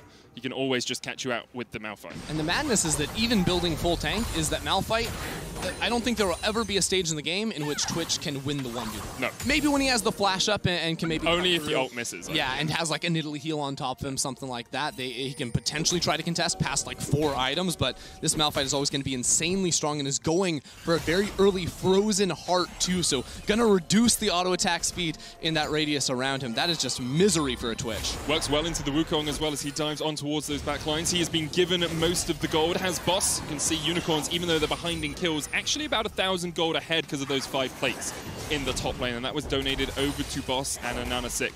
Cloud Drake has been started up. And Unicorns want to fight this, but again, no flash on Gadget, and Armut has ult. He wants to find the rat. The Cow's going to look for the smite here. Ananasik's going to jump forward, steals it away. Snowflower going in with the quickness, can't quite get the damage down, and here's the Cyclone onto the back line. Armut is the first target. Zeitnot's going to try and position across the wall and opens up with the bullet time. Boss took a nap in the middle of it, but is still able to survive for the moment. Cacao chased off. He will get the kill on Boss. He will also fall. And meanwhile, the rest of the fight continues as Gadget has been untouched. Zeitnot's going to try and do what he can into no man's, but it's a great fight for the Unicorns. 5 kills in the river. It was just a really good fight there from Unicorns. Gadget was under absolutely no threat. The divers of Unicorns were one that soaked up the unstoppable force from Armut. Ananasik, he was able to get into the pit and steal away the Drake as well, so a very big swing there for Unicorns. The game was looking a little bit grim, but with that fight won, they're going to be able to get a lot. Yeah, Gadget now 3-1-1 with a bounty on his head. This Twitch is rich, and he will be going back to base, finish that Blade of the Ruin King pretty quickly. No Man's as well, picking up a few assists, is going to be in a very strong spot. These next item spikes are going to be so impactful for the Unicorns because, of course, you get that little bit extra damage on your poke. You get, like, if you can get an extra item on a Nanasik as well, it's going to be so much harder for Supermassive to engage. So let's check out this fight one more time because, again, it's a steal at the start, and then on one side you see Snowflower diving forward, he doesn't connect it. But then the double sleep comes through, and Zeitnot tries to line it up, but Santis, I wasn't quite sure how his sleep ended up being broken, and the damage used his ult. There you go. And then, of course, the ultimate wasn't quite enough damage to finish off the Wukong, so everything was spent on the front line. They were able to get out free, and all of a sudden that means Gadget, full HP, can turn that one around for a triple. Yeah, a lot of people forget that Alistar ult isn't just about being a massive Minotaur that is incredibly tanky, but also breaks any CC on you at the time. So you wait for the sleep, you pop the ult, takes 65% damage reduction. Gadget jumped in here, but the spray and pray, Zeitnot's just going to die before he can even do anything. Snowflower was the one to engage, and now he's the one who is being collapsed on. Santos trying to give him a gift from the side of the lane as Snowflower goes down. Double kill to Gadget. That rat is so strong. Well, Medic, I think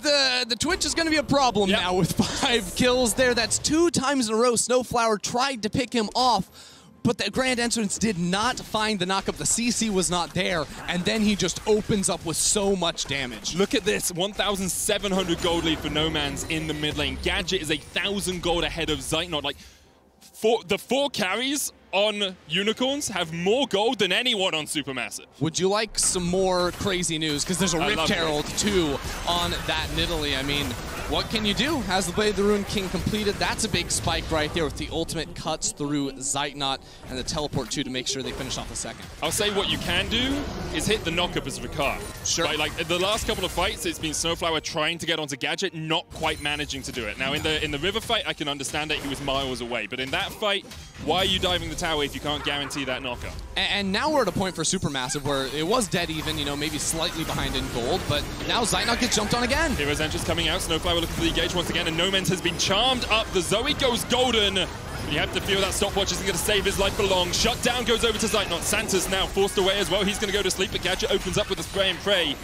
And he's just forcing Supermassive away. Up on the top side, Boss is going to be pushing for this turret, and he's going to get the whole thing, though. So while the kill does go to Supermassive, and that was a good fight for them, even more gold being picked up by Unicorns. The game has exploded into action, and 18 minutes in, we have 13 kills, and you said it in Pick Ban. Unicorns, it's quantity of fights. They will continue to take fight after fight after fight, and it's working for them. 5,000 gold ahead now. It has worked for them. The last fight didn't go their way, though, and I think there's a key difference in that time, Supermassive, everything was lined up, you know, playing a little bit better together, because, again, their ultimates are so crucial. They always want to fight off of their ultimate cooldowns. Unicorns not necessarily as tied to those abilities with a couple of poke champions. So Supermassive, they want those condensed 5v5 team fights so they can line everything up, whereas Unicorns would much rather split things apart. So if Supermassive are the one dictating the fight, starting the fight, it will usually look good for them. The problem now is they're down 4,000 gold, and this Twitch has 2 items. Still hope for Supermassive, but they will have to start finding fights on their own terms. Things that help that, dragons, of course, because you can fight in choke points, you can fight over a controlled area of the map. The Baron will be up in 40 seconds. Don't expect anyone to take it yet, but it does give you a little bit more control over how you're fighting. You're not just getting caught out by Gadget as he ambushes into the lane. Don't forget Gadget, the guy who plays all the wacky picks in the bot lane. He can still play the AD carries, and they look real good as well. This is not an easy game to play the Twitch against all the dive that's going to be thrown his way, but leading into this Infernal Drake, he has his flash. Having that ability up means you get a freebie on the Malphite ult or the Rakan diving into the backline. If you can disengage that at the start and then make use of your range, battling down at all the melee champions on Supermassive, you're going to be really hard to deal with. I think if you're Supermassive here, though, you give this one up. You don't need to fight over it. You're not at 2 items yet on your Galio. You're not... Well, maybe you don't. Putting over the teleport behind. Balulu looking for a flank position. The Dragon's already gone. Balulu trying to catch out Gadget. Has the taunt not flashed away from, but here comes the Cyclone onto the backline, and Zeitnot's already almost dead. Snowflower uses the quickness to stop him. The Unstoppable Onslaught has popped, but that's on the tanky front line. Only Boss has fallen. Gadget killed off one, as also Santos goes down right at the end of the fight.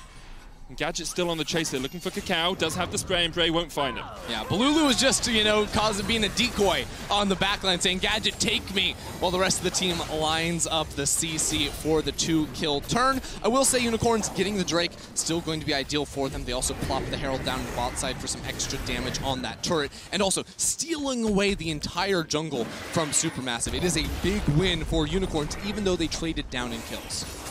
That Herald feels a little bit like a, this was about to time out, so we're just going to chuck it down in this lane. No minions there, nothing else. Maybe they have to answer it. Supermassive will go. Snowflower clears it out.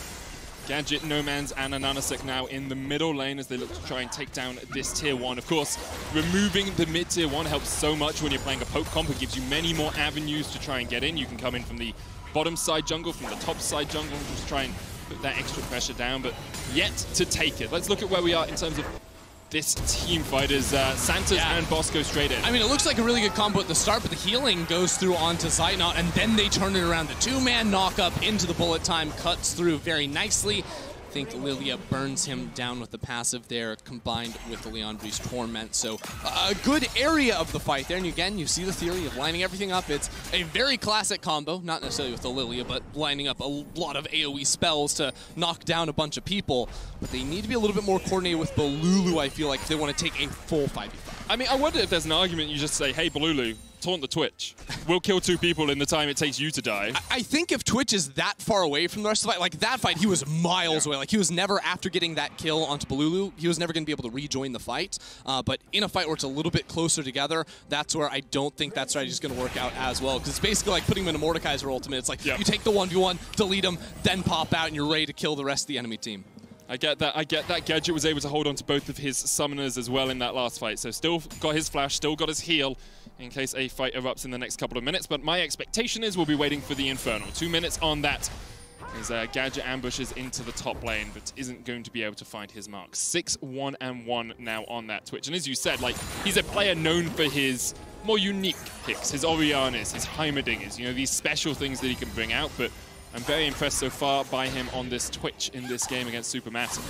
Unicorns now just trying to steal away the red buff, and they're not going to be successful. Zeitnot will finish it off, but keep your eyes on Armut. He's just pathed out of bot lane in towards mid. Supermassive are looking for the fight. Snowflower going in, dances out. There's the TP. That's what they wanted. Their new boss was in the bottom lane, trying to get that wave pushing up. The wave will slowly move up towards the Supermassive bot lane tier 2, so at some point, Supermassive will have to answer it. That TP gained off of the pressure provided by Armut. The Drowsy does connect in the backline of Snowflower, but he will dodge out of that one. Armut, we have to look at him, because he's been the carry in a lot of other games. On the Malphite, he's not the carry in terms of damage, but he is the guy that has to find Gadget. The Balulu will drop his ultimate on top of, that everyone is going to use to pile up on that backline. So using the pressure, he gains in a side lane to walk up like that. He got the TP. That's a great first step. The next time, can it be a fight? Can it be a flash? Can it be a kill onto Unicorn's AD carry?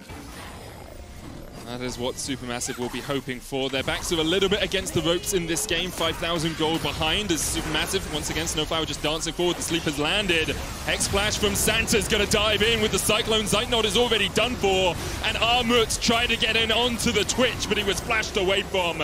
Boss will take the kill. 2 quick ones for the Unicorns and they turn their eyes over to the Baron. Unicorns, they saw Supermassive going for the flank. They said, screw it, we're just going to jump onto Zeitnot and get that kill. The AD carry goes down immediately, and this Baron is looking real good for Unicorns. Yeah, Kakao isn't even pathing over to that side of the map. He's going bot lane. The Unicorns of Love will get the Baron 24 minutes in, a 7,000 gold lead. And it only seems to be growing for our CIS representatives. Perhaps this is their year. Last year it was Splice that knocked them out. Before that we saw Vega Squadron lose to Fungu Buffalo in MSI knockout 3-2. Maybe this is the chance for the Unicorns. Wow, the sleep connecting there. No Man's getting that on to Zeitnot. Of course, Armut, without the follow-up of that Misfortune ultimate, the damage is going to be lacking on this super massive team. You have to get everything working well together. Otherwise, you are not going to be able to finish off those key targets. Now, back onto the map, Unicorns of Love. They're coming down for the Infernal Drake, but again, Supermassive are looking to fight them. Gadget lost his flash in the last fight. It's once again trying to pile up on this Twitch, and this time it's going to be that much easier, but there is a stopwatch in the inventory. Balulu has flash, Armut has flash. They both got their ultimates as well. All we're looking for is that wombo combo. You want the Lilting Lullaby into the Unstoppable Force, into the Bullet Time, into the Hero's Entrance. Like, you have so many tools at your disposal. Snowflower slept up towards the top of it is Supermassive, maybe looking for the Blast Cone play here. Snowflower forced away, there's a Hero's Entrance, Armut's jumping onto Gadget, he pops the stopwatch, you mentioned it ended, it's going to keep him alive for the moment, but the knockup's still coming down. Kakao flashing forward, the shutdown goes over to Zeitnot, but now the fight turns on its head as the Unicorns of Love are the ones advancing, stepping forward into the jungle of Supermassive. They get a kill, and they will go back for the Dragon. Yeah, Unicorn's going to be able to get that Drake. Gadget sacrificed his life, but he did his job. He stayed alive for long enough for the rest of his team to pick up 2 kills on the opposite end right there. And that'll take Unicorns to sole point here for that Infernal. And their comp built around Poke, it's perfect. Kakao steps in front of the pedal star. I think Zeitnot might have just died to that. The Lilting Lullaby coming out, and here's the teleport. They don't want to wake up No Man's yet. They want him in bedtime land as Santos is the one to step forward. Ananasig tries to dive onto Kakao. Zeitnot now the target, and he is left for dead by the rest of his team. Armut eats a spear to his rear, and he will go down as well. The Unicorns of Love have a minute left on this Baron. You know, I thought the push from Unicorns was done after they got the Drake, but they took the fight there. It looked good for Supermassive for just a second. I mean, just a second, because Unicorns turned it immediately around, and now they're going to have the inhibitor. At 15 minutes, this gold lead was 1,500. At 26 minutes, it is a 10,000 gold lead for the Unicorns of Love, and this is what they did in the CIS. They got leads, they got mechanical advantages, and then they just snowballed the game away from their opponents. It's exactly what they're doing to Supermassive right now. And it didn't even matter that Zeitnot got the first kill. The Gadget fell down early into the lane. They were able to turn around a lot of these fights. Triple kill, double kill, turning it into their advantage. Now they're looking at the second inhibitor, and Supermassive, when will they call the final fight? When will they draw the line in the sand? We saw exactly what the Supermassive composition wanted to do. It just a couple of fights. Looking back at when Gadget was able to pick up those 3 kills, really took this game out of their hands, and there'd be moments of brilliance, there'd be flashes in the pan.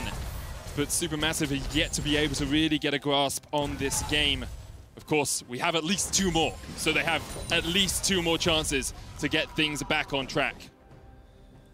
I do think it is important to remind people that, like, the early game did look pretty solid for Supermassive. Yep. They got the kills onto Zeitnot that they needed to. They just weren't able to convert that. They took a sloppy fight around the Dragon where Unicorns were able to split it up. It wasn't the full 5-man front-to-back that Supermassive were looking for, and that's the scrappy style of games that the Unicorns of Love love to play. You know, they want to make use of their strong soul laners, their bot lane too, to take these scrappy 3v3 fights all up in your face. And now with 2 inhibitors down, they're just looking to dot their I's and cross their T's and go up to the top lane for the 3rd and final inhibitor. And you can see Unicorn set up their vision control.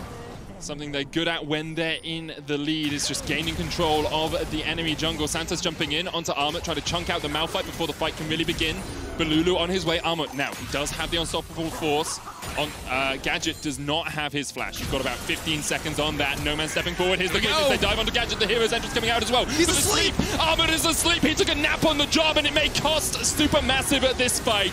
Balulu dived onto the backline and was able to kill off Gadget, and now it's up to Zeitnot and Armut to try and step forward. Santos goes down 2v3, in favor of Unicorns as Zeitnot fell.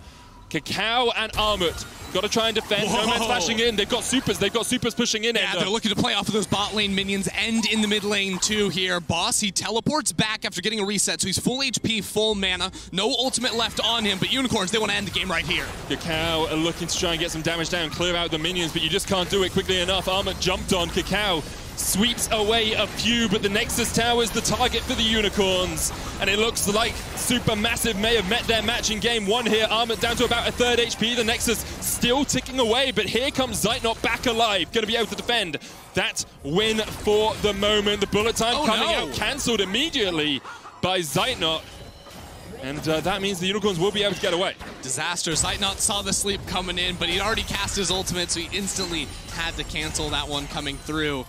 Can't say that it looks good for Supermassive stuck here in their base, down 10,000 gold without a tower remaining. But look at this. The sleep from Noman's onto Armut completely stops the engage. Snowflower gets over the sleep, but without the Malphite to come on in, the damage is delayed. Armut, they try to peel back on this right side of the team fight, but Noman's and Ananasik, they were able to turn it around after Gadget did finally go down with a 3-player advantage. They were able to push into the base for just barely, just almost the win. You can see Balulu was still able to kill Gadget at the end, but just wasn't quite enough. Snowflower was millimeters away from eating that sleep. Like, that probably would have just changed the entire complexion of the game, because the Rakan doesn't care if he's asleep as long as he's on the Twitch, right? Yeah, like, you would have gotten the CC, right? Exactly. And then Malphite could follow up with the Galio. Maybe it could be a little bit different here, but now second Baron of the game will be taken by the Unicorns, and I don't think Supermassive can get over here. Yeah, Balulu does have teleport, so he's going to try and catch that bot wave, but the Unicorns are just able to take this pretty much for free after those super minions put up a charge in the middle and the bottom lane. Inhibitor didn't fall in the top lane, Ender. That's important for us to note. The Unicorns went for the win instead of making sure that they crossed their T's and dotted their I's and took down all of those structures. Speaking of, there's Infernal Soul on the map if they wanted to go for it, but Unicorns feeling very confident, putting 5 people into the top side of the map. Sansa's going to pop in with the Blast Cone, and they could just sprint for the Nexus here. Gadget is stealthed up. Gadget has flash, has heal, has the spray and pray. There's the inhibitor down. Santos dives forward onto Zeitnot's charm comes out. There's a hero's entrance as well, but Gadget is totally untouched in this fight, and Boss is still on the front line. Bullet time coming out. Santos going to knock Zeitnot back into the fight. Armut tried to do what he can, but the shutdown comes down for Kakao. Boss is down, but Supermassive are just getting swept away by Gadget. Armut falls, a double for Ananasik. And Supermassive retreats to the safety of the fountain as Unicorns take game 1. Unicorns looking good right there. They took a couple of critical team fights around the Drake, split them up exactly like they needed to, and Gadget on that Twitch completely took over that match to carry that win. Just a few fights that really defined the game. It's kind of the story that we had yesterday with Supermassive games as well. Against Mad Lions, it was 1 or 2 fights in the mid-game that really took the match either in Supermassive's favor or out of Supermassive. Yeah, because I mean, looking at these two comps, I still really like what Supermassive had to offer. It really was that first big team fight around the Drake down there in the bot side of the map that ended up costing them so much, where Twitch got that triple kill, and Gadget, once you give him an edge, he will not let go. I think you can say that about the entirety of the Unicorns of Love. Like, the amount of aggressive invades, Santa's hex flashing underneath turrets to make sure they could get onto Zeitnot. Like, it was actually really impressive to watch how good they are at snowballing the game away from their opponents. And we've got game 2 coming shortly, but as we go to a break, let's take a look at the comms from Mad Lions versus Supermassive.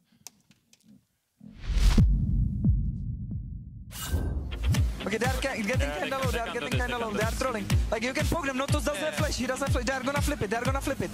I have ult in 2, I have ult in 2. I'm coming soon. Look at the graves, look at the graves, look at the graves. Okay, fuck. I got it, nice. I'm coming soon. You can run. Okay. It's fine, nice, good job.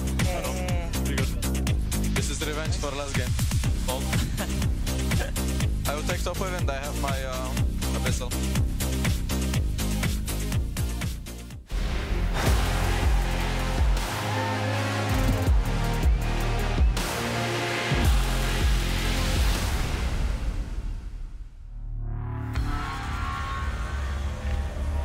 Unique, with astonishing power, unstoppable, master warriors, ready to compete, seeking glory, We live it, we breathe it. We have each other's back. Together, we become legends, icons of a new generation.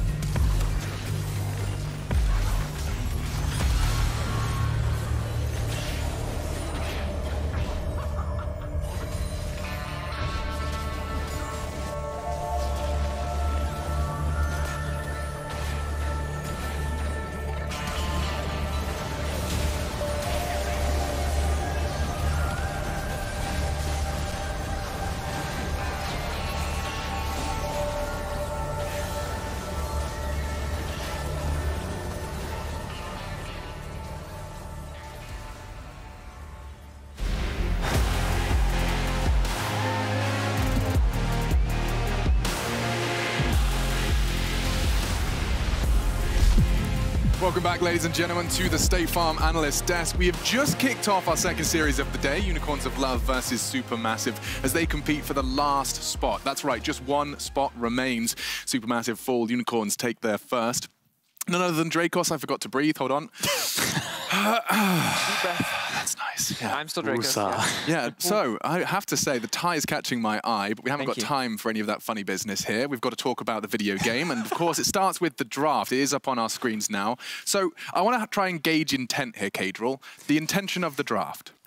So they first pick away Nidalee. I think that's been a really good pick for Ananasik. The only three outliers I see is, first of all, they gave the Twitch across to Gadget, which obviously carried the game. UOL gave the Lilia across, which I was kind of surprised by, because Kakao played like 3 or 4 Lilia games yesterday and he did really well, so I expected them to ban that out. So barring those two outliers, the Malphite pick was kind of out of place for me. You see Wukong Twitch and you think, well, just pick Malphite, I'll shut him down in the fights, but when it came to the game itself, they have Zoe and Nidalee for the Malphite. So it's not like yesterday's game where they have Renekton, Graves, Senna. In this case, they actually had answers to it, they had the damage to deal with it, and It wasn't the best pick. So just in layman's terms, the big ridiculous engage that jumps on the squishy AD carry doesn't do it when he's been eating spears and Zoe Qs throughout the game. Yeah, I think what we saw yesterday, and this to me feels like Supermassive bringing a lot of the same stuff to the table that they did versus Mad, maybe treating UOL like they're the same opponent, which did kind of bite them in this draft. But yesterday when we got to see the Malphite, it was against pretty much 4 AD champions for the Mad Lions. Today it's a very split composition. Maybe Supermassive are gambling on the fact that because there's a Nidalee and a Wukong already coming through, that UOL are going to try to go for some kind of AD mid. Lucian is, of course, up and available. Maybe that's what they're betting on, but they don't take that bait, and as a result, the Malphite is kind of just outclassed by the Wukong. Yeah, they should have picked the Malphite later in the draft. They're expecting an AD mid, so just picking Malphite on 3 basically gives UOL the information they need. It's not like a last pick Malphite like yesterday. Yeah, and I imagine when that Twitch gets ahead, it's a bit of a nightmare to contain Dracos. Once Gadget gets some help. I mean, yeah, absolutely. I think when you look at Twitch as a champion, anytime he gets to snowball ahead, it's always going to feel good. Now, he didn't immediately get to snowball out of the gate, and it felt like Supermassive were doing a good job limiting the win conditions of UOL. But all it takes is one hole in that dam, one kill over to that Twitch, and everything just falls apart. And second Supermassive gave that up, it really never felt like they had an option. They're playing a composition that is functionally a shotgun, and well, UOL, they've got guns left and right. They're like, all right, well, you're out of bullets. Well, I'll pull out this one. We got the submachine gun. This is the best analogy ever, actually. Everything. Because, yeah, they get one shot. If they hit everyone with their ultimates together, it's fine. But the Zoe can clean up a team fight if they start to win. The Twitch can clean up a team fight, and certainly did across this game. So UOL, or not UOL, Supermassive, putting themselves into a very limited scope of win conditions. Okay, so they grabbed that shotgun, and instead of using it against their opponent, they shot themselves in the foot with it. It's magnificent. Let's check out UOL's Mercedes drive to victory, though it is some big plays from Gadget. Let's check out a little Twitch frag movie. Yeah, I mean, this fight was really split. It's the first sort of Dragon fight, and Anasik does steal it away, but you can see Snowflower just misses a knock-up on the Gadget, and now that gives Gadget all the space he needs. The Galliwalt also misses, and then Blue needs to peel back to his team. Meanwhile, Boss and Santas are dealing with a lot of the AoE damage. Gadget's free hitting. All the, like you said, the shotgun's been shot.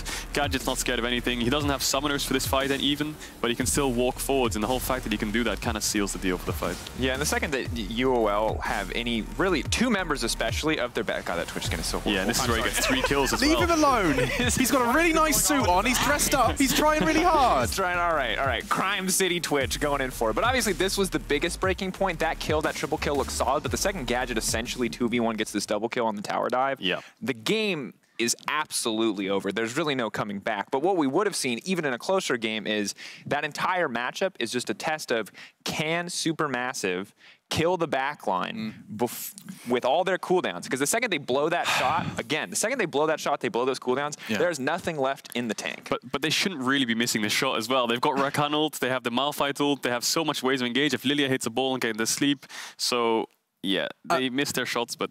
By the way, speaking of sleep, all of us in the green room didn't know that Misfortune's ult doesn't break sleep. That sounds like complete nonsense. So that was an eyebrow raiser even for Kadril, just to throw him under the bus for that one. Yeah. But regardless, Supermassive are now on the blue side for game 2. So I was wondering, how do they rejig this so as to avoid that shotgun style of play? That's words. I definitely think blue side's favored in the meta just because of the first pick potential and the basically target banning. I think they should take away the Twitch for sure. I think that's something that they probably, I mean, it's a best of 5, right? So giving them a Twitch in game 1 is fine. It's understandable when you want to bring out the Malphite. So I think banning away the Twitch, maybe first picking the Nidalee. I think Kakao's Nidalee is pretty good. Denying it from an Anasik, that could be one way of looking at it. Obviously, if Oren's open, that's definitely a good first pick as well. So I think just game 1 is poking and prodding. They found out what was working for UOL and just try and take it away. Yeah, and I think for me, it's saving that counter pick. If they're Armo, they can't put him so early on the Malphite. Like, he has been a strong point for the team, and I think just trading an early kind of weak laning phase between the Malphite and the Wukong is just not a good deal for this team. I want to see more on the top side, and if they are going to trade weak laning phases, I want it to be for comparable champions, because the Wukong just felt like it delivered more value. Additionally, the Misfortune coming in so late in the draft is fine. It's a solid bot lane matchup. You really do set yourself up for success there against the Twitch, but like,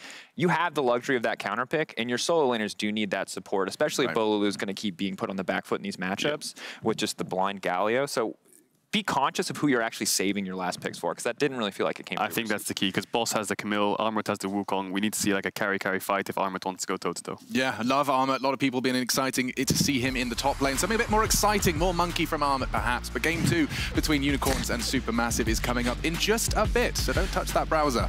Or you can.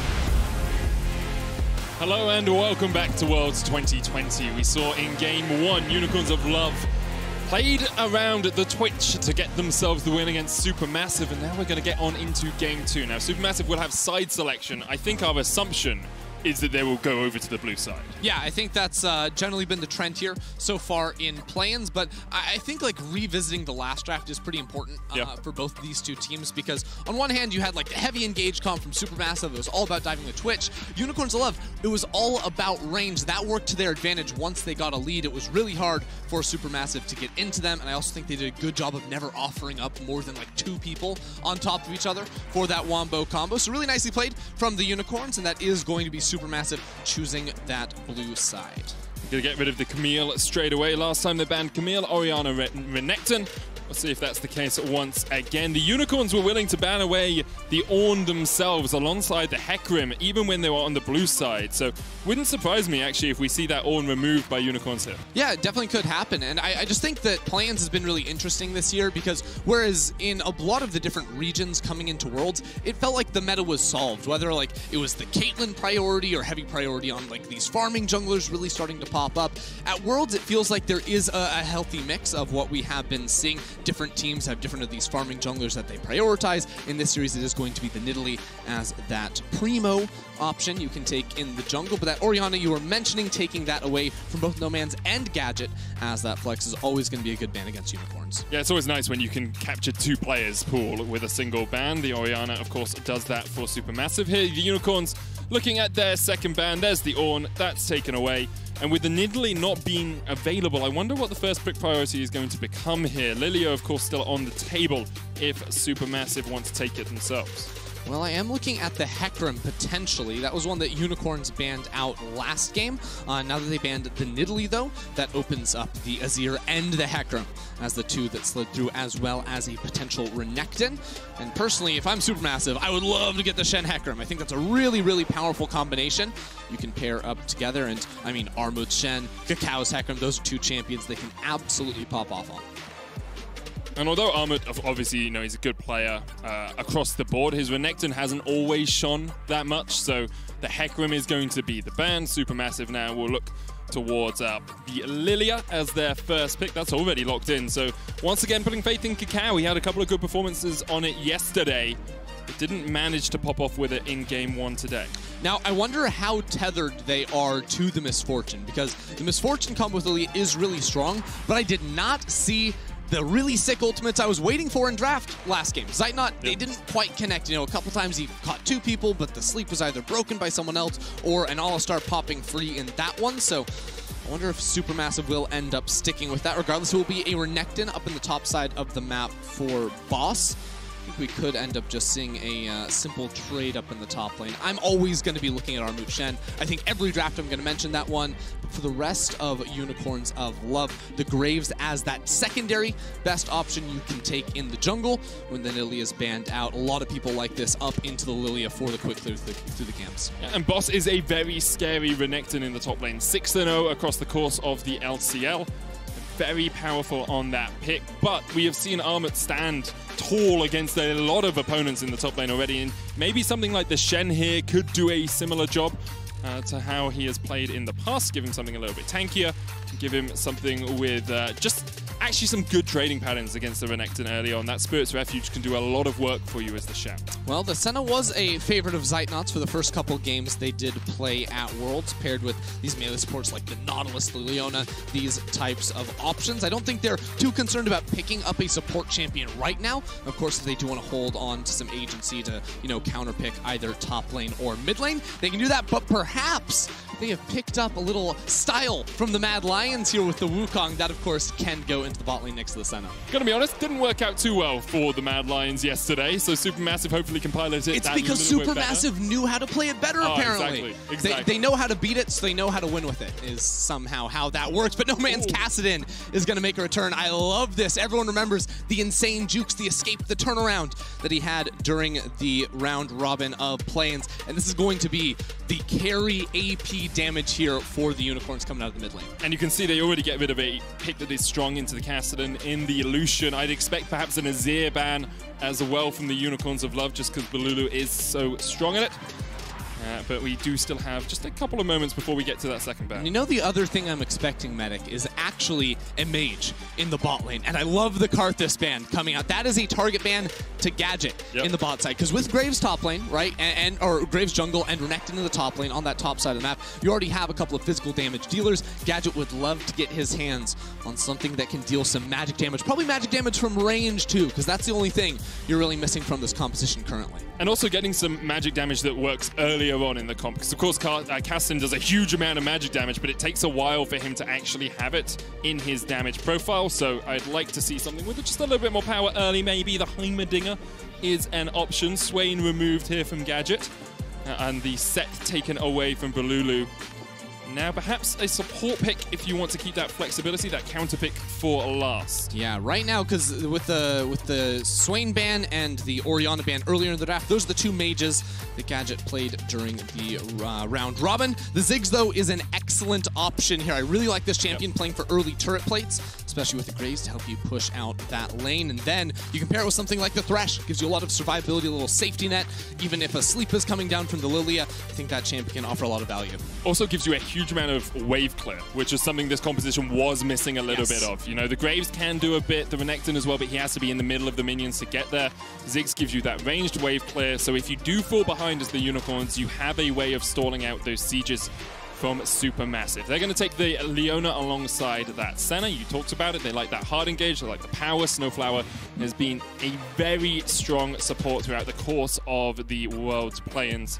Expect to see him hitting those ultimates alongside the Azir. That's actually such a powerful engage potential. You then sweep people back into the Cyclone, into the Dawning Shadow. It's very strong team fights here for the Supermassive. Supermassive have a lot of different ways they can approach a team fight. Because like you're saying, the Azir plus Leona, Wukong, like all those champions can go in, but they can also play things a little bit slow. Work with, you know, the backline damage you have, the Senna range, the sustain you have there too, Lilia's movement speed. You can kite around in these fights for a very, very long time. That being said, maybe a little bit difficult later in the game up against the Kassadin especially, so they need to find a way of locking down Nomans and making sure he cannot take over the game, because we have seen that too many times here at once. I love watching Kassadin's pop off. I'm going to be honest, it's incredibly fun to watch. We saw it earlier on today with LGD taking down Legacy from the OPL, and perhaps we'll see it here as the Unicorns are going to take the Alistar as their final pick. Gives you a little bit more engaged, gives you a bit of a tanky front line, which works. And not the most powerful into Leona, because Leona can kind of just Zenith Blade through you if she wants, but also can be... If she Zenith Blades, you then knock her away. Assuming the Zenith Blade is still about to connect, you just fly all the way back onto whoever that sword has gone through. I'll be honest, like 2 games in a row now, I do like the approach that Supermassive is coming into the game with, especially whenever you see a Graves picked early on. As much zone control as you can get in the range, you can get to contest him. The Azir, the Senna, likely with the Glacial Augment, it becomes really hard for him to execute within these team fights. So I actually think this is a game where we're focused a little bit less on Ananasik outside of the early game. You know, later on in the game, it's going to be harder for him. But this is a game where No Man's on that cast, and we've seen him carry with it before, and he very well could do it again. See Sheepy with a smile on his face, and right to have one. They went almost undefeated through their summer season, did the Unicorns of Love, losing only 1 game in playoffs to Gambit Gaming. On the other side, Supermassive had a little bit more of a turbulent affair. 3-2, 5-game series against 5 Ronin in their finals, but they will be looking to strike back here as they are 1-0 down. And they're used to the 5-game series. You know, they had to play one yesterday, Medic. So 1 loss is not time to, you know, throw the towel out or whatever the phrase is. It's not time to give up. Throw in the towel? Throw in the towel. That's the one. Blow out the candles. Any of those great things you can toss in there. No. Supermassive are a strong, strong team here and looking to challenge Unicorns again. Game 1, it was a very close game. I do think Unicorns carried away with it past that 15-minute mark, but close one nonetheless. These games are going to be bloody. Expect a lot of action, especially with these champions. And I'm really curious to see how Unicorns can move the Ziggs around the map. Gadget's Ziggs is a sight to behold a lot of the time. And we are going to jump on into Summoner's Rift. So eyes on No Man's, of course. Tick-tock, the clock is ticking. 1 out of 16 so far, I'm sure, is the spam in Twitch chat.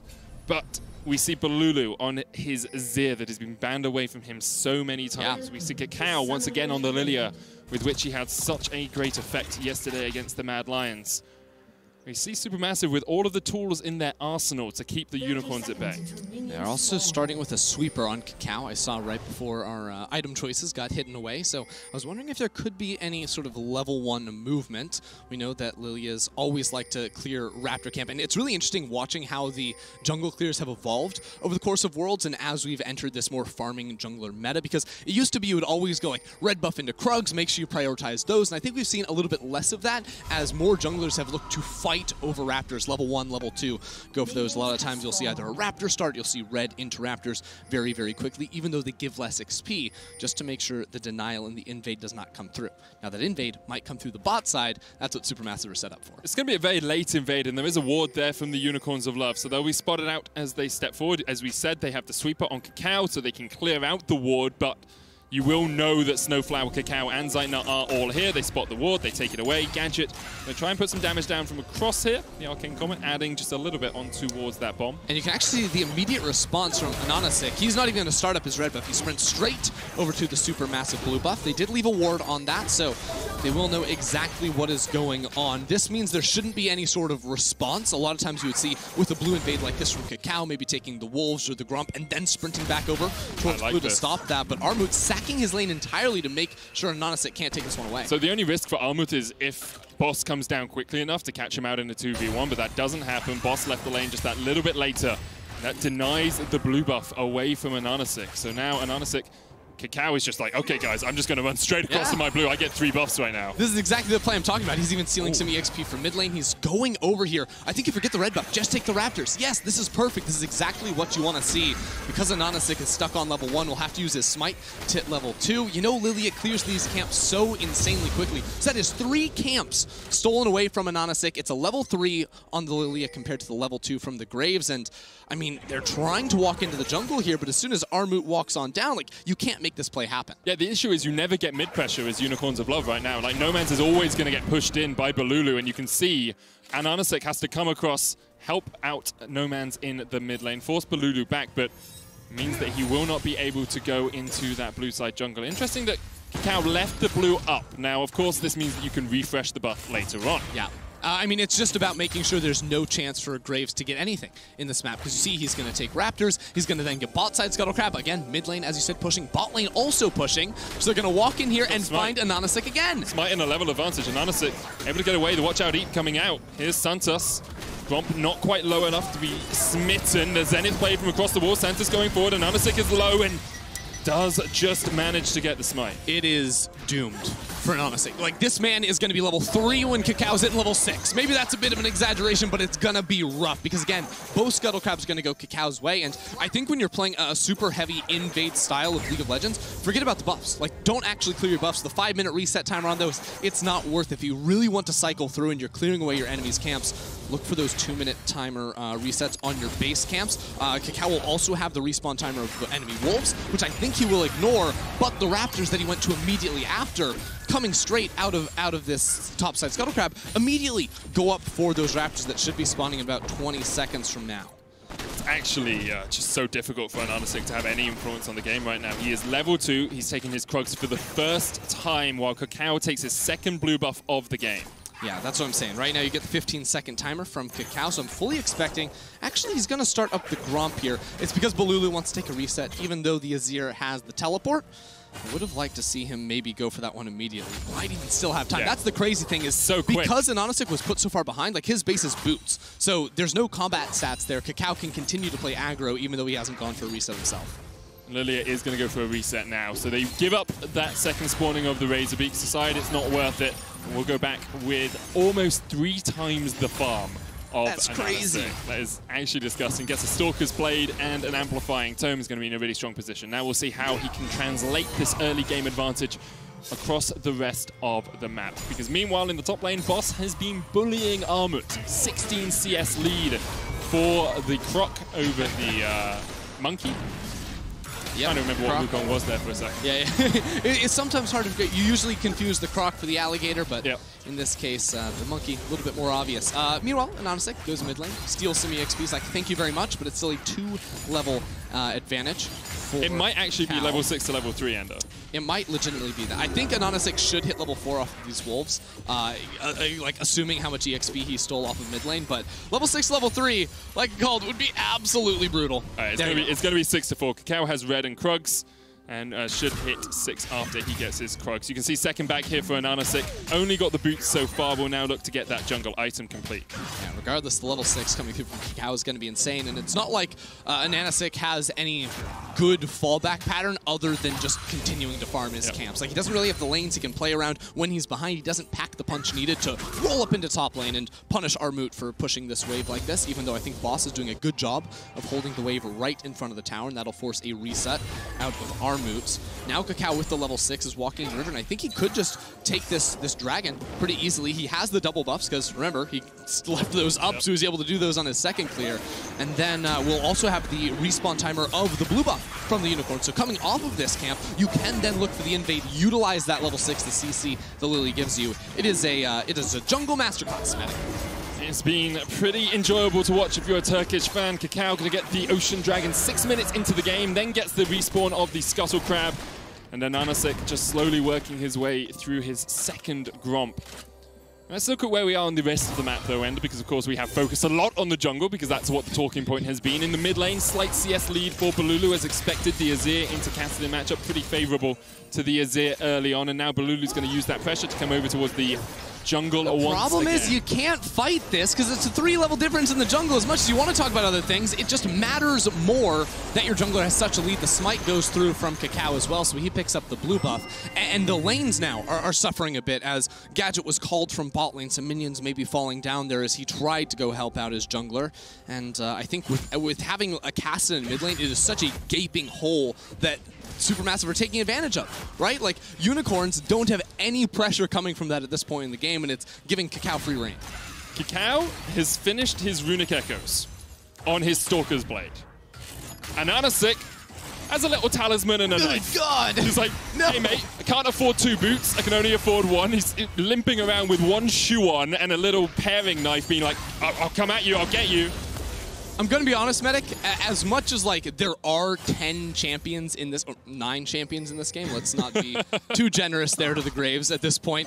Like, it really is just about the jungle and how Kakao can use this. So I do think it's worth continuing to focus, because now we're seeing Kakao with that level 7 just running into these objectives. And he's free to do this without calling his lanes over because of the power he has. And I want to do a little rewind as we see him start the Rift Herald up, because you can wonder exactly how this happened, right? They got the invade on the blue buff, and Anonisic knew it was happening. He was like, okay, I'm going to go to the blue. And you have to give so much credit to Armut, because he came down from the top lane, sacked some early CS, and then stopped Anonisic from taking that blue, and it's all gone from there. Exactly. It's been a team-wide effort. So Kakao has kind of been cheating because, again, he had Armut. He even had Zeitnot and Snowflower help him out with the invade initially. Anonisic has been on his own. Everything that he's had his laners help him out with has been very, very reactive. It was not well thought through, and I think he was definitely caught off by surprise with how the early game did end up panning out. So while there are no kills in this game, the gold is not actually blown open that wide, because I think top lane you see a decent CS lead for Boss on this winning matchup in the Renekton. He even has minions to pick up onto his tower. We are going to see Supermassive picking up these Drakes very quickly with the mountain spawning in 2.5 minutes, and hopefully Kakao can find a way to utilize his ultimate, because we haven't actually seen him do anything proactive other than PvE. PvE is very difficult from time to time. This is his 4th Scuttle Crab of the game, I believe. Yeah, because he got the first 2. Yep, and Anonisic has none. Blue buff will be up for Kakao. 2 minutes, as you say, on the Mountain Dragon. We'll give credit to Gadget in the bottom lane. He's been able to push in that wave, get himself a plate. That second plate is very shortly to follow. And Anonisic is trying to get some jungle of his own, some counter-jungling done. Still that 2-level disadvantage, but teaming up with Santos will give him an extra man to help out. This is a really good move, using Santos first on the reset to help get some vision and spot out the Lilia. Maybe it can protect on the next blue buff invade, but there's 3 people here. Flash, Zenith Blade, collateral damage used to try and get away, and Anonisic just able to flash out of the back of it. Santos going to pop the Unbreakable Will to try and get away, and will flash the wall.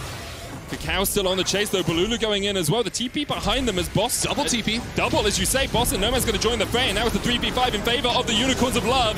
The Emperor's Divide will knock back one, but Balulu should be sure to follow. First kill goes down. Nomad's gets it. Boss now in the middle of them all as Cycling comes out from Armut. He takes down Santa. Snowflower still alive somehow. Double to Nomad's, though. And another kill goes over to Boss. And Supermassive, maybe they dived a little bit too greedily. Armut's going to get a kill. But Nomad's is looking for his third of the bite. Gets it. A triple to Kassadin. An ace to the Unicorns. And just like that, the game blows up. Forget the early game. Unicorns will beat you in the fight right now. Supermassive, they thought it was just one TP because Armut did not come in quickly enough. It was actually two right there. Nomad's now with 3 kills on the Kassadin. It's a disaster in the river once again. And absolutely incredible for Unicorns. In fact, I believe this is kind of deja vu as I watched the Nomad's game before. He got a triple on the Kassadin in the bottom river.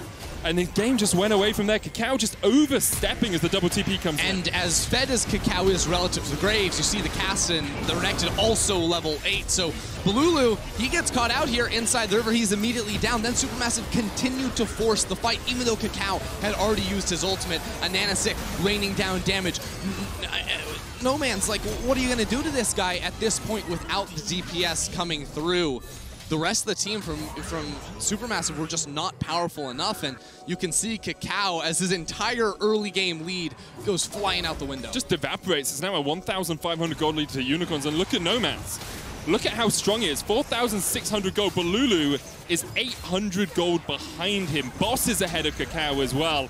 And although Ananasix sits very sadly at the bottom of the chart, apart from the supports, he is well aware of the knowledge that his team is now ahead. Scaling, you've already got the Rod of Ages complete on Nomad's. Archangel stuff on its way for Gadget. He's completed the Seraphs. And in such a strong position. Riftho is going to be popped down mid here to try and keep Nomad's in this lane. Supermassive still winning the objective game in terms of those neutrals, so we'll be able to pick up some damage and some plate money off of this mid lane tower. But at the same time, Ziggs is pushing bot side. Boss gets sleepy. He's going to flash across the wall. Will be safe. Of course, Kakao burnt his flash in the last fight. But look at this. Like, the Rift Herald is used in mid lane. Unicorns will have to clear it away. And Ziggs is down bot side like, hey guys, by the way, my passive does a lot of damage to towers. And my W nukes them. 2 plates right there, just instantly going to be deleted down there. He's solo as well, so he just got a huge influx of gold. He's been very quiet throughout this game. He got those 4 assists roaming up through the river, but now he's going to be a force to be reckoned with. And as much as you can say it's great for Supermassive, we talked about it, they got the early objectives. They were able to get a Rift Herald. They got 2 dragons. They can look for this next Rift Herald as well.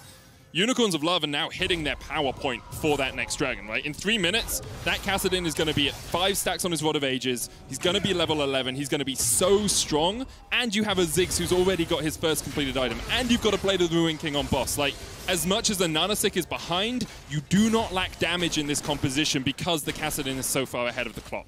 Yeah, and I mean, even with Armut getting the, in theory, he got to see the Renekton picked early, and he took the Wukong into this matchup. Boss has been having a great time up there. Sure, the kills have come through the team fight down in that outside river, but was able to build up a CS advantage and have a lot of pressure in this matchup as well. Now we've seen Unicorns split into, you know, the 1-2-1 with Graves roaming around inside of the jungle, and I love this. As soon as the bot lane tower falls, you want to see the Ziggs get around the map and see if he can potentially pick up some plates. The plates are about to fall.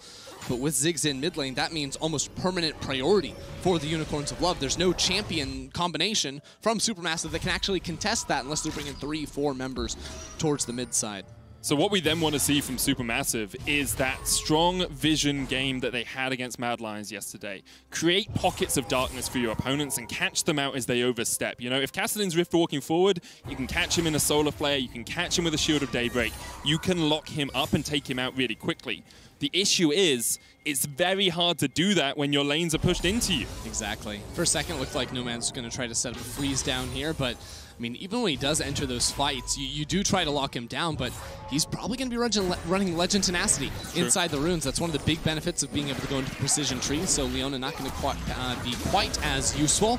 Supermassive, again, completely focused on these topside objectives, and Unicorns, they're here to flip it on the Herald again. All 5 members coming in. Will it be a flip or will it be a flop here for the Unicorns as they look for the fight? Boss caught off towards the top side as Armut jumps onto him. The sleep's going to go down. The Lilting Lullaby used only for the croc, and yep, he goes down. Santa's now in the front line as the Emperor's Divide pushes him away. Supermassive all ticking down on health, about half on every single player. Zeitnot had to use his flash as well to get, sorry, his heal to get away from Yeah, exactly. No Man's jumped on him, so he's completely zoned away. Now Balulu and Armut are trying to run from this one. Santis has a good flank to come around. They are going to path. They're going to split up and look for the executes. Whoa! Oh, collateral damage. Oh, hits him and he still flashes.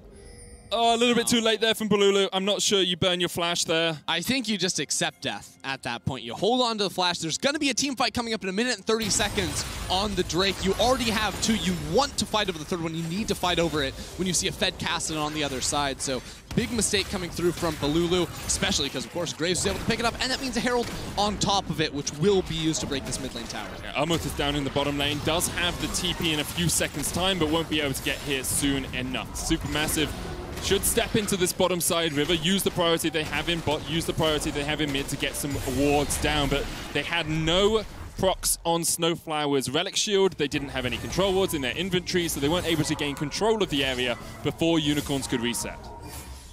Coming into this fight, it is literally just components for Supermassive, even coming off the reset, because Armut delayed, you know, that Trinity Force with the Tiamat, the Ninja Tobbies, as well as a second Doran's item. Like, Boss, he's got his Blade of the Ruined King and almost his Cleaver on top of that. So it's a big difference in terms of what the top laners can provide. Level 11 for Nectin makes him almost unkillable in the river against champions with not, you know, fully completed items, you know, without the Leandre's finished off and potentially in Nashor's either, so this fight may not even be the best option here for Supermassive. Gadget, on the other hand, thinks it is, because he just got a book. Yep, he is an avid reader. He's been going to the library and asking what your favorite books are each day, and today it is the Medjai's, the Book of Death. Or a death note sometimes for your opponents as you continue to land bouncing bombs. And I think that the issue I have with Supermassive right now is it might not be the best fight, but you kind of have to take it because you want to keep the clock ticking on this Infernal Soul as you catch out Boss. There's one. That's a great pick for them as No Man's was in the top lane and decided not to teleport in. Infernal Dragon started up by Supermassive as the Unicorns actually look to disengage. They can't do this. It's only going to be a steal opportunity here for Nanasik. 20 seconds Solar Flare on Gadget. Zenith Blade going in as well. Cow trying to do what he can. Here's the TP. No Man's going to join the fray now. Off towards the top side of the fight is Balulu. He's looking for a flank. He's on a control ward. No Man's going to jump forward. The blast cone is there, but No Man's can still chase. He now has a flank of his own as the Unicorns. Boss is alive in 5. Look to dive in. Boss alive in 5. As you say, he's going to rejoin this fray. In just a moment's time, the Infernal Dragon TP behind. resets once again. Boss has the TP. Cacao doesn't have the Lilton Lullaby back, and now Boss has the flank position on the Renekton. He's diving forward with the slice and dice. Cacao goes down, and Nanasik will get that kill. Armut's killed Santos, but No Man's is just popping the hell off.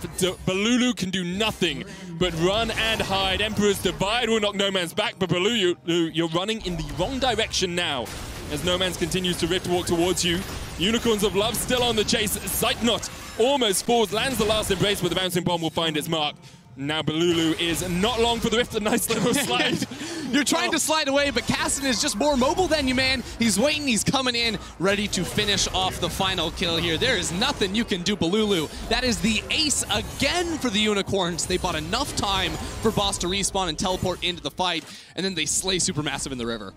And 12 stacks in the book. 12 pages to read through as Gadget continues to scale up on this Ziggs. The Rod of Age is almost complete for No Man's as the sleep comes down here onto a Nanasik. Cacao and Snowflower trying to team up there. Mega Inferno Bomb just absolutely nukes Cacao. Death from above there from Gadget. Snowflower unable to save his teammate. What a fight right there from the Unicorns, because it looked bad. It was a 4v5. It was almost like, just leave No Man's in the top lane. It doesn't matter, but they were able to kite out for so long, get the Drake to reset, and then Boss comes in around on the flank. Boss's impact wasn't even that felt as he jumped over the wall to try and turn this around, but then the backline of Supermassive, like, they just get jumped on. They get instantly broken down.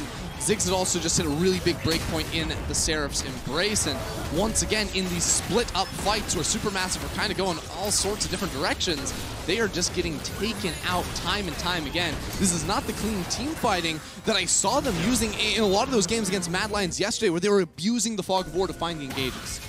Armut's going to try and abuse some vision control in the bottom lane. Seed Cyclones onto No Man's. No Man's will have the Rift, or gets out of the Emperor's Divide with the last Embrace, finds the shutdown. Zeitnot able to take that kill. A good little play there from Supermassive to try and get something back on the board. I will give credit as well to Gadget in those team fights. Like, his ability to control zones of the map with this Ziggs is absolutely devastating. It becomes so difficult to get onto that backline if there's a satchel charge in your way. Exactly, and it's one of the ways to combat with the insane range that Supermassive's composition has with the Azir and the Sennas. You just put down those minefields, spam out those bouncing bombs, rather, and keep them off of your tail here. And with 16 stacks of Mejais, with the Leandries coming through, finished off Seraphs, there's not really that much threat onto him in the backline. It is really just Armut diving in, and he's still, 20 minutes in, does not have a Trinity Force complete. So say what you will about No Man's 13 out of 16, 5 kills already, really approaching that deadline. Gadget is almost a bigger threat in terms of you're never going to be able to reach him reliably. Becomes so difficult for Supermassive. Feels like the scaling clock is ticking. Of course, Azir and Senna can do a huge amount in the late game. If you can find a pick, if you can find a good fight, that Solar Flare can find its mark, you can just demolish someone. But right now, Supermassive 4,000 gold behind, and they lost that last dragon, so they don't even have the soul coming up in 2 minutes' time.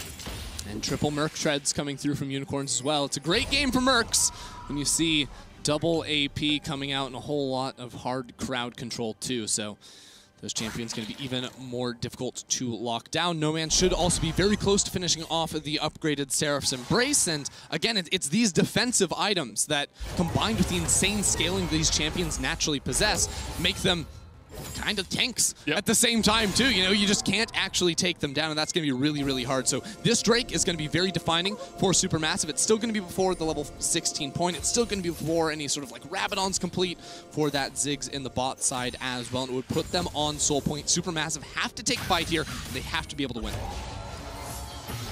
It's going to be such a difficult task for them. Balulu's still only sitting on a Nash's tooth. We haven't really seen his itemization that much, but he is miles up behind the clock. When you look at No Man's already got that Seraphs and the Rod of Ages complete.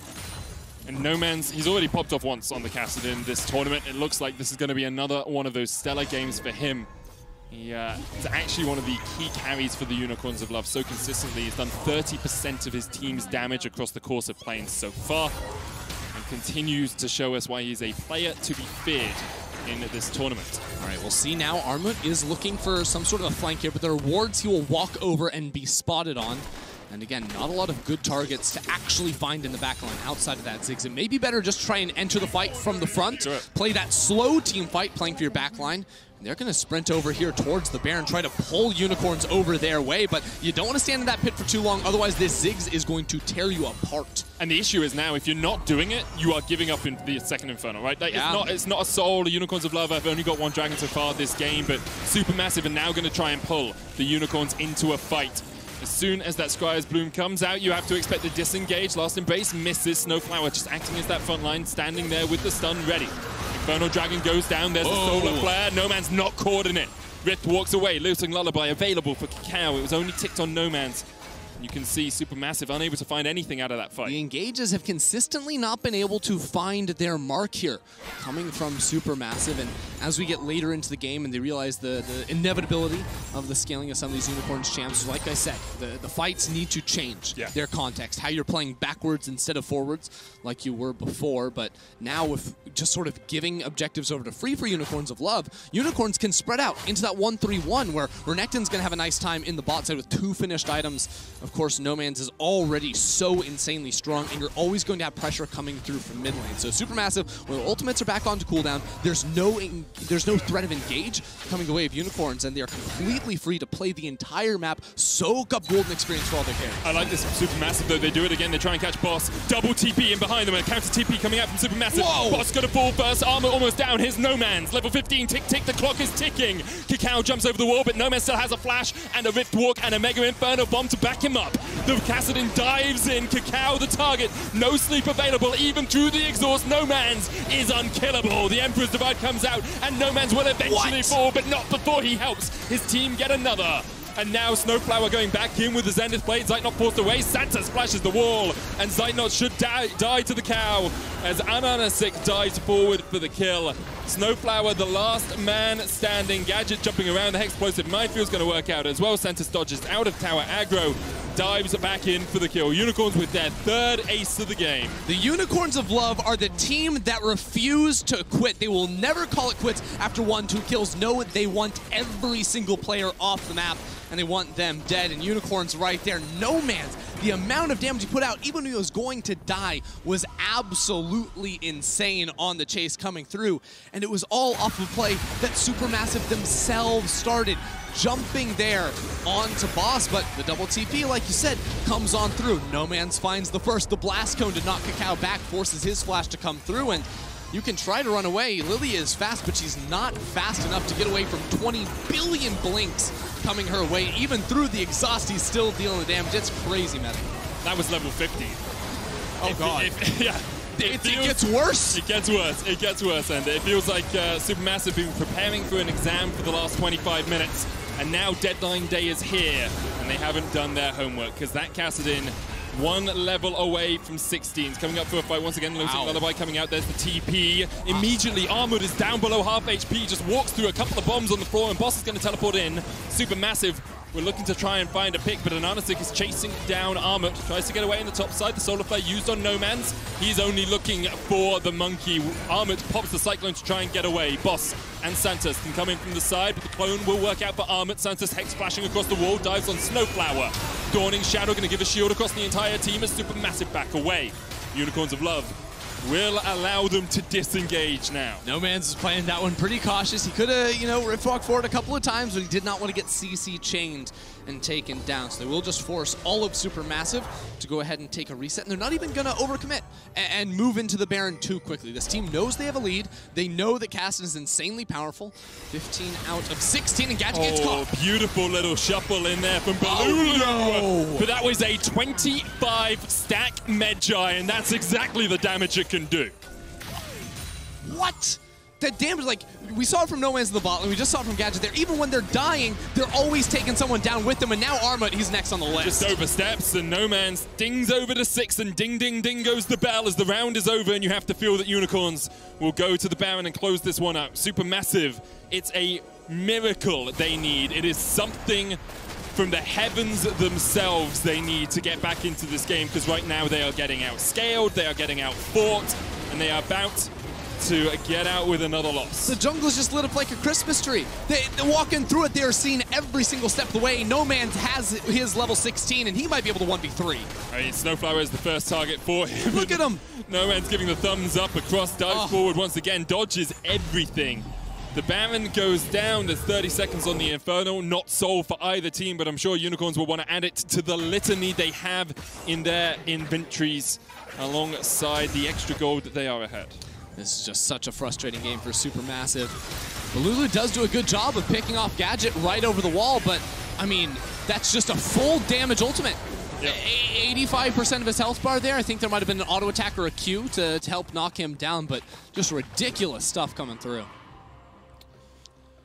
And as you say, it's just such a difficult game for Supermassive, right? Like, there was that one fight, like in the first game, there was that one fight where the Twitch got ahead. Because it started off so well for them. Cacao was so far ahead. Had a 2-3 level advantage. It was insane, but they keep getting out team fought in the river around the dragon by Unicorns of Love. We know Unicorns are a scrappy team. They love to team fight. That was one of their big strengths in their region, and now Supermassive don't seem to have the answer against the Unicorn machine. And you wonder perhaps if there is a degree of exhaustion in them. Like, they played a full 5-game series yesterday. They fought back after losing fights like that. They were able to take Mad Lions and really just force them into so many difficult situations. And now Unicorns are doing that to Supermassive, and it feels like Supermassive just can't quite find that fight back that they had yesterday. And start chugging the Red Bull if you need some energy here, because Supermassive about to go down 2-0. Match point for Unicorns. Unicorns with 3 Infernals and the base about to break. It's their time. Last year against Splice, they went 2-3. They almost took down the European 3rd seed. This year against Supermassive, they are looking to go 2-0 up, 1 game away from groups. The last time we saw a Commonwealth of Independent States team in Worlds Group was 2016, and we all remember the names of Albus, Nox. Yes, sir. We all remember what they did. The Unicorns trying to show they are the best team in the region. They are the best team the region perhaps has made in a very long time. That middle lane inhibitor exposed. Boss up here solo in the top lane, able to knock this one down, and No Man's virtually uncontested. Lulu's doing his best trying to clear away the minions. In the mid side, Anasik took so much damage, but the ultimate comes through and is dodged away by Zeitnot. Again, that bomb will instantly kill the backliners of Supermassive. Yeah, Void Staff can play alongside 15 stacks in that Medjai's, makes it so difficult to do anything against it. Inhibitor down in the mid lane. Unicorn's going to bring in the bot wave, but that's actually not the largest wave in the world. It's only got that single cannon in it. Hasn't been stacked up. And it's a Zig Siege. These towers will instantly get blown up. There is no defense for Supermassive, and their engage options, all they really have is the Leona at this point. Balulu could commit with his flash, but he's not going to be able to do that.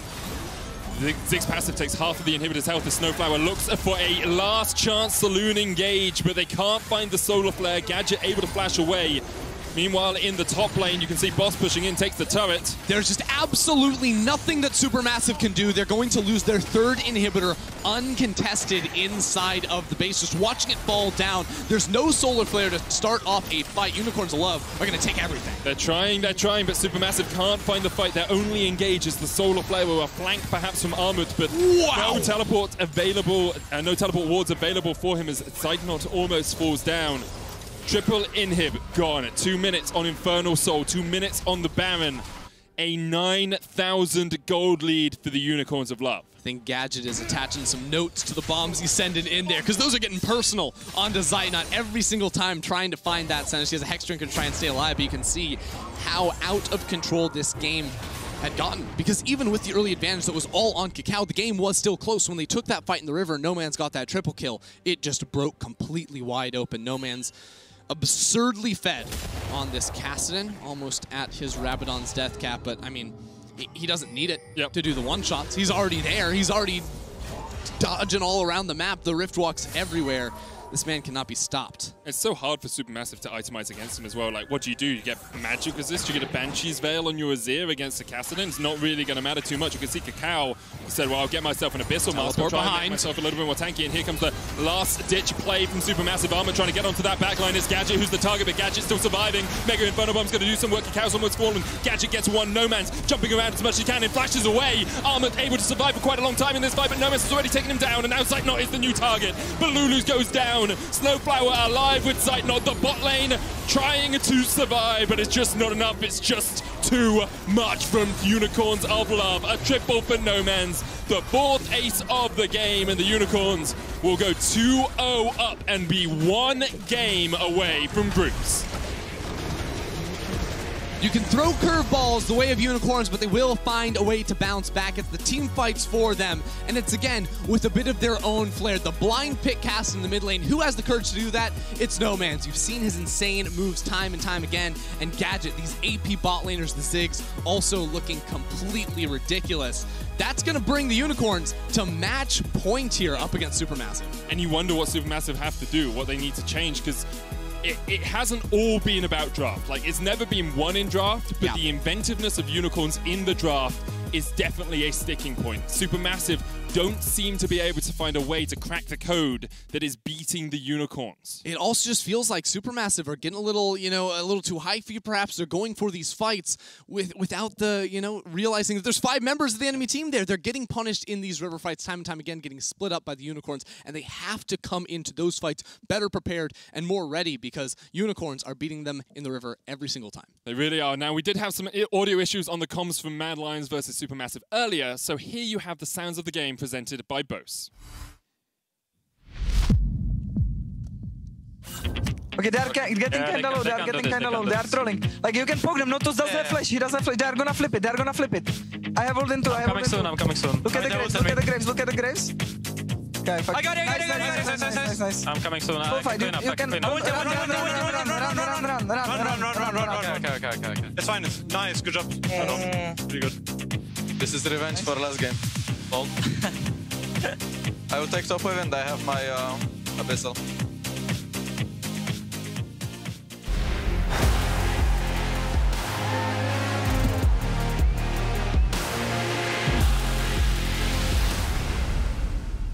Hey Mercedes, legends run wild, each one unique.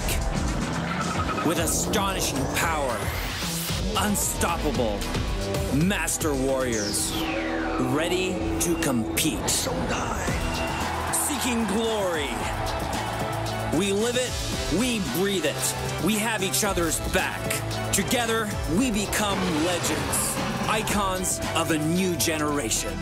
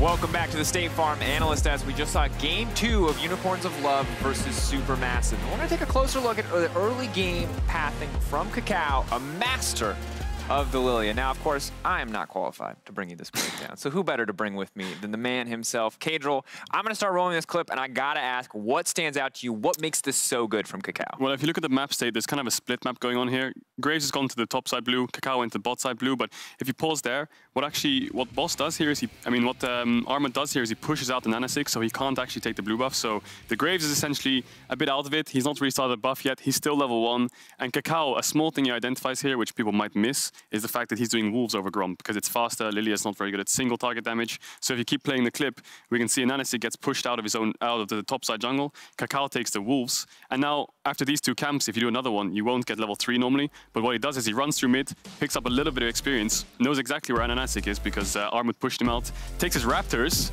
then gets level 3 as well, knows he's on the red buff. So now Cacao, most junglers would just full clear, right? But what Cacao does, keeps his move speed buff up, runs back towards the bot side, does take the Wolves as well, but now Ananasik shows on mid, so now Kakao knows. Not only have I taken his bot side camps, I can take bot crab as well, and then take the top crab. So he finishes two more camps, he's close to level 4, so the whole thing I want to focus on here is what Kakao does is he brings support with him. If you pause there, what Kakao's kind of identified here is once he's taken away the Wolves, he's taken away the blue, he took away the Raptors, that's 3 camps.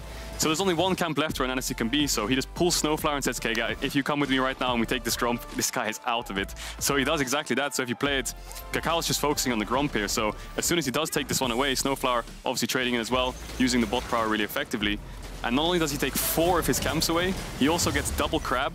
And then he gets a 2-level, 3-level lead in the first 6 minutes of the game. It was completely illegal. Honestly, this was one of the most disgusting early jungle advantages I think we have ever seen, and definitely the most disgusting one that we've seen at Worlds 2020 so far. Now, despite all of that, despite this incredible, massive lead, despite how Ananasik probably wanted to say GG go next in 5 minutes, it was, of course, still at the end of the day a UOL win. Now this is the time where we need to talk, Machine. Hi! About what the hell happens next? Come hang out. How do they do it? Yeah, I mean, that is the question, Dracos. Thank you very much. I thoroughly enjoyed that. Well, I don't know why we didn't do it all the time. Well, see, the thing is that me and you, we're kind of here to push the pause buttons. Yeah. We're here to read the prompter. Yeah. And Caedrel's kind of here to tell us what's actually happening. Yeah, okay. That's kind of the That's layout. kind of how it goes, I guess. Yeah, but I mean, with this jungle lead, they couldn't close it out. I think the cast-in was a bit broken. It does look at, but okay, so just fill me in. Dracos, remember we did that content piece? Yeah, we did. Yeah, and I sat there and you were like, okay, so the only bit of the script you have to do is say, yeah, but what about the first 15 levels, right? Yeah. That was the only thing I had to say. That's true. Because that was your super weapon as level 16 Cassidin. Weapon, yes. But I've watched No Man's twice now in the mid-game, for lack of a better word. Yeah. Like, we're talking 20, 25 minutes, and he's already finding triple kills on a cast.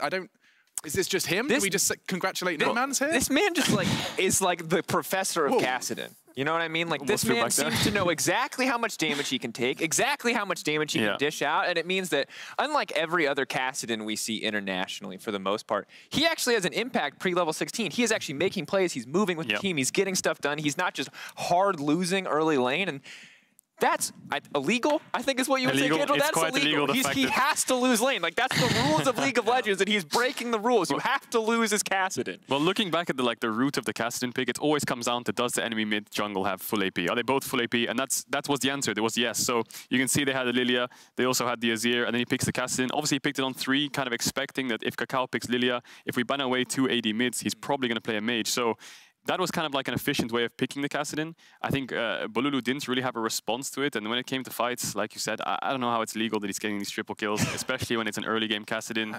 And I don't know, it's kind of like a worrisome trend now for the side of Supermassive, because do you first pick the Lilia or the Nidalee and then go an AP mid as well, and then give them the Cassidin option again, or do you ban it out? Like, now they're really in their heads, I'm sure of it. Yeah, because I think the difficult thing right now is that from what we've seen from Bolulu, yes, he can play the Azir to a very high level, wasn't enough in this game, but for the most part, they've been putting him on very defensive mid lane options, and almost every single defensive mid lane option outside of a champion like the Set is an AP champion. Yeah. And defensive options usually aren't very strong lane bullies. Yes, they can push in the Set and the Galio, but they're not going to bully Cassidin out of lane. That means that they're setting up for Cassidin pretty much every game if they continue to draft the way they're drafting. And it feels like Supermassive is covering most of the potholes that UOL, like the curveballs they might throw at them, right? They've banned away the Swain, they're banning away cards, they're banning away Twitch, but they have Cassidin to deal with. So now that you're 2-0 down and UOL's throwing all these crazy picks at you, it's like, I'm sure UOL is in their head. I'm sure of it. So this genuine question here, do you, if you're UOL and you're 2-0 up, you're 1 game away from Wilds, like straight up just doing what no one from your region has done before. If you're in that state of mind,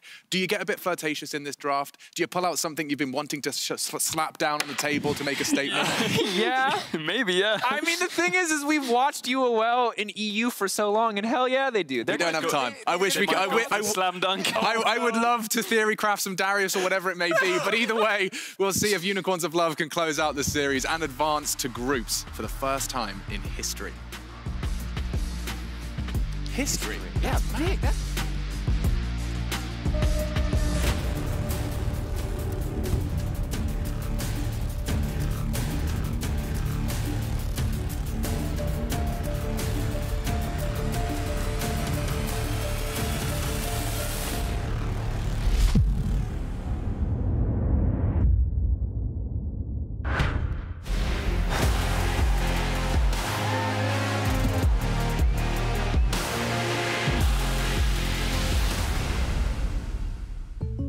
Jake from State Farm. I would like to formally extend my gratitude for the Russell rate on my insurance. Do you mean surprisingly great rates from State Farm?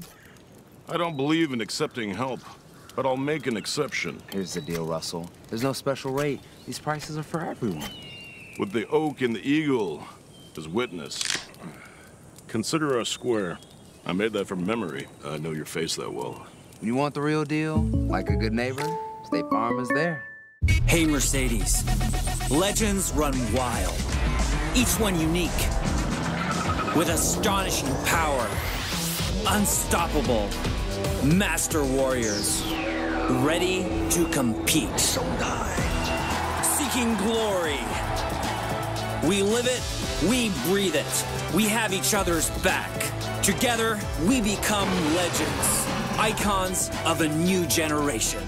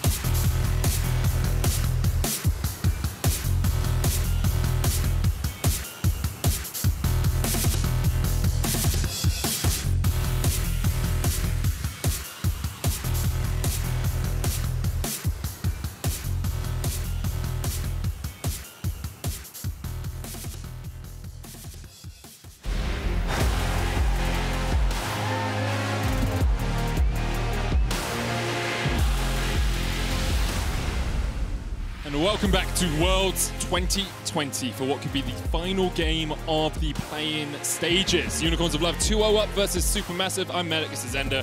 We've been here all along. Why haven't you guys been here? You've been missing out. It's been great performance from the Unicorns so far, especially No Man's on his Cassidy in the last game. His Cassidy was sick. It was nasty. It was too much for Supermassive to deal with. And I feel like we've seen it a couple times now where we have these fights around the 10-minute mark inside the river at a Drake, and Supermassive, who were winning the early game, it gets spun completely around on them. So you come into this draft, and Supermassive, I believe, did end up choosing the red side to return to that side after game 1. But this isn't a situation where I think you radicalize the draft and you completely change that. This is a situation where you need to clean up your play in-game because Supermassive is a good team fighting team. They just have not been showing it on the day. And it's been difficult because the Unicorns have been so willing to take skirmishes, so willing to take fights when they're at a disadvantage. You look at the last game, they were 2,000 gold behind when they took the fight in the river, and they were still able to find their mark, able to find their man, and get those kills. Ornn banned away here by the Unicorns of Love on the blue side. Renekton removed from Boss. He had a pretty strong performance on the last game, even if he wasn't the key carry for the Unicorns. Yeah, I think he had a great time up in the top lane in a matchup we were expecting coming in. Like, we know Boss is a good player, but Armut has been playing like a god in play-ins. You know, was really expecting to see him pop off, but that just has not happened. Has not had some great matchups in the top lane, and it just really has not been about that area of the map. It's been about the jungle. It's been about the bot lane too, with picks like the Twitch and the Ziggs absolutely popping off a couple times in a row for Gadget. So the last time we saw the Unicorns on the blue side and Supermassive on the red, Unicorns got rid of Azir, Hecarim, and Ornn. Supermassive removed the Renekton, the Orianna, and then the Camille as their final ban.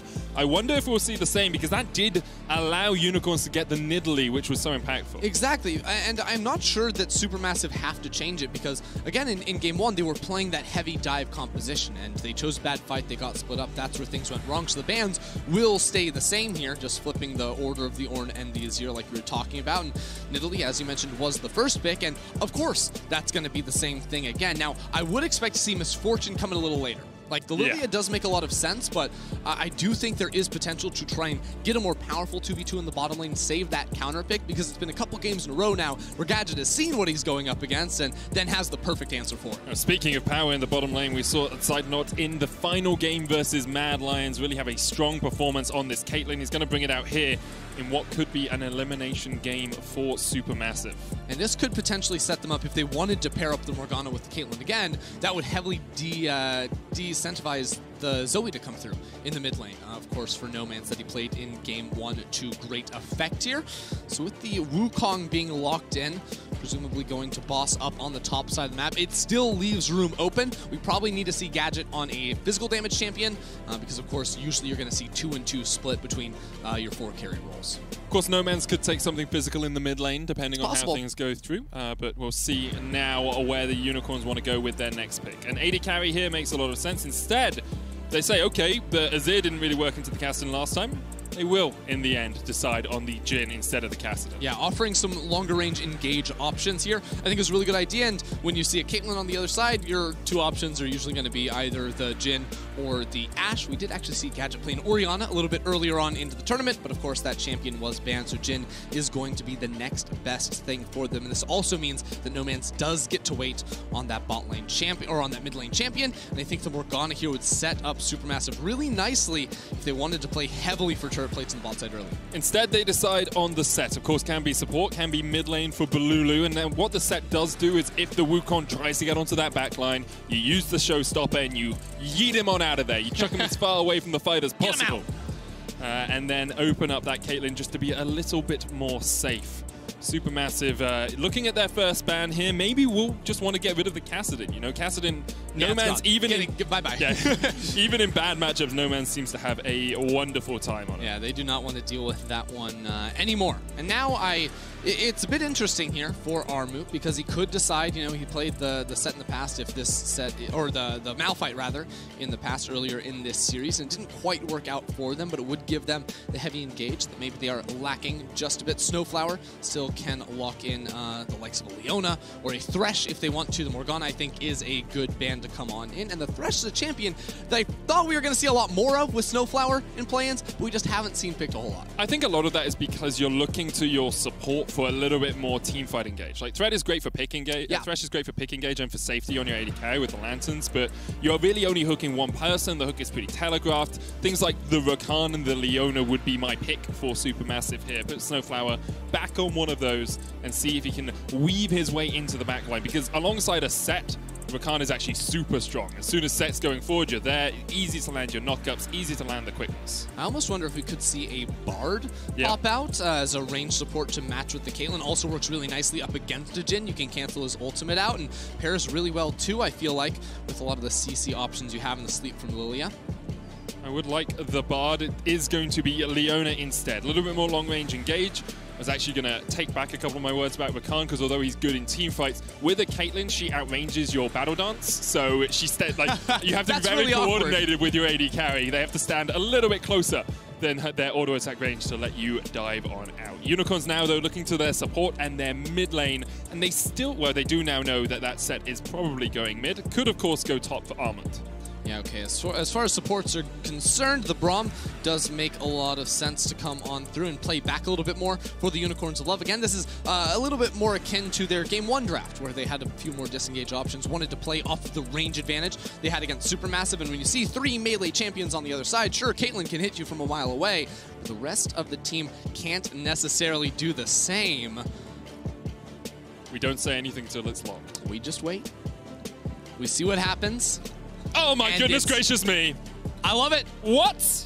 So this Vayne pick is going to be following Set wherever it goes, because Set now is either confirmed in top lane or mid lane, and I think you're just going to put it in whichever lane is best. Wukong can go into the opposite one here if they try to mix things up, because I don't think Vayne wants to lane into the Vladimir, or whatever does end up getting locked in here for Supermassive. This is a bit of a wild pick now, and if you go the tank route for Armut, like again, this Vayne can have so much value. Now there's a lot of CC that can be thrown her way, and that's not the easiest thing to deal with in the team fights, but in terms of her tank shredding ability, that is insanely powerful, and she has the tools to try and dodge away from some of the more predictable CCs. But who is going to pilot the Vayne as well? Like, do you put it on your mid laner? Do you put it on your traditional AD carry player?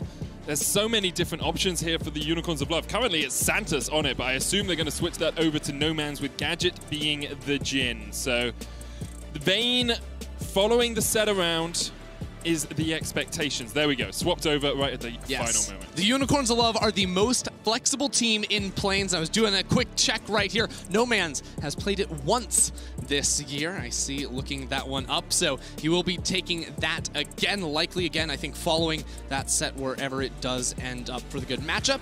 And this is spicy. This is spicy. They're up 2 games, so they say, hey, No Man's, they banned away your cast, and we're going to give you Vayne, another champion that is going to be really, really hard to deal with and do insane amounts of damage in this game. I mean, you say he played it once this year, because I was looking it up as well. It was in February that he last played Vayne. That is a long time ago. Vayne, of course, was slightly buffed on 10-19. Had 10 extra damage, I believe, to the final hour. The ultimate, yep. So it is a little bit of a buff, and it does work well into tanks, of course, because you have these silver bolts for your true damage. You can get Ginsus for those extra procs, but the name of the game is Vayne here for the Unicorns of Love. And I do want to praise Unicorns of Love's drafting, because I'm really excited to see how this Vayne does end up panning out. But I think one thing that they value above almost all else is range when they consider their drafts, because we've seen against really low range compositions in the past, which again we're looking at with Supermassive here. They picked the Swain in the bot lane. When you have to dive into the Swain, Swain completely destroys anything you're trying to do. Now with a lot of beefy frontliners stacking up HP, building armor, Vayne operates in a very similar route, a little bit more single target focused, not necessarily the sustain absorption, but in terms of cutting down a frontline with a Nidalee heal for the attack speed on top of you, she is going to be pretty deadly. It's going to be really interesting to watch, because at the start of that pick and ban, you said usually you go 2 AP, 2 AD. You get that mixed damage profile in. And the mixed damage profile here is not AP AD, but AD and true damage coming out from the Unicorns of Love. Vayne, of course, we've seen her pop off so many times in the past, but we've also all had our fair share of Vayne spotting. And Unicorns of Love will be looking for some of those Dragon skirmishes to get this Vayne ahead. Yeah, there's just going to be a huge spotlight on the Vayne in this game. Obviously, because it's a pop-off pick, but also because it's not an easy champion to pilot in these team fights. You said, yeah, you know, it outranges for the picks on Supermassive's side, but again, there's a lot of CC that can be thrown their way, and Zeitnot will always have the range advantage up against the Vayne. So you not only have to position against the enemy frontline, but make sure you're not in a range where the Caitlyn can actually start trading blows against you too. Before we dive on into it, I just want to say, respect to No Man's, FPX Vayne skin. If you're going to crack anything out of the world stage, like alluding to the fact that you want to win the title is pretty cool. So No Man's picking the right skin for the game, you have to feel. Kakao started on the top side. He will work his way down towards the bottom lane. And I would love to see him get some early ganks down there because Snowflower actually has an extra combat summoner with the exhaust to only the cleanse on Gadget. I was just going to say, you know, Vayne skin with a unicorn horn might look pretty nice. A little pink action there. 2020, we'll see what ends up happening here. But yeah, with the cleanse, of course, being run by Gadget, he needs that against the Solar Flare from long range. Otherwise, you have to itemize into an early QSS. And again, when there's a sleep on the other team too, you gotta be worried. You have sleep, you have the Solar Flare, you've got the cupcakes that you can gobble up as well. There's so many different things. That Never you eat the to get away from cupcakes. them. I have had that recently, been on a diet, been trying to lose weight. Cupcakes are the bane of my existence. Very difficult to deal with. No Man's getting the push early on as expected. You know, ranged into melee, he's even gone for the cull. He knows that he's just trying to farm himself up here. Will probably be running cut down on this Vayne because he's dealing into a bunch of tanks, which means the cull actually just gives you more flat damage. Ooh, I like this move from Ananasik. If he wants to come down bot side, level 2s have been achieved here. The flash forward catches 8-0. Winter's Bite hits one. There's the heal as well. Snowflower with a good block. Means that Zidon's sort of rooted up, and here comes the counter heal as they look to re-engage, but Snowflower unable to find the stun on Ananasik. Nice patience from the Unicorn jungler right there. Realizing Kakao could be in the area. Starting on the top side, pathing down, will not overcommit to fight. But what this does mean is that Scuttle Crab will once again be secured by Kakao, and Armut pathing down into the river. We'll see that a ward is placed and potentially open up that top crab. He got the push onto boss. They've got 4 people in mid lane. They're looking for the gank. Kakao's here. No Man's has the cleanse, has the flash, has the tumble. What? There's the swell seed. Kakao gives the game away. Doesn't have sleep. Can't do much more. No Man says, hey mate, I'm just going to walk away from this one. It's a little bit awkward right there. Snowflower Hex flashing the wrong way. I think they called off the play and said, it's going to be hard to gank this guy. Let's go for the Scuttle Crab instead, but there still may be a fight. Nanasik looking for the steal. The spear misses, and Nanasik secures it. Boss coming in from the top lane as well as Armut's trying to chase him away. Kakao's going to have to flash out of the back of the Herald pick. Gadget's going to land the root here, has the 4th shot. Primed and ready to go. And shouts it out as he hits Zeitnot, but actually Zeitnot, if he'd hit that last headshot, would have had a very advantageous trade. Yeah, pretty even trade overall as now Nanasik pathing back through mid lane once again. The junglers are just laning with the mid laners for the time being, and oh, that's actually really cute. Made him miss the cannon. I love that. You can reposition the Haymaker right there. Of course, will mean a big deal later on in like 1v1 fights to make sure the true damage or even any of the damage doesn't hit, but to deny the real range spell that is used to farm the cannons, that's brutal. Kakao's going to try and put some damage down onto Ananasik, who was looking for a bit of invade. Snowflower here, 2 procs on the concussive blows. The Unbreakable comes out, but Santos didn't listen to your advice. He ate a cupcake, and for that, he takes a headshot from Zeitnot. I think he was force-fed that cupcake. That wasn't really his decision right there. He was already CC'd. And it's just like when you go to your grandma's house, she just keeps putting cupcakes in front of you. And you can't say no, because then she feels bad. She's your grandmother. She's a lovely lady. You just can't do that. Shout out to Grandma. Anyways, No Man's back to farming in the mid lane here with that cull like we mentioned earlier. And as far as these junglers are concerned, they're still continuing to live around mid. This time it's just stealing away the Scuttle Crab with no, or the Raptors rather, with no gank opportunity in mid. But I love how No Man's is holding the wave in front of this tower. Yep. Even chucks out the dabbing penguin just to remind us all that his emote game is on point. As we are 5 minutes into this game, we haven't had any real action yet, and I do want to remind people at home just how important this game is for the Unicorns. 1 win away from making it to groups. As an organization, they have never done that. They have never got to the World Group stage. They've been a series away on 3 separate occasions. Last year, against Splice, they went 2-3, and were just knocked out. Here, they are in command and control of the series.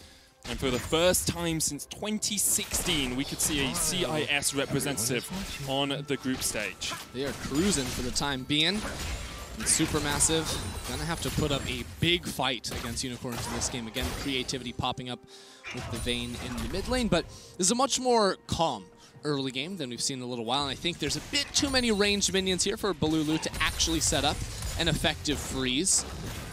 No Man's will just ward the bottom side of the river and play towards that angle, especially with Ananasik in the area. But Armut's trying to do the same thing up top lane. There is no level 6 on Kakao, so the ganks aren't great until he reaches that point. But now Armut will have a little bit more to pack the punch, and with seeing the Nidalee down bot side, it means there's no opportunity for a counter gank. And I think you kind of expect this game to be a little bit more tentative from both the teams, a little bit slower, because Firstly, level 6s for Supermassive are their big power spike. You know, you get the Showstopper, you get the Unstoppable Onslaught from the Scion, the Pain Train, you get the Lilting Lullaby. That is where Supermassive will want to fight. But also, they might be a little bit apprehensive in fighting because if you make a mistake in a mid-game fight versus the Unicorns, we've seen it in the last 2 games, they will just take the game away from you. Yeah, it's one of those things where you get trained to be hesitant, you know, after having those stumbles in the same positions time and time again.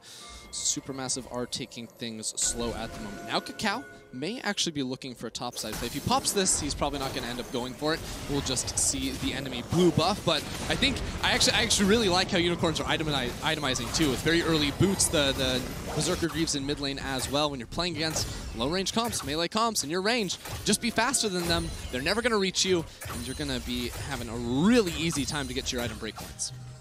Lulu here trying to gain some control with Snowflower, but isn't going to be able to manage it for the moment. Supermassive, a mountain in front of them, but they have shown us before how willing they are to take fights, to fight back against teams that put them on the ropes. And with a Caitlyn, you have great scaling. You know, Zeitnot consistently in the TCL was this guy that would carry the team through the late game. I'm sensing a mid lane fight. Snowflower goes in. He dives in. The sun's going to land on Santos. Here's the Unstoppable Onslaught. The Ace in the hole comes out as well. There's the base breaker. Santos low, but not quite low enough. Supermassive dive 5 members deep, and now Kakao's been stunned up. Watch out. Eat first blood over to the Unicorns, and the curtain's open. Snowflower's the next target. Armored trying to tank up these shots from the curtain call, and will keep Snowflower alive. The Unicorns keep finding this fight time and time again, and once again, it is No Man's to get the kill off the back of it. The stun may well fall onto Balulu. He's pretty tanky, so he's able to walk that one off no problem, but immediately out of that kill, that first blood in the mid lane that No Man's picks up, it's going to be the Rift Herald on top at 8 minutes. That's going to be more and more gold, so while it is close now, Supermassive, they gotta just be kicking themselves after a play like that. Yeah, they're just looking for the engage onto Santos, but he's one of the tankier members of the Unicorns of Love. They don't have any, like, true tanks. The best they've got is a Braum. But he is just so darn difficult to kill with the Unbreakable, with the Flash, with the heal. Does mean Unicorns have used those summoners in the bottom lane. Only the cleanse remains for Gadget, so if Snowflower ticks over to the 6, perhaps they can find a pick. Yeah, and it's critical when we look at team fights in this game, because this game, not blown open wide just yet. The important thing is Unicorns of Love, their backline, super reliant on having their flashes, having their cleanses up. Both No Man's and Gadget are going to be rocking the cleanse because, I mean, Supermassive can get to you without the flash. You know, Lilia's going to be able to reach you. Scion obviously going to be able to do the same, and Snowflower, especially once he accesses level 6 for that solar flare, is going to have that too. So if Supermassive can force a fight, even if there aren't any casualties, as long as they get those summoners and don't lose too much in the process, they're going to be looking to punish in the next 5 minutes. There is also a really nice itemization option for Supermassive. Ninja, Harvey. All of these guys auto-attack you. Just stop them from auto-attacking. Stop the Vayne, stop the Jhin. You reduce so much damage. And of course, it's not going to mitigate all of the damage. It's only 10%, but it helps you out to such a great degree. You can see Balulu has already said, I'm going to invest in these. I'm going to get myself a pair of boots and stop the extra damage that comes out from the Unicorns. All right, so Cloud Drake is still up. Neither team has put too much pressure on that just yet. Kakao's going to have to get the honey fruit on this one. He does take a little bit of damage inside of the jungle. No boots completed for him yet, so it's a little bit more difficult for him to navigate in these fights. Kakao is a little bit interesting as a Lilia player, whereas a lot of people will go for the swiftness boots. He really likes to get those lucidity boots for the extra CDR. It's a little bit more difficult to itemize into CDR on the Lilia, because of course, outside of your Runic Echoes, you're going to be going into Leandries, and then maybe eventually get yourself a Zhonya's Hourglass or something of the like, but not really going to be able to reach that 40% mark that you'd like to be able to spam out those balls all day long.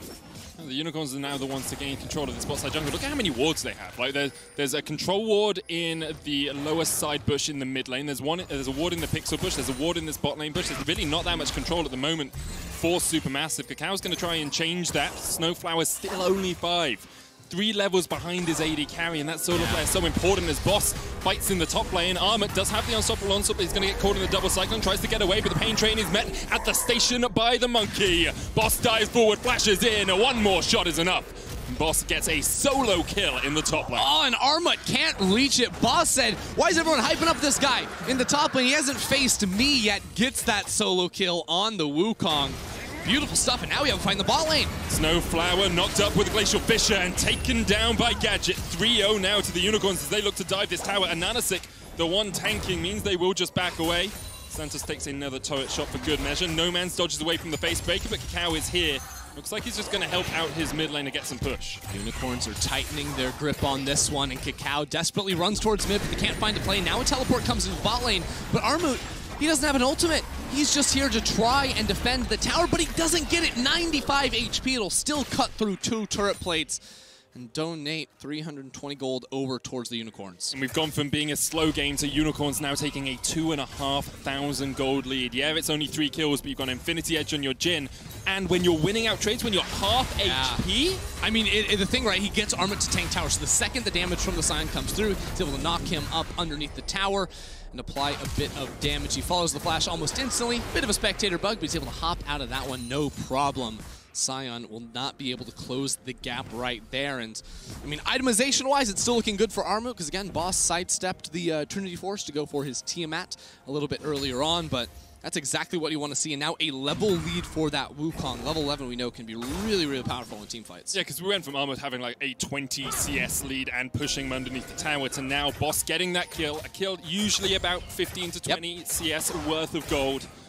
And he is on his way to the Triforce. Also, Cloud Drake was picked up by a Nanasik, so Unicorns of Love have their second objective on the map as they use the Rift Herald down towards that bottom lane.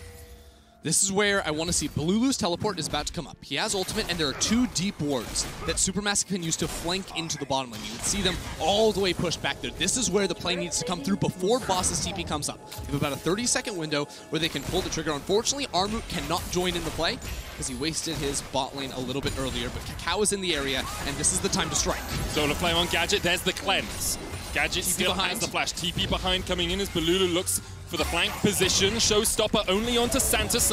Snowflower coming in with a Shield of Daybreak underneath the tower. Santos taken low. But it's just over 4. Supermassive didn't even burn the flashes from Gadget and Santos. It was exactly the right play, but the execution was botched right there. They call in the TP before, you know, Lilia can really get into the area. Snowflower doesn't exactly execute on the ultimate there either. So now, not only do they lose a TP and they fail the gank, they're also going to lose critical damage on the mid lane tower. Oh, and Nanasik fails the jump, gets onto the blast cone, is immediately put to sleep. Stopwatch going to stop the ace in the hole from channeling, but a Nanasik will fall here. Snowflower gets him with the Zenith Blade. Balulu almost goes down. Meanwhile, in the mid lane, Armut charged his way in, misses the decimating smash, or charges it up for longer as he knew that No Man's wasn't in range. All right, Nanasik getting a little bit too deep and comfortable inside enemy territory. Supermassive are able to punish that one. Unfortunately, Zeitnot not able to pick up an assist on the plane. This turret very close to going down, but I think Unicorns are going to be able to hold on to that one. Armut had to path up into topside to be able to pick up that wave as Boss does close the CS gap, but that's the play Supermassive needed because it was all about to fall apart after that bot lane play, but they do get donated a kill, which makes losing this tower feel a little bit less bad. Yeah, still a 3,000 gold lead for the Unicorns, but a kill in your back pocket definitely helps. You see an Nanasik here, spotted with the control ward, and just fails to jump over the wall. Yeah, I mean, you can't really jump over that wall. You got to commit the flash to that one if you want to get through. And Stopwatch buys some time, but ultimately not enough to stop him from dying. Balulu almost did fall in that play. And now, Unicorns Love, they don't slow down, so it is one slight misstep, but they have the 4 highest gold players of the game are all on Unicorns, and it's only going to get worse with this Herald. Gadget 1,000 gold ahead of the highest Supermassive player. No Man's the same. It is so difficult. These are, I mean, it's the gold on the key targets as well. Your Vayne and your Jhin are getting fed, and that is the important thing for the Unicorns. They get their second Rift Herald of the game. There's an Infernal up in a minute 40. Kakao's getting forced out here. This is a 2v1, and No Man's just chasing him down. Teleport flanking in. Balulu looking for the face breaker, goes in with a showstopper to start it off. Ace in the hole used as well, and No Man's might have stepped a little bit too far. Cleanse popped on him in the end, but he will pop first. Boss jumping in, trying to get onto Kakao, who flashes the wall, and now Boss is exhausted. Boss is caught out, and perhaps this is what Supermassive needed because they get another kill. Boss goes down, Kakao will fall as well. 2 for 1 in favor of Supermassive. Armut can't enter the fight. He doesn't have a teleport. There's a Rift Herald in mid lane, so Nanasik is just trying to delay as Gadget comes around the flank. There's no tower here to defend. It is a 3 versus 3 if Unicorns want to commit. No cut and call for Gadget. He used it earlier on. Deadly Flourish will find Balulu, but there was no tick damage on him, so the stun will not land. Once again, it's a story where Supermassive, they find the kills. These are critical kills. They need these kills, and they're going to get the tower in top lane. So overall, this is going to be a big win for Supermassive, but with their jungler falling down, Nanasik and the rest of the Unicorns are going to be able to pick up their second Drake of the game. And Infernal Dragon means we'll have either Ocean or Cloud. Let's have a look. Oh, it's Mountain. Not Cloud. Ocean or Mountain is what there you go. We had a Cloud to start us off, yep. So Mountain Soul is the key here. And if you're Supermassive, actually quite like that. No Man's chasing with the... He can just ult out of there, man.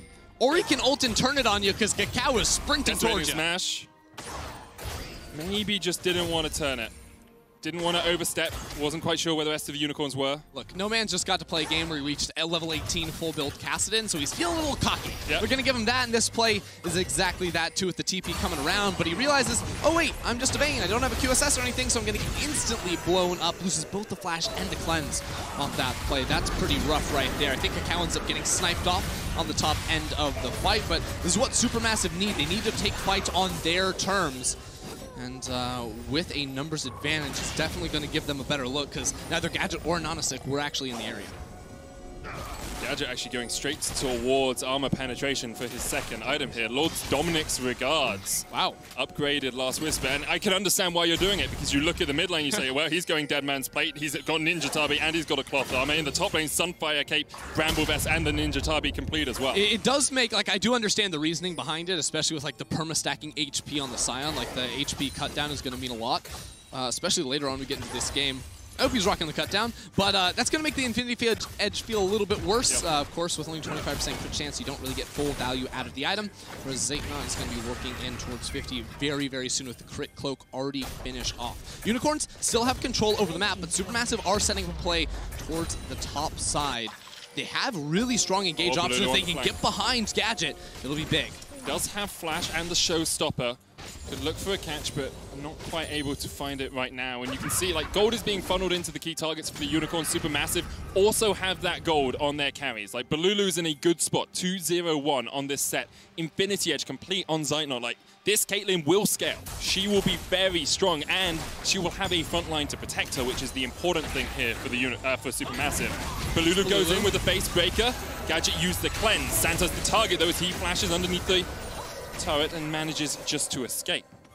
Was just informed Jin doesn't have the cut down, so unfortunate there, because again, Cyan is going to get some insane HP numbers later on in the game, just stacking up that passive permanently on his W for that bonus HP. For the time being, ultimate dropped in mid. Snowflower caught out, Curling Call coming out. Zaytnot can't tank too many of these shots. One more is enough!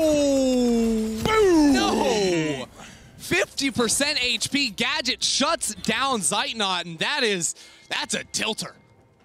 I mean, I said it as it was happening. I was like, well, Zaytnot can't tank too many of these. Perhaps you don't expect the final shot to do more, but Lord Dominic's Regards and the Infinity Edge enough from Gadget just to destroy Zaytnot and stop him from catching those waves and stop him from getting extra gold for just a couple of minutes. It's a 4,500 gold lead for the Unicorns of Love, and Ender, it is looking like they are going to make groups. Unicorns of Love are in a great position for the time being, and the way they played from the round robin stage to now in this best of 5, they're looking quite convincing. This is a team you can get excited for. Yep. The flexibility you've mentioned, the scrappiness of their play. Sure, sometimes it can come to bite them, but all day long, it has been absolutely perfect from the Unicorns, beating Supermassive in a lot of these skirmishes around the river. But Supermassive are going to bring one their way one more time. They do not want to give up the third Drake that spawns in a minute and a half. And while No Man's is up in the top side, Supermassive can take control of the river. It's just been such a hard grind for Supermassive as well. Like, you look at it, 2-2 in their group. Struggled against Mad Lions yesterday, but in the end were able to take the win against a top 4 region team. And now to have to play Unicorns, probably one of the best teams in play. It's like Unicorns and Liquid and PSG, I'd be up there. And obviously we didn't get to see them all play against each other, so their relative strength is unknown. But for Supermassive, it currently feels like they need to do something absolutely special, absolutely sublime to find the win here. They have the tools in their kit. They've got the Scion, they've got the set, they've got this front line. They have Zaytnot on a carry. Don't show it again. What can happen to you? Get the cinematic angle here. Shooting fire right down Bullseye. Destroys the Caitlyn, and only one sniper allowed on the Rift. Yep, that's going to be in Zaytnot's mind as we head into this Dragon. 20 seconds away, and No Man's, he just purchased a Ginsu's Rage Blade. He's back onto the fight. This will shred through the front line of Supermassive. They have to find a way to deal with him. Balulu on a flank, picking him up. There's no QSS for the back line of No Man's or Gadget, or simply the knockups coming through from Armut. And the question becomes for Supermassive, do you give this one up? Like, it's not Soul. You can not fight if you want to, but then you force yourself into a position where you have to fight the next one. Perhaps if you can find a pick, you can do something. They're going to go for it. Right now, Balulu is inside of the base. He wants a TP, but the Dragon's going down fast. Dragon's already gone. It's taken out. The TP's coming in, and now Supermassive will look to force the fight. Balulu coming in from the backside, trying to get on his gadget. Uses the showstopper, pulls him back. The unstoppable onslaught from the top side of the fight as well, but you can see No Man's still alive, cleanses away, and Cacao going to be the first to fall. Second goes Snowflower, and this should be a whitewash for the Unicorns. No Man's just dodging around as much as he can. The curtain's open, and the curtain's shut right in the face of Supermassive. Supermassive get beat in the river once again. This time it's a late engage, and Unicorns punish them. No Man's had to use everything to dodge around there and get the damage done, but it's Unicorns all day long. Just wasn't expecting the amount of damage that comes out from 280 carries at this point in the game. Baron next on the menu for the Unicorns of Love. 23 minutes in, they'll secure this with ease. And with a 7,000 gold lead as the Baron goes down, the Unicorns of Love are well in control of this game and of this series.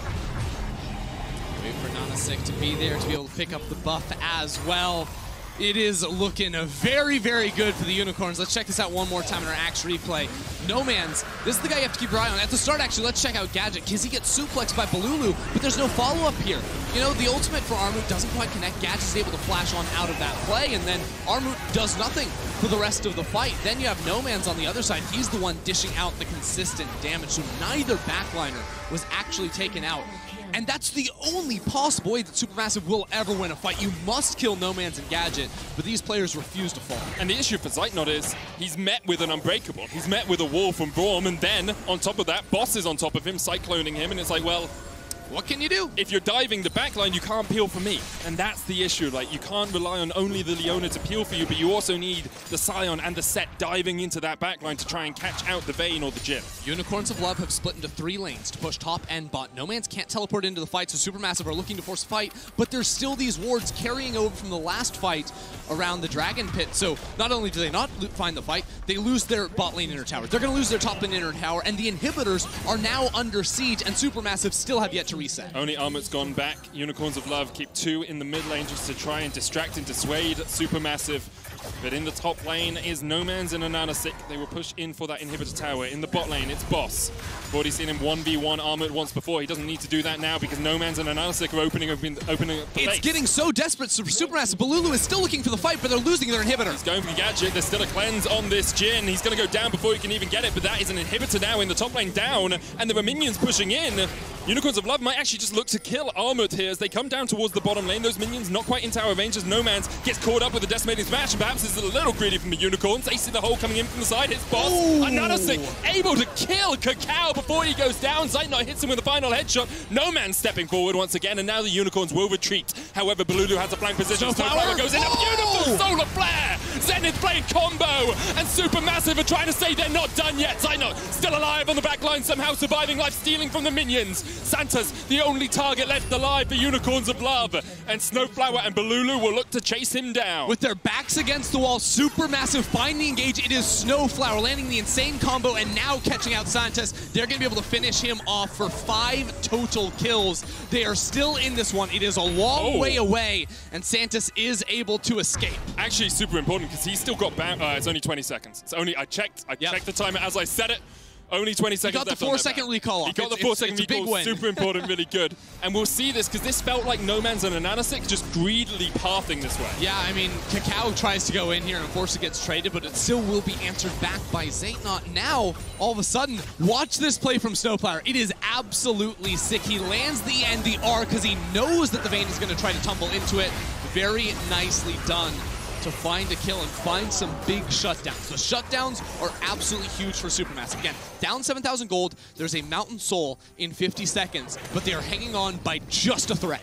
But what a motivation boost that must be for Supermassive as well. That fight, sometimes that's what you need to get your heckles up, to get yourself back in the mood for a Barney. Now, guys, remember, you should be sure to stick around for World's Cooldown after the last game, where we'll also have the group draw show. Day 1 of the group stages, Saturday, game 1 starts at 10 a.m. CST as the fight begins. No Man's cleanses away on the back line, but look at this, the showstopper's going to get Balulu on towards Santos. Now Boss trying to do what he can. Balulu's almost fallen. Gets stunned up. The haymaker's not enough. The curtain's open as Jin tries to rattle off those shots. Snowplow with the first target. He's down. It's a double. But No Man's there looking for more. No Man's still alive, still healthy. So is Gadget. And now they have to try and catch out that Vayne. Kakao stepping forward. Zeitnot trying to get the headshots in whenever he can. But Boss still tanky enough to survive. No Man's goes down low. Half HP. Now they turn back towards the Mountain Dragon. Unicorns of Love are looking for the soul point. They win yet another fight. The Unicorns of Masters are fighting around these objectives. That is going to be the Mountain Soul and Supermassive. Again, just barely survive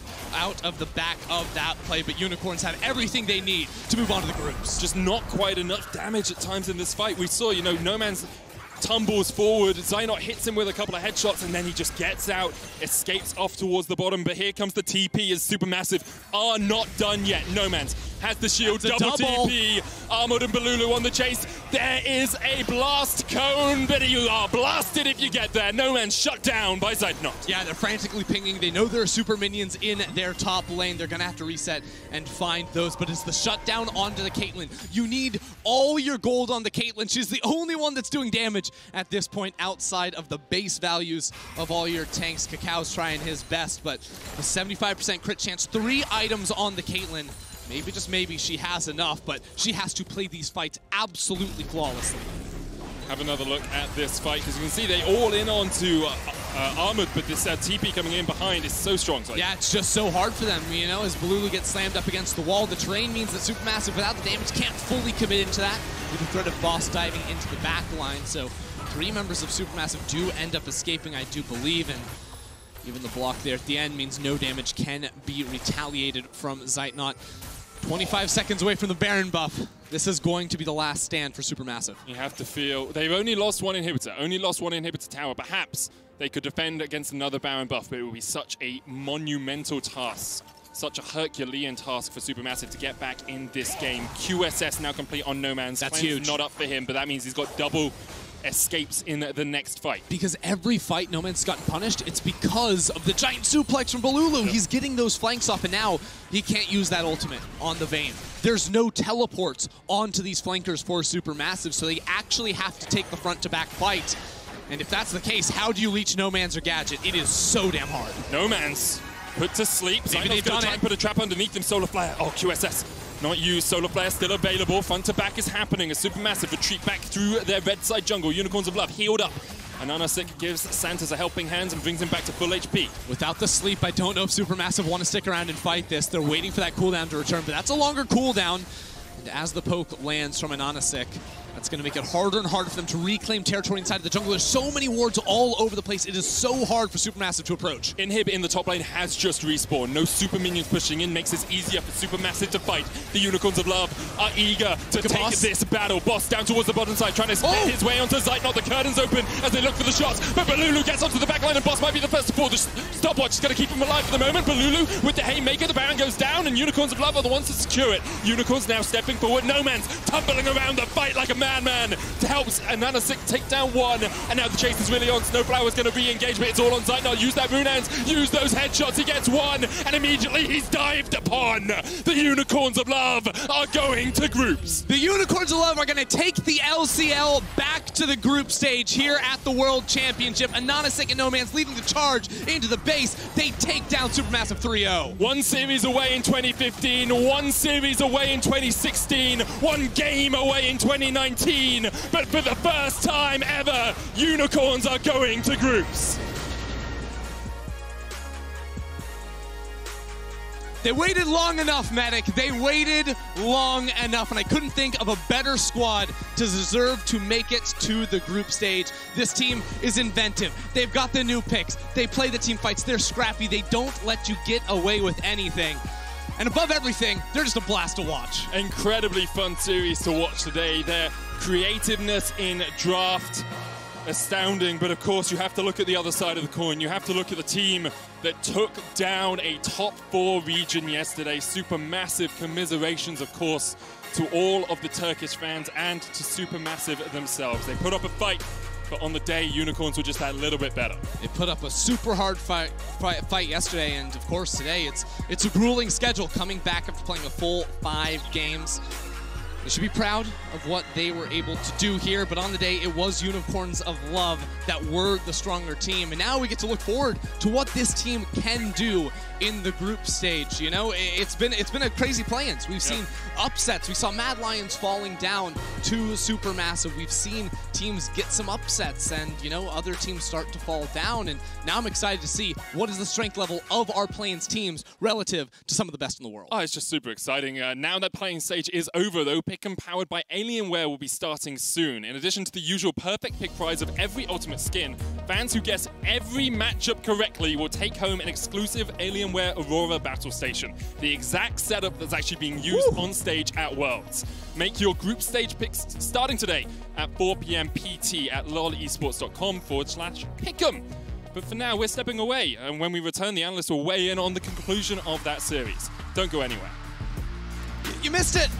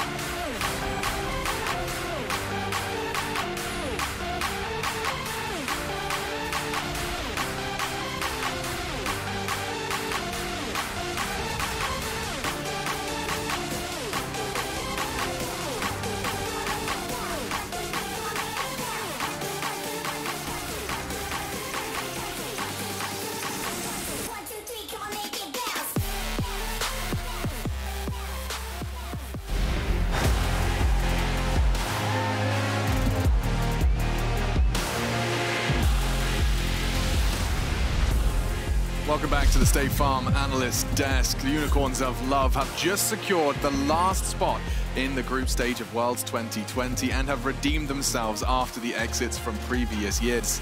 Was it 4? I can't say third time's the charm. I think it was the fourth. Yeah, so the fourth time they get it across the line, and it's a huge win for the LCL region. Yeah, and across so many lineups, and obviously as pundits of the LEC, formerly the EULCS, just big congrats to Sheepy. This is a man who's been working so hard for so long, who has made so many good rosters, so many solid teams. The UOL here, we're always contesting the top, and it seems like in the LCL they're doing even better. Obviously, completely completely new roster with a completely new players. But yeah, congrats to Sheepy, congrats to the team, congrats to the LCL. That was some fantastic League of Legends. They smacked Supermassive around. And they didn't just smack them, they like slam dunked them in the end with the Vayne mid. We were talking about like, what is it going to be? We thought like Darius is pretty disrespectful. Yeah. Vayne is, if you want a solo queue montage pick. Yeah, I mean, Vayne's, Kassadin, Ziggs, I mean, they just threw out everything at them and then they didn't have a response. I think UOL just adapted better. They had better answers to everything that Supermassive threw at them, and Supermassive couldn't really find a way to shut them down. No, absolutely. And as we have them on screen as well, you know, UOL, a lot of people have actually suggesting they expect some damage heading into the groups from this roster. Do you have some expectations now set after seeing their diversity in their mid lane champion pools, as well as seeing the individuals that they're capable of pound for pound taking down on the way here? It's hard to say because they draft losing lanes sometimes to basically have better team fights, and then they don't really get punished that much in these losing lanes, like you saw the Kassadin, for example. So I'm not too sure. I think going into the group stage, their playstyle is so different that I think it'll catch lots of teams off guard. So in a best of one, I think this team is in their comfort zone. So yeah, I think it's quite a dangerous team to have in your group. Even though it may not look like it, I think they should still be afraid of it. Yeah, absolutely. Like you're saying, I think some of their more creative options will start to shrink and fall away as the quality of laners they play against increases. But at the same time, I think this is a team that, yeah, absolutely can do some damage. We've seen from the LCL before, creativity was a huge boon for Albus Nox Luna back in 2016. Huge boon for us, too, in the LEC when we were able to 3-0 them in quarterfinals. So we're just going to have to see what happens here with UOL. But yeah, I think they take at least one game, and I certainly don't think that they're going to be the smaller region teams of Worlds past, where you're worrying about the kaboom factor. Yeah. I think these guys are a real threat. Yeah, and I'll tell you what else is going to really tickle your pickle at home is the groups. Let me bring them up, because take a look at this. It's all done. It's all wrapped up, and you can breathe it in. We have got your groups for Worlds 2020, and this is where I turn to the two brainiacs here on the sofa and say, guys, what do you make of that? Fun fact was LGD Gaming can only go to one group, but our graphics team obviously has just decided to fill that one in. I think we still go through with the rest of the draw. Maybe they get drawn anyway. But yes, LGD can only go there. And the fact that we did not auto-seed through a lot of the, I'm not going to say expected favorites, but the regions with multiple seeds, means that a lot more of the group is open. When we thought that it was going to be, Team Liquid going through, Mad Lions going through, everything like that. Everything was decided before we got here, but now it's all been shaken up. Yeah, so we have confirmed LGD will be in Group C. And a reminder, Team Liquid cannot go with FlyQuest and TSM, and PSG Talon and Magi have to be in different groups. So that's why you're seeing some of those buys or TBDs not being filled in already. Man, TL, oh, Group A or Group B, what's it going to be? If it's Group B, then that sucks. Rogue JD down 1. +1. Yeah, we're gonna watch as NA and EU like hold hands in the darkness. hold me close. It's like watching Alien. He's just Sigourney Weaver just down there with a child, just like, please, not like legit, this. Legit. And that's just one of the groups. Who is the bridesmaid to the Group B? Like, who is the second in terms of intimidation, or is it really just this?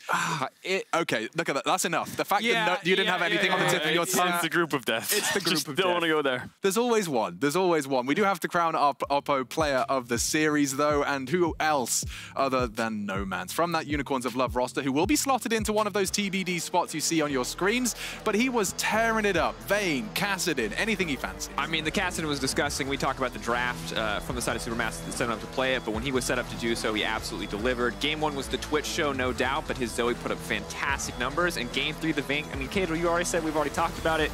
It was good in the context of the draft, it was downright disrespectful, and it was still a beautiful thing to watch. Yeah, and just the Kassadin pick in general, this was a blind pick, Kassadin. He only saw Lydia and just went, well, this guy, I know this guy. He's not going to pick an AD mid. He's not going to punish me for picking this. Just pick me Kassadin. All I need is 2 bans. And you're blind picking this champion in a best of 5 for a Worlds group qualifier. It's like, okay, props to you. And then the next game you go Vayne. It's like, okay, just let him through. Yeah, I talked about putting something on the desk. I think Nomans definitely did it in that third draft. Love that, and love seeing Unicorns of Love pick that one up. But we are wrapping this one up. This is my final desk segment of Worlds. Thank you for having me.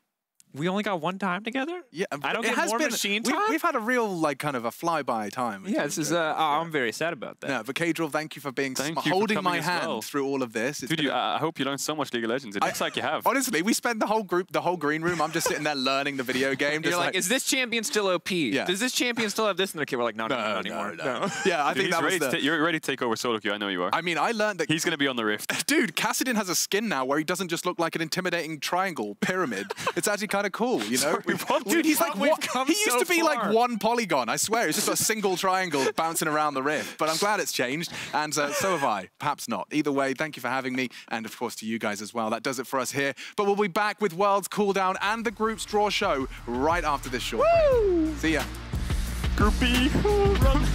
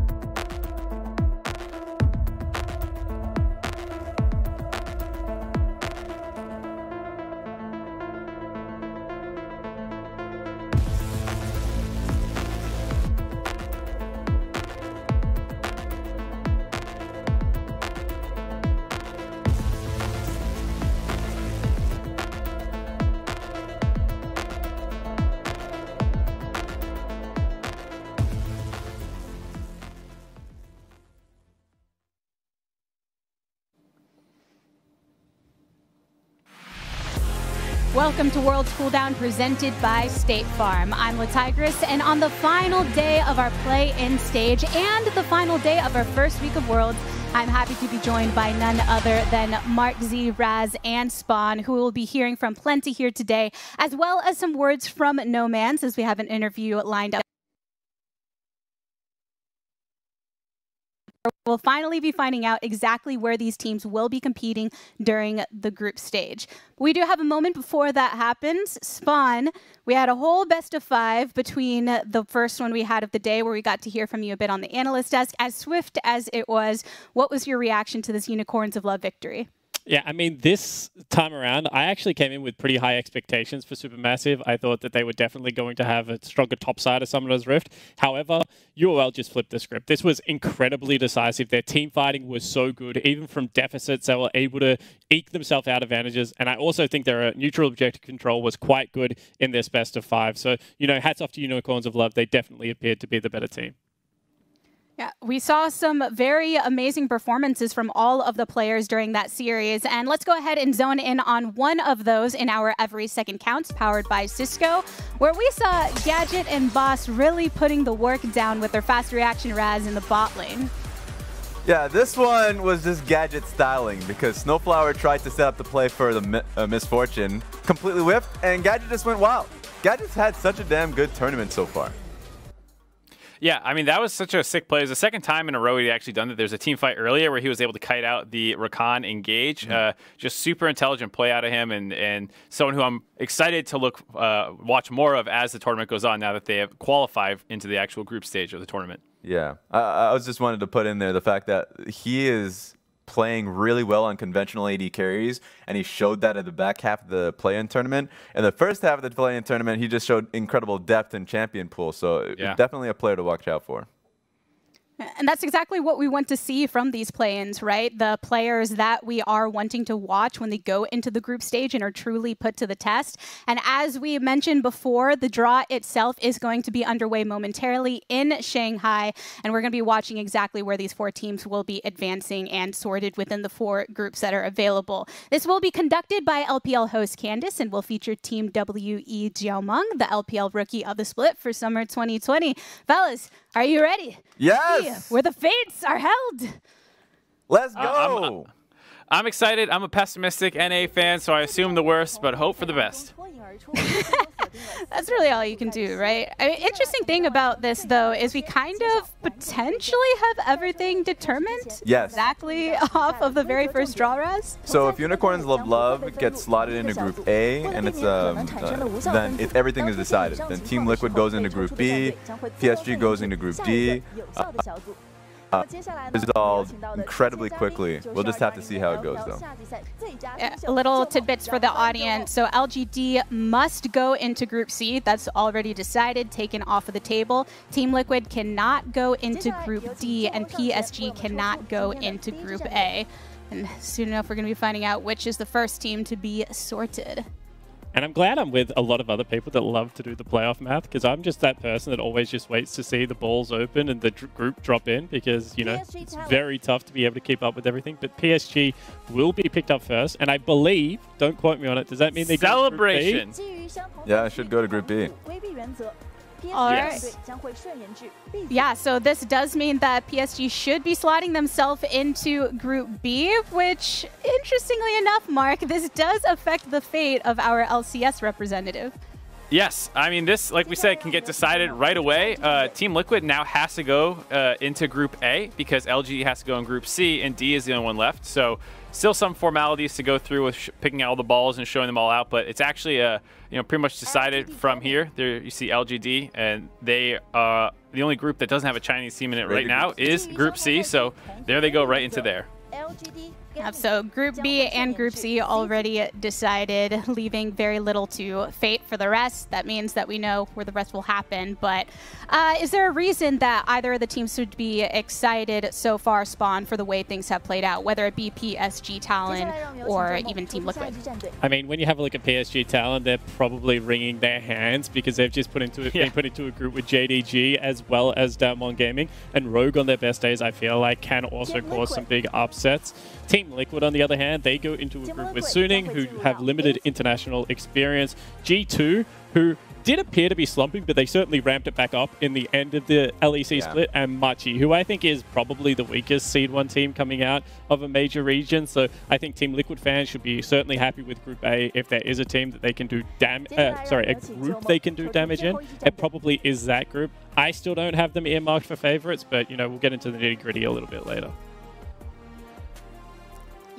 And Unicorns of Love officially drawn from the bucket, and that means they will be placed over into Group D to round things out. And hey, if anyone was tuning into that last series, it's definitely going to invigorate you going forth into groups in terms of just having a good time watching what Unicorns of Love bring to the table. Yeah, they're such a fun team to watch, Unicorns of Love. I mean, you always go straight into how their drafts have played out.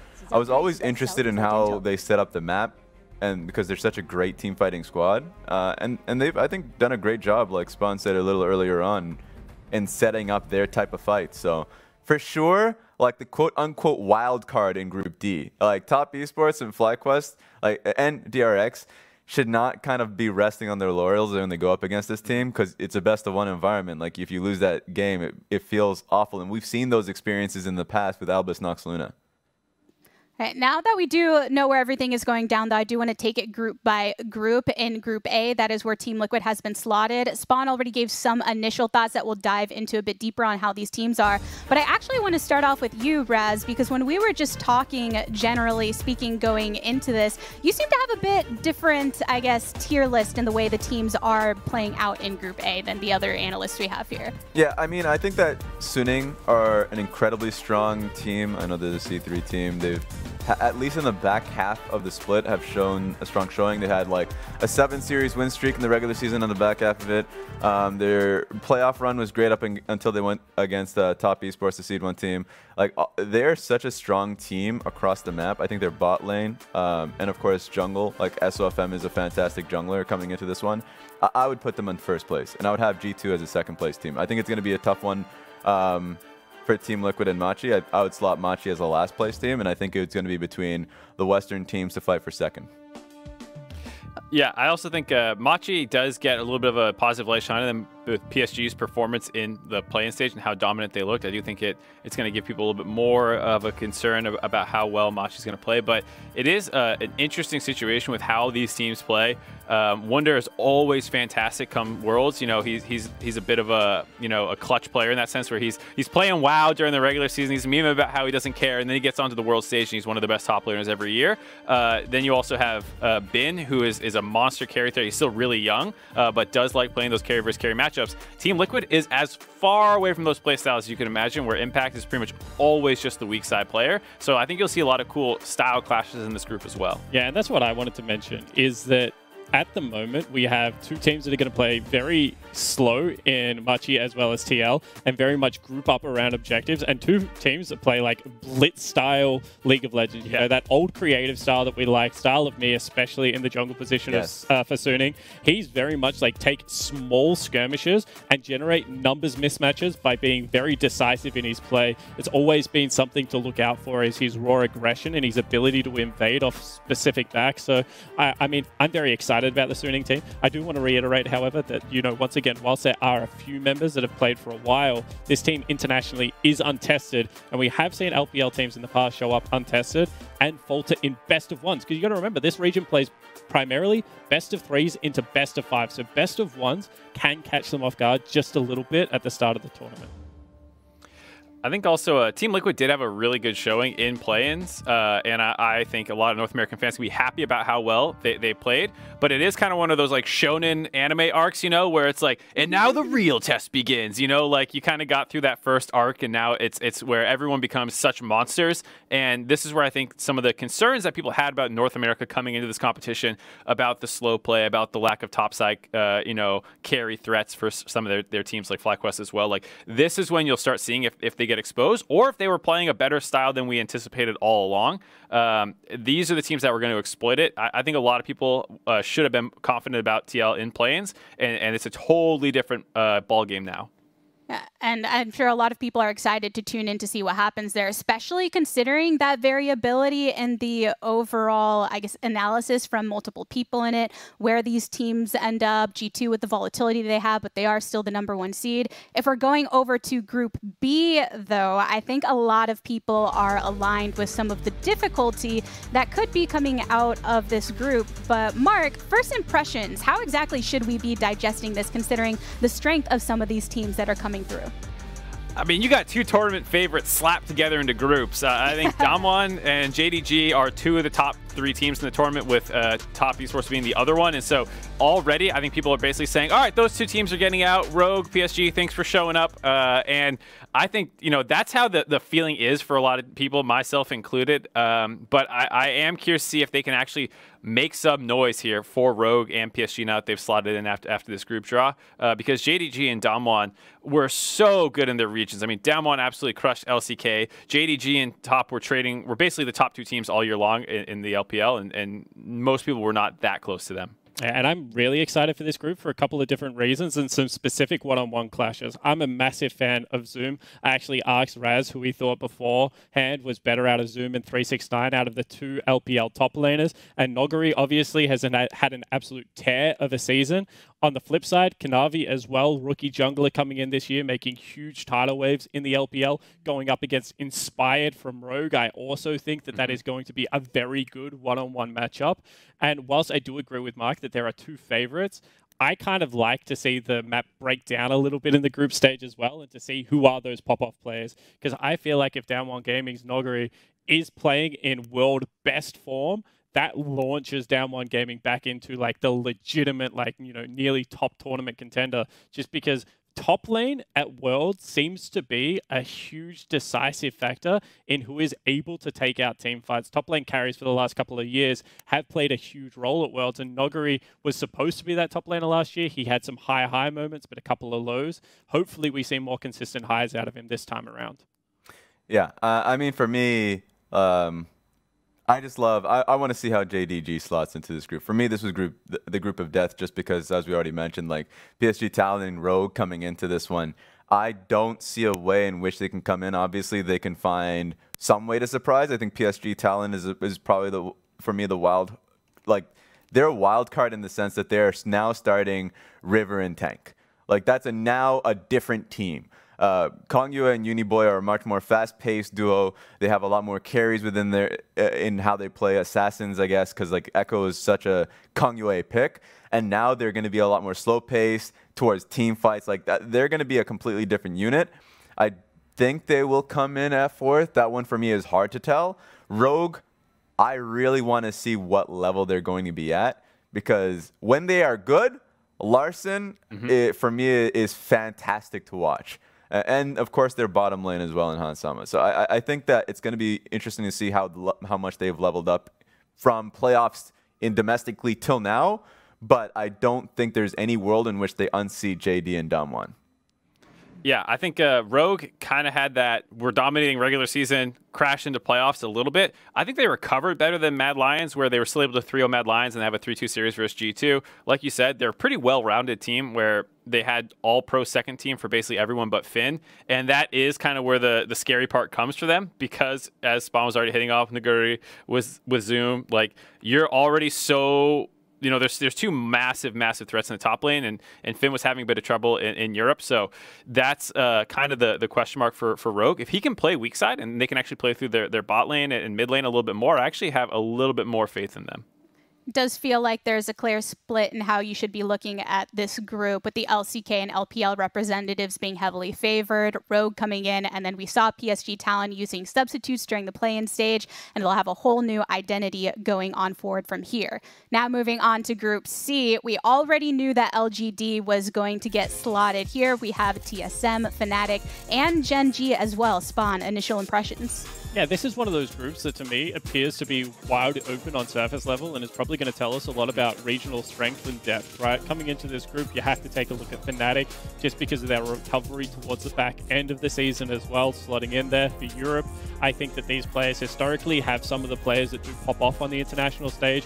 Whippo, to me in particular, can be a huge X factor for this Fnatic lineup. However, you just also have to kind of, I think we're all like this about Gen G. Like, I'm a Gen G skeptic. Like, I don't know whether other people are as skeptic about me on Gen G, but I just look at this lineup and I think I should be so excited for them. You know, Rule is one of the best 80 carries in the world. BDD's amazing. Clit as well in the jungle has been so good. But for some reason, something just isn't sitting right for me about Gen G. And if there was a team that I was going to predict to fail in the group stage, like out of teams that you expect to be legitimate contenders, like on paper, they're a top 5 team in the world. Don't say it. Slot them in for some reason. I'm just looking at the faces of the other 2 analysts here, and I feel like, Spawn, you're on your own island a bit. Yeah, I'm not backing them up on that at all. I love Gen G. I love Ruler. I think the most you can say is that they have a different playstyle than what a lot of the top teams in the world seem to have, where they're a lot more bot focused. Life is a fantastic support, but he's less roaming oriented than a lot of the other top teams, where you see Lu Mao and Beryl getting out of the lane and making all these huge plays. You know, like they actually go bot lane a little bit more, but I still think they're fantastic. And bot lane is kind of the story of this group for me. I mean, you have historically probably the best AD carries in their regions all stacked up against each other. Reckless, Doublelift, Ruler, now all slammed together. Kramer, okay, never mind, not as much, quite as bit. But moving on from that, but I think it is a really interesting group for that reason, just in terms of narrative. That's really cool. And then, like Spawn was hitting on, this is the coin flip question mark ping group for me. Outside Gen G, I would not be shocked by anything because I have such a hard time putting anything down. Yeah, and for me, whenever it comes to these groups that are like they tend to be scrappy, Fnatic's is there. Like last year, it was Fnatic unseating RNG and the RNG SKT like group of death in that one too, where it was equally as scrappy. And I was like, they're a team that for me is so hard to place because during that summer split, they had some real down moments. In fact, they almost like didn't even make playoffs in summer. But by the end of it, they looked really damn good. I mean, Gen G, I think will, for me, it's unquestionable that they would be in first place or at least just be in top 2 just because of how damn good Ruler, BDD, Clit are as individuals. Like in terms of player depth, they're great. In terms of team comps, like they always have like a consistent comp around team fighting. Like that's something that I would expect. I want to say, I want to say initially I was thinking Gen G and LGD before the play-in stage even started. I have lost faith in LGD. Get off that bus, dude. That one I've gotten off the stop really early on. It's a little bit sus, and I noticed that it was going straight downtown, and that's not where I want to go. So I definitely have Gen G and Fnatic coming out of this group. All right. Yeah, we saw lots of LGD and maybe a little bit of a break, reset, also fan expectations. Should be some interesting play in the bot lane from this group. Moving on to our last group, we got Group D, and this is where Unicorns of Love ended up getting slotted into the team that we just witnessed in the 3-0 difference. Mark, what are you thinking that's going to go down here? We also have FlyQuest, DRX, and Top, another top contender. I would give this like a Group B light kind of vibe. I think Top, it feels like they could 6-0 this group. DRX has been a little shaky in Korea despite being the #2 seed. There was some controversy with them getting that over Gen G with the massive pause that happened, and they've been having some struggles draft. Chovy is incredible though. He people call him the hard carry, dragging that team in there. Much the way I was looking at bot lane for Group C. Group D for me is all about mid laners because then you got Knight, probably the best player in the world. People are arguing in the mid lane. And then obviously, there's some pretty good other players as well with Power of Evil and No Man's coming in. So I think this is just a really interesting group to watch around the mid lane. Yeah, I mean, this group to me, and like, maybe I'll annoy half the world right now, right? But this Group B is the exact same as Group B. It's like a DRX Top, and then FlyQuest and UOL are just really nice guys. Like, they're great guys. Like, I have nothing personal. Nice guys finish last. They're amazing people. Like, the things that FlyQuest are doing with, like, the Sea Quest and the World Quest, I respect the absolute hell out of that. But DRX and Top Esports, for me, are in a 2-horse race for who comes out of this event. Much like Mark, I am much more on the Top Esports hype train. I think when you have a look at 369, Rez, I know you're a big fan of him. I love LPL top laners as well. However, the return of Jackie Love to a top team is probably the storyline I would focus on in this group, especially going up against Deft, historically an LPL AD carry. I say that in quotation marks. I know he's an LCK player now that has like always been one of the better ones over there. So Jackie Love versus Deft is probably the lane that draws my eyes the most. Yeah, I mean, like, exactly right. Like, it's crazy for me. Top Esports are the tournament favorite for me. Like, they have the best mid laner. They have a top 2 like AD carry. I know for me it's going to be between Ruler and Jackie Love in that regard. Like top lane 369, I think is just such a damn good top laner. Top 2 top laner between him and Nuggery. They're just the stacked lineup. Jungle? Come on, Karsa? Karsa is insane. I almost forgot about Karsa. Yeah, keep going. Yeah, guys, let's keep going. Get them all out. Karsa is just an insane jungler, and I've always had him like being a top 2 jungler in the LPL. And for me, they just stacked up the most insane roster domestically, and they will run roughhouse in this tournament. So for sure, Top Esports are taking first place. There's no question about that. DRX, I think, will take second. I think that's what everyone believes. I just want to know what kind of damage Unicorns of Love does and FlyQuest does. None. FlyQuest are... Unicorns of Love will just... okay, I'll at least see UOL. You got to give me UOL now.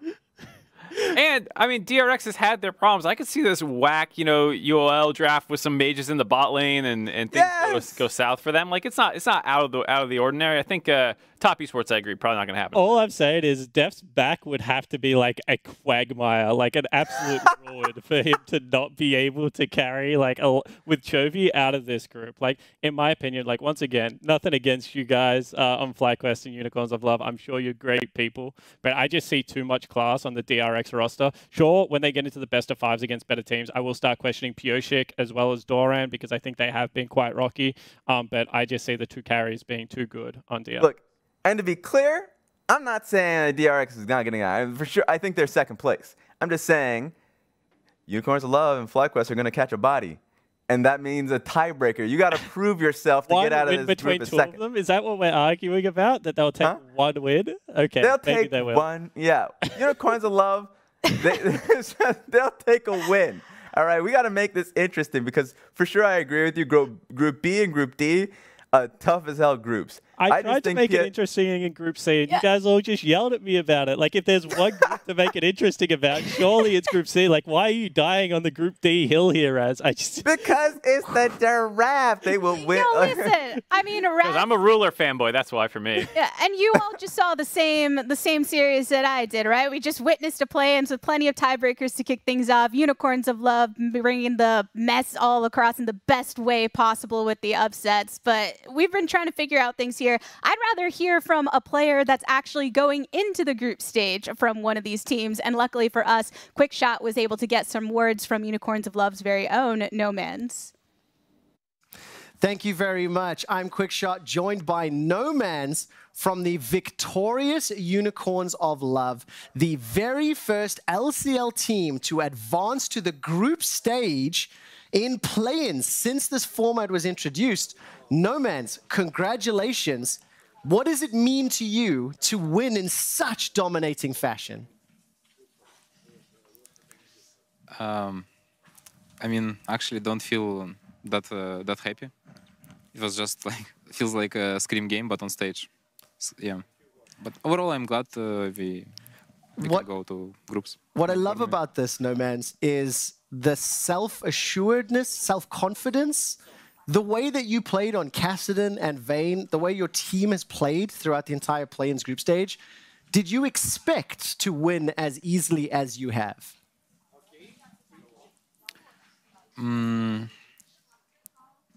Kinda, yes. I mean, we just know Supermassive really good.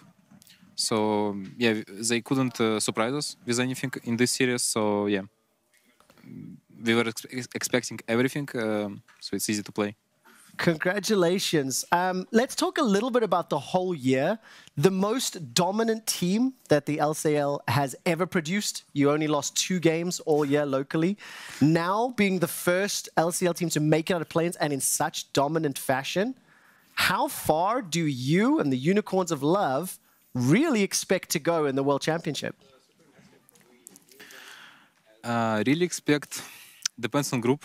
Would be really good to go out of groups, right? And playing again, play best of 5 against like one of the best teams. And it really depends on group. So yeah. I'm honestly, I'm flabbergasted. The way you guys have played is just beautiful. And looking ahead to those group stages, do you think yourself and Gadget and Ananasik will still be able to play the same way with the champions that you're playing and still find the same success? Because it's not meta, but you guys make it look easy. Yeah, I guess sometimes champions we pick is really good for a game. So they may be like not meta, as you said, but if they're really good in the game, like if enemy comp don't have damage to kill Swain ADC, right? Then it's just broken or good. So if we can find good drafts for us, then it's like, yeah, it's good, still as good as against these teams. Fantastic. I think it's much harder to find good draft. I think it'll be interesting. The group draw is going to be coming up. We'll find out which group you go into in just a few minutes. Nomans, congratulations. A lot of European and English viewers are watching. I'm sure you know they love the Unicorns of Love organization. And the way that you play Castan and Vayne, you are building a lot of fans. Congrats on making it to groups, and we'll talk soon. Thank you. Just broken, Raz. Just broken. Did Noman give you confidence? That's confidence. At first, when he started that interview, I was like, why is he so sad? What the heck? I was like, yeah. You just threw out him. He's like, it's just a scrim. I was like, what? They're already dead. Stop it. Stop. He was saving it for that delivery. Everybody, we're going to go ahead and take a quick break, but when we return, we'll have a look at this week's action, as well as paying some props to some pros that really stood out to us. More Worlds Cooldown after this. That's crazy.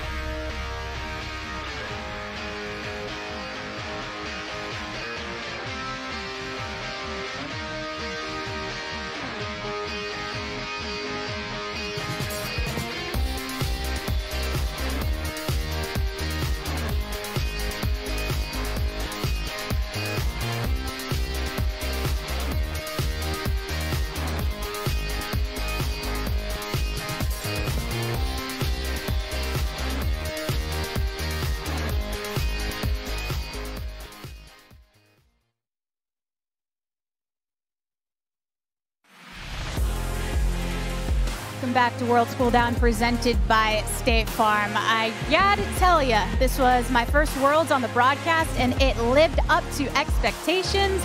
Plenty of surprises that we were able to witness throughout the entirety of play. And so let's go ahead, recap that a bit, go over some of our favorite moments now that it is done. Mark, we had a whole different vibe when it came to play-ins in total. Yeah, I mean, I think this is easily the best play-ins we've ever had for Worlds. It was super hyped. There were upsets at all points throughout it. I mean, Mad Lions getting taken down, even though their lower seed is still huge. The first time a major region has lost the best of 5 at Worlds to a minor region team, and that was a monstrous upset. And I think this is so cool, and hopefully a moment that continues going forward, because a lot of the times I think people, kind of just skipped play-ins. They just assumed the major regions were going to make it through. And this time, no, that's not the case. You had to watch. It's super hype. It's setting the tone for the tournament. And I am excited to see that continue on going forward, hopefully. Yeah, like the biggest shocker to me was LGD having to play that group stage match. Like, are they out of the tournament in group stage? Like, that is insane because we would have expected them to be in first. Same thing happened at Mad Lions, but that set the tone for the entire play-in tournament.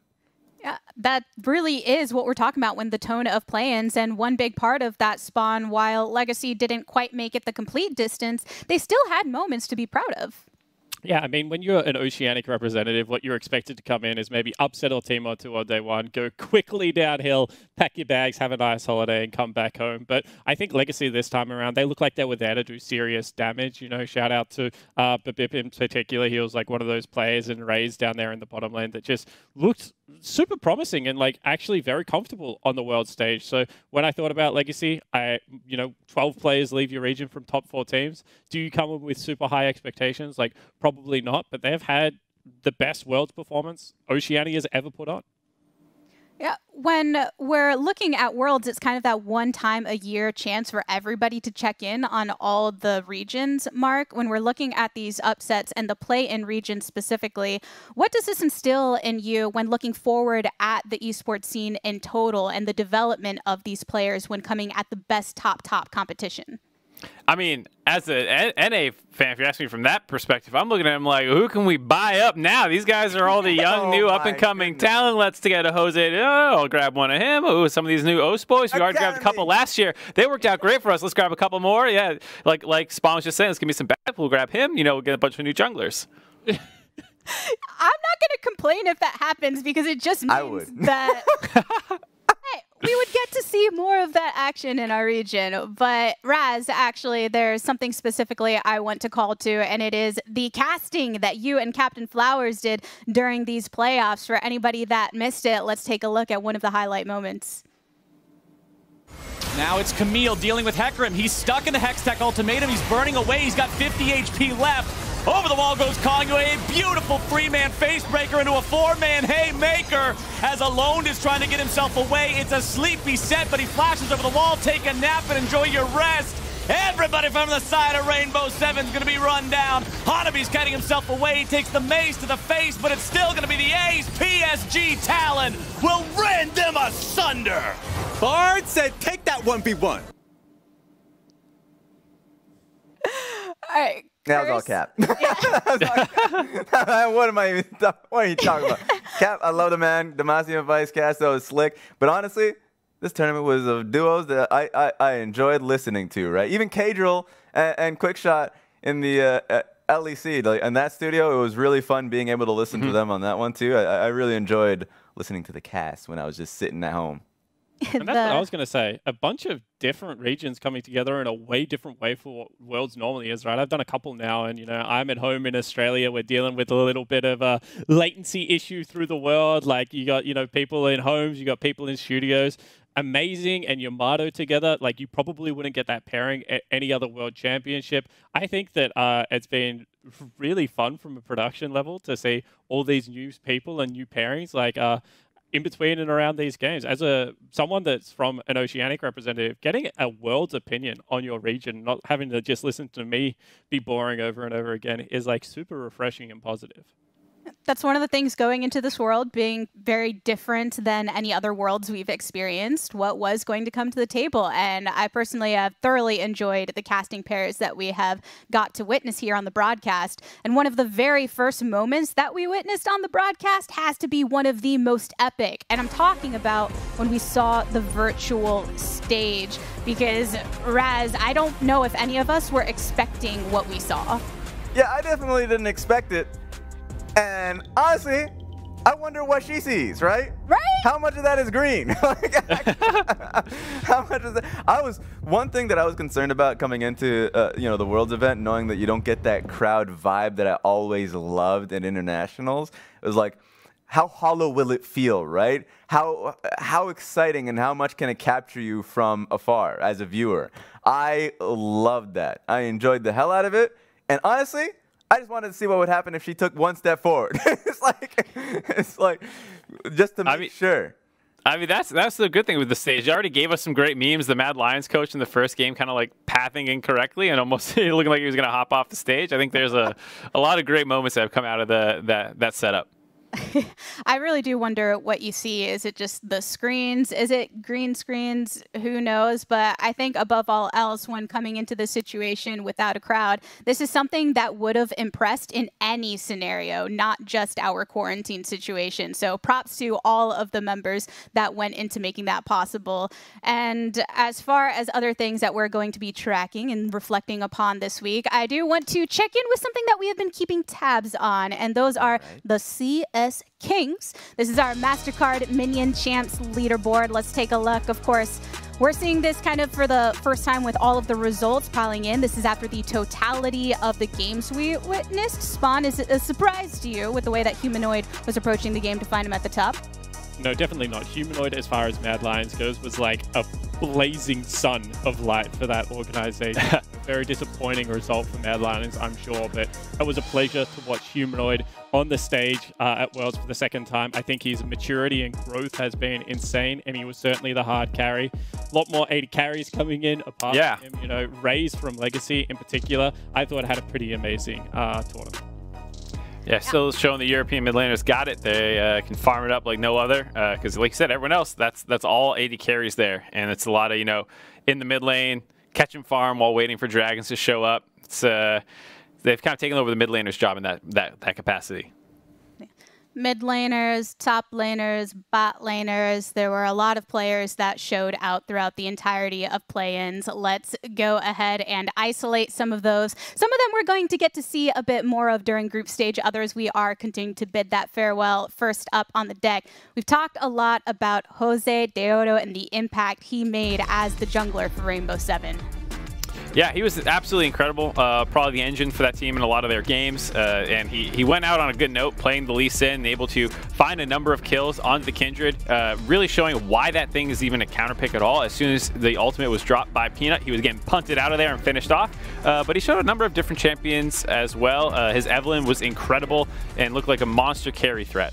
I just enjoy watching that individual talent from these regions, right? Jose Deodo for sure was insane. The two champions that you had made a mention of, and I think we're for sure going to hear that name once again. It was once upon a time from Latin America, Audi, right? Audi, an insane jungler that we certainly saw him back on that international stage, and I'm sure that's not the last time we're going to be hearing from Jose Deodo. Says the Golden Guardians Academy coach. But at the same time, I think that when you have a look at, like, I really want to tack on to what Mark was saying, because when you come from an emerging region or, one of these regions that hasn't yet got their security in the group stage, they have meta warping players. And like players that like demand a Lee Sin ban, or, that you will play like different comps. Like, they were saying on cast that teams would play, the support the FLICKR comps in the region, but if they gave him Lee Sin, they would still put Senna and Shen and all these different picks with it just because of how well he played it. Kind of reminded me of the VCS jungler, Raz, the Levi's and the SOFMs of old, where they were just so good within their individual region that they made the jungle position a legitimate carry threat. And that's what it seemed like Jose Deodo did for the Rainbow Seven lineup.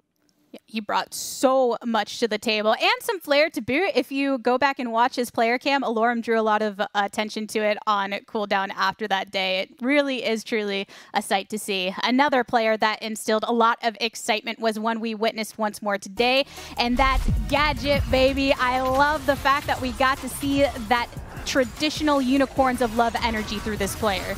It's insane to watch him. He was, for me, him and Nomans were, of course, the core of the team because of the flexibility that they had in the draft.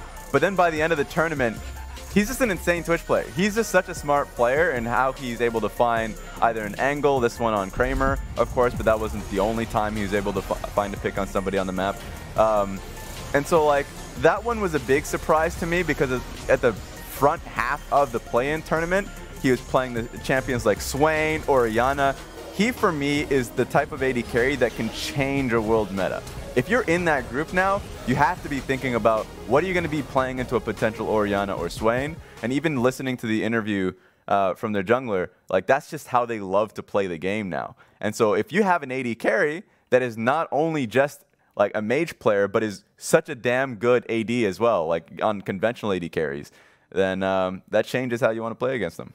And I also do think we get caught up a little bit on Gadget talking about the different champion picks and the versatility and stuff like that. I think fundamentally, he's just a really great player. When he plays weak side, he backs off turret. When he has team fights, he's actually always the last damage threat in. He counts out CC really well. Like, he just has solid fundamentals. And that's why he looks good on both mages and AD carries, because he's just playing the game correctly as far as you're supposed to do as a primary damage threat, which is what you are in the duo bot, right? So I mean, I agree. I think that one of his strengths is his versatility, but I would just like to shout out like how good fundamentally this guy is at League of Legends. The true sneaky type play, whether he was on the Twitch or not. I love it. Another player that we also loved seeing was Babbitt over on the side of Legacy, another jungler that really managed to take control of the game. Yeah, the only returning member from Mammoth. He was the last guy that kind of wasn't picked up to go over to the North American scene, and I think Babbitt came in with a big chip on his shoulder and a lot to prove. Oceanic junglers have historically been considered one of our weaker roles, but I think that Babbitt is starting to sway that narrative. And, you know, just looking at his versatility, was able to pick up wins on the farming junglers, did dip back into things like Jarvan, although it wasn't quite successful, but I love the confidence coming out of him, and this is certainly a guy, he's put in the hard yards in Oceania, played for a couple of the big organizations, so to watch him have a pop-off tournament was honestly, like, I was just really impressed and proud to call myself a Babbitt fan over the tournament. Yeah, I mean, his Nidalee was super aggressive, always diving in. You said confidence, and you could definitely feel that exuding from him whenever he was jumping into team situations trying to find those assassinations, and more often than not getting them done. Confidence. You got to have it when you're on the world stage. And another moment that would instill confidence, if you're on the side of LGD fans, comes up in our State Farm assist of the day, because they really did manage to pick things up here in the end with an impressive Quadra. This is going to be set up really nicely by the Camille, locking in the Hextech ultimatum, and then setting up the Rift Walk for the Caston to get that kill. And then he's going to keep snowballing through this fight. Once Caston gets a couple kills, he's not going to stop. Picks up the triple in a very decisive team fight against Legacy. I'm sorry, Spawn. Yeah, I mean, this was a heartbreaking moment, right? But you just got to give props to LGD with how well they set that up. It looked like Topoon was going to be able to keep the Caston out of the team fight. Thought he had the slam into the wall, but Shea buffers that really nicely, able to rejoin. And I love the way that you set that up, Mark, when we were talking about earlier. It's like just dangling the bait out there. You know, do you want to go on Aliona, our big tanky member? We have the best re-engaged comp, I think, that we've seen in a while. And unfortunately for Legacy, like, that game appeared to be on a silver platter, but it was yonked away from them by LGD, who seem to now be in very good form. I feel like anytime we saw something happen to Legacy, we just have to turn to Spawn and say, I'm sorry. But Spawn, if you're looking overall at the day, I think there's got to be some mixed emotions, right? We already talked about the pride that you should have, but I just want to get that perspective on where you are currently. Maybe a mix of disappointment, but also carrying some of the positive energy on out. Yeah, I mean, to be honest, if you want like my brutal opinion, like, I'm just even more annoyed at LGD than I was in 2015. Like, what the heck is this organization doing to my League of Legends career at this stage? They come into One Worlds as the favorites, absolutely flop, fall on their face, make me look like a fool, and now they've just booted out the one team that we've ever sent to Worlds that looked like it had a shot. Like, LGD, like, come on, help me out here a little bit. I want to love you, but like, this is just so hard at this point. What a genuine reaction there. That's going to wrap it for what we saw, though, in terms of play-ins. Let's take a look at what we have coming on forward. Because, guys, we're officially going into group stage. We know what those groups are going to be. We know what we're kicking off with. Raz, how hype are you? This is so much fun to look at. Even it's just, it gets you that Christmas type of feel, right? When you're looking at the presents. For me, I love right smack down in the middle of it, Damwon versus JDG.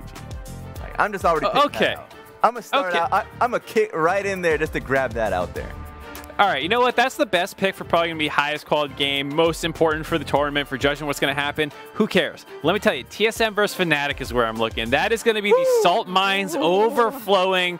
This is the first clash that's really going on between NA and EU. You know, I think a lot of EU fans seem to have already disowned Bad Lions. So like, this is the one that's their pride's really on. You can't disown Fnatic. They are Europe, and TSM is North America in a lot of ways. So hype rivalry. A lot of these players have a lot of history as well. Like, this is going to be such a treat for Western fans.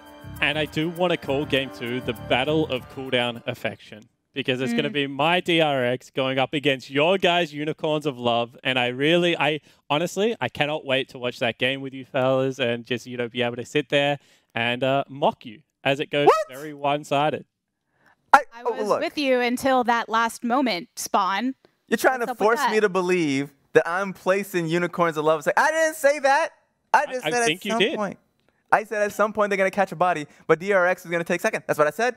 You got to calm down now. Is this the body they're catching? This is some fake news out here. You got to relax. You got to calm down, Spawn. Get out there. Body's gonna be dropping at some point, one way or another, on some side of the rift. So much for all of us to look forward to. Fellas, Mark, Raz, Spawn, it's been such a pleasure having you here on Worlds Cooldown. As we sign off, everybody, we're gonna take one last look at the play-in highlights courtesy of Axe. But for now, on behalf of myself, the casters, and all of the remote broadcast crews around the world, thank you so much for tuning in. Until next time, everybody, good morning, afternoon, evening, and good night. I bid you welcome to Worlds 2020. Now Humanoid's in a bad spot. Now Humanoid's going to be taken down, and now Tay is on the hunt. Flipping the Evelyn behind him, looking to walk around, able to find the kill, making a double, over to Tay, looking to grab even more. It's a triple kill for Urgot. Rainbow 7 is in some trouble. The backup has arrived. Kaguya is here. It's a first blood. It's a second blood. Highwing steps back, forces lunging away that Baron down to 1,500. The shockwave from Uniboy is absolutely huge. Mark falls. Kramer's chased out by Hanabi. Team Liquid are finding their moments a little bit. Poor JJ diving in. Kazi's going to try and put some damage down. Tackle opens up once again with Spray and Pray. Solar Flare used. Impact has the blank. There and Archer's letting it rip.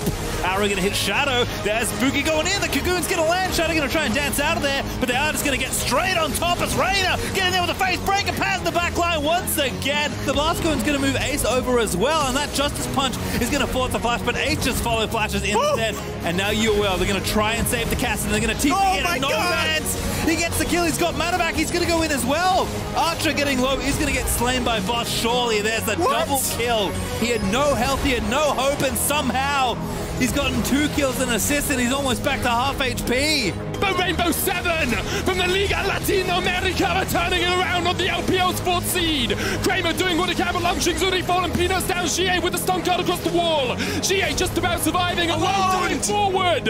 Here we go. Predator is ready to go. Jose Dioto's also here in the fight. He's going to blow up Gadget if he's not careful. Nice execution from the last Caress. Over the wall. That was a multi-man stun coming out of no man's. Mark is going to take a magical journey right into Gadget's hands. 1, 2, the spray and pray. Rat-a-tat-tat, LGD goes flat. The flash away. A party's happening. They've seen one. Tally's going to charge up the taunt, but he's going to try and get a different target. Shadow. Oh, yeah, one. Tally in. No, it's Raze. He gets the dragon, and now he's going to start shooting down the duo lane. Oh, he gets one in the air. Oh, Kai's the last bullet. I love this. As soon as Longshing sees Ase walking over the wall, they're immediately using the Twisted Fate. Mark goes in. Wow. Ase goes down. LGD, they find their chance, and they immediately just jump on it. The call is for the Drake. Jose Dioto's able to secure it, but now the fight is breaking out. Peanut flashes over the wall. He's kicked out of his own Slam's Respite. Jose Dioto with the ultimate, with the displacement. 2K getting lower and lower. Can they secure it? Orome is taking down Snowflower. It's a messy fight. Who's going to finish it in the end? Shadow manages to find it, and that is massive. He can get Cassiopeia. Coming out. Bolulu trying to find something. He's going to be dunking back. Now Cassio kicked off in the middle of the fight, but that's going to be a 3-man ultimate, and immediately the fall for more 3-man knockup. Humanoid burning, ticking, but he's got the Conqueror proc, and he's trying to run him down. Eyes on Zeitnot, though, as they're going to find one. Cacao getting a kill. Humanoid trying his little heart out, but it is simply not enough. When a team from a major region comes in from a team against a minor region, it's all about the laning phase, blasting them, quick snowballs. Well, this Worlds has not been about that at all.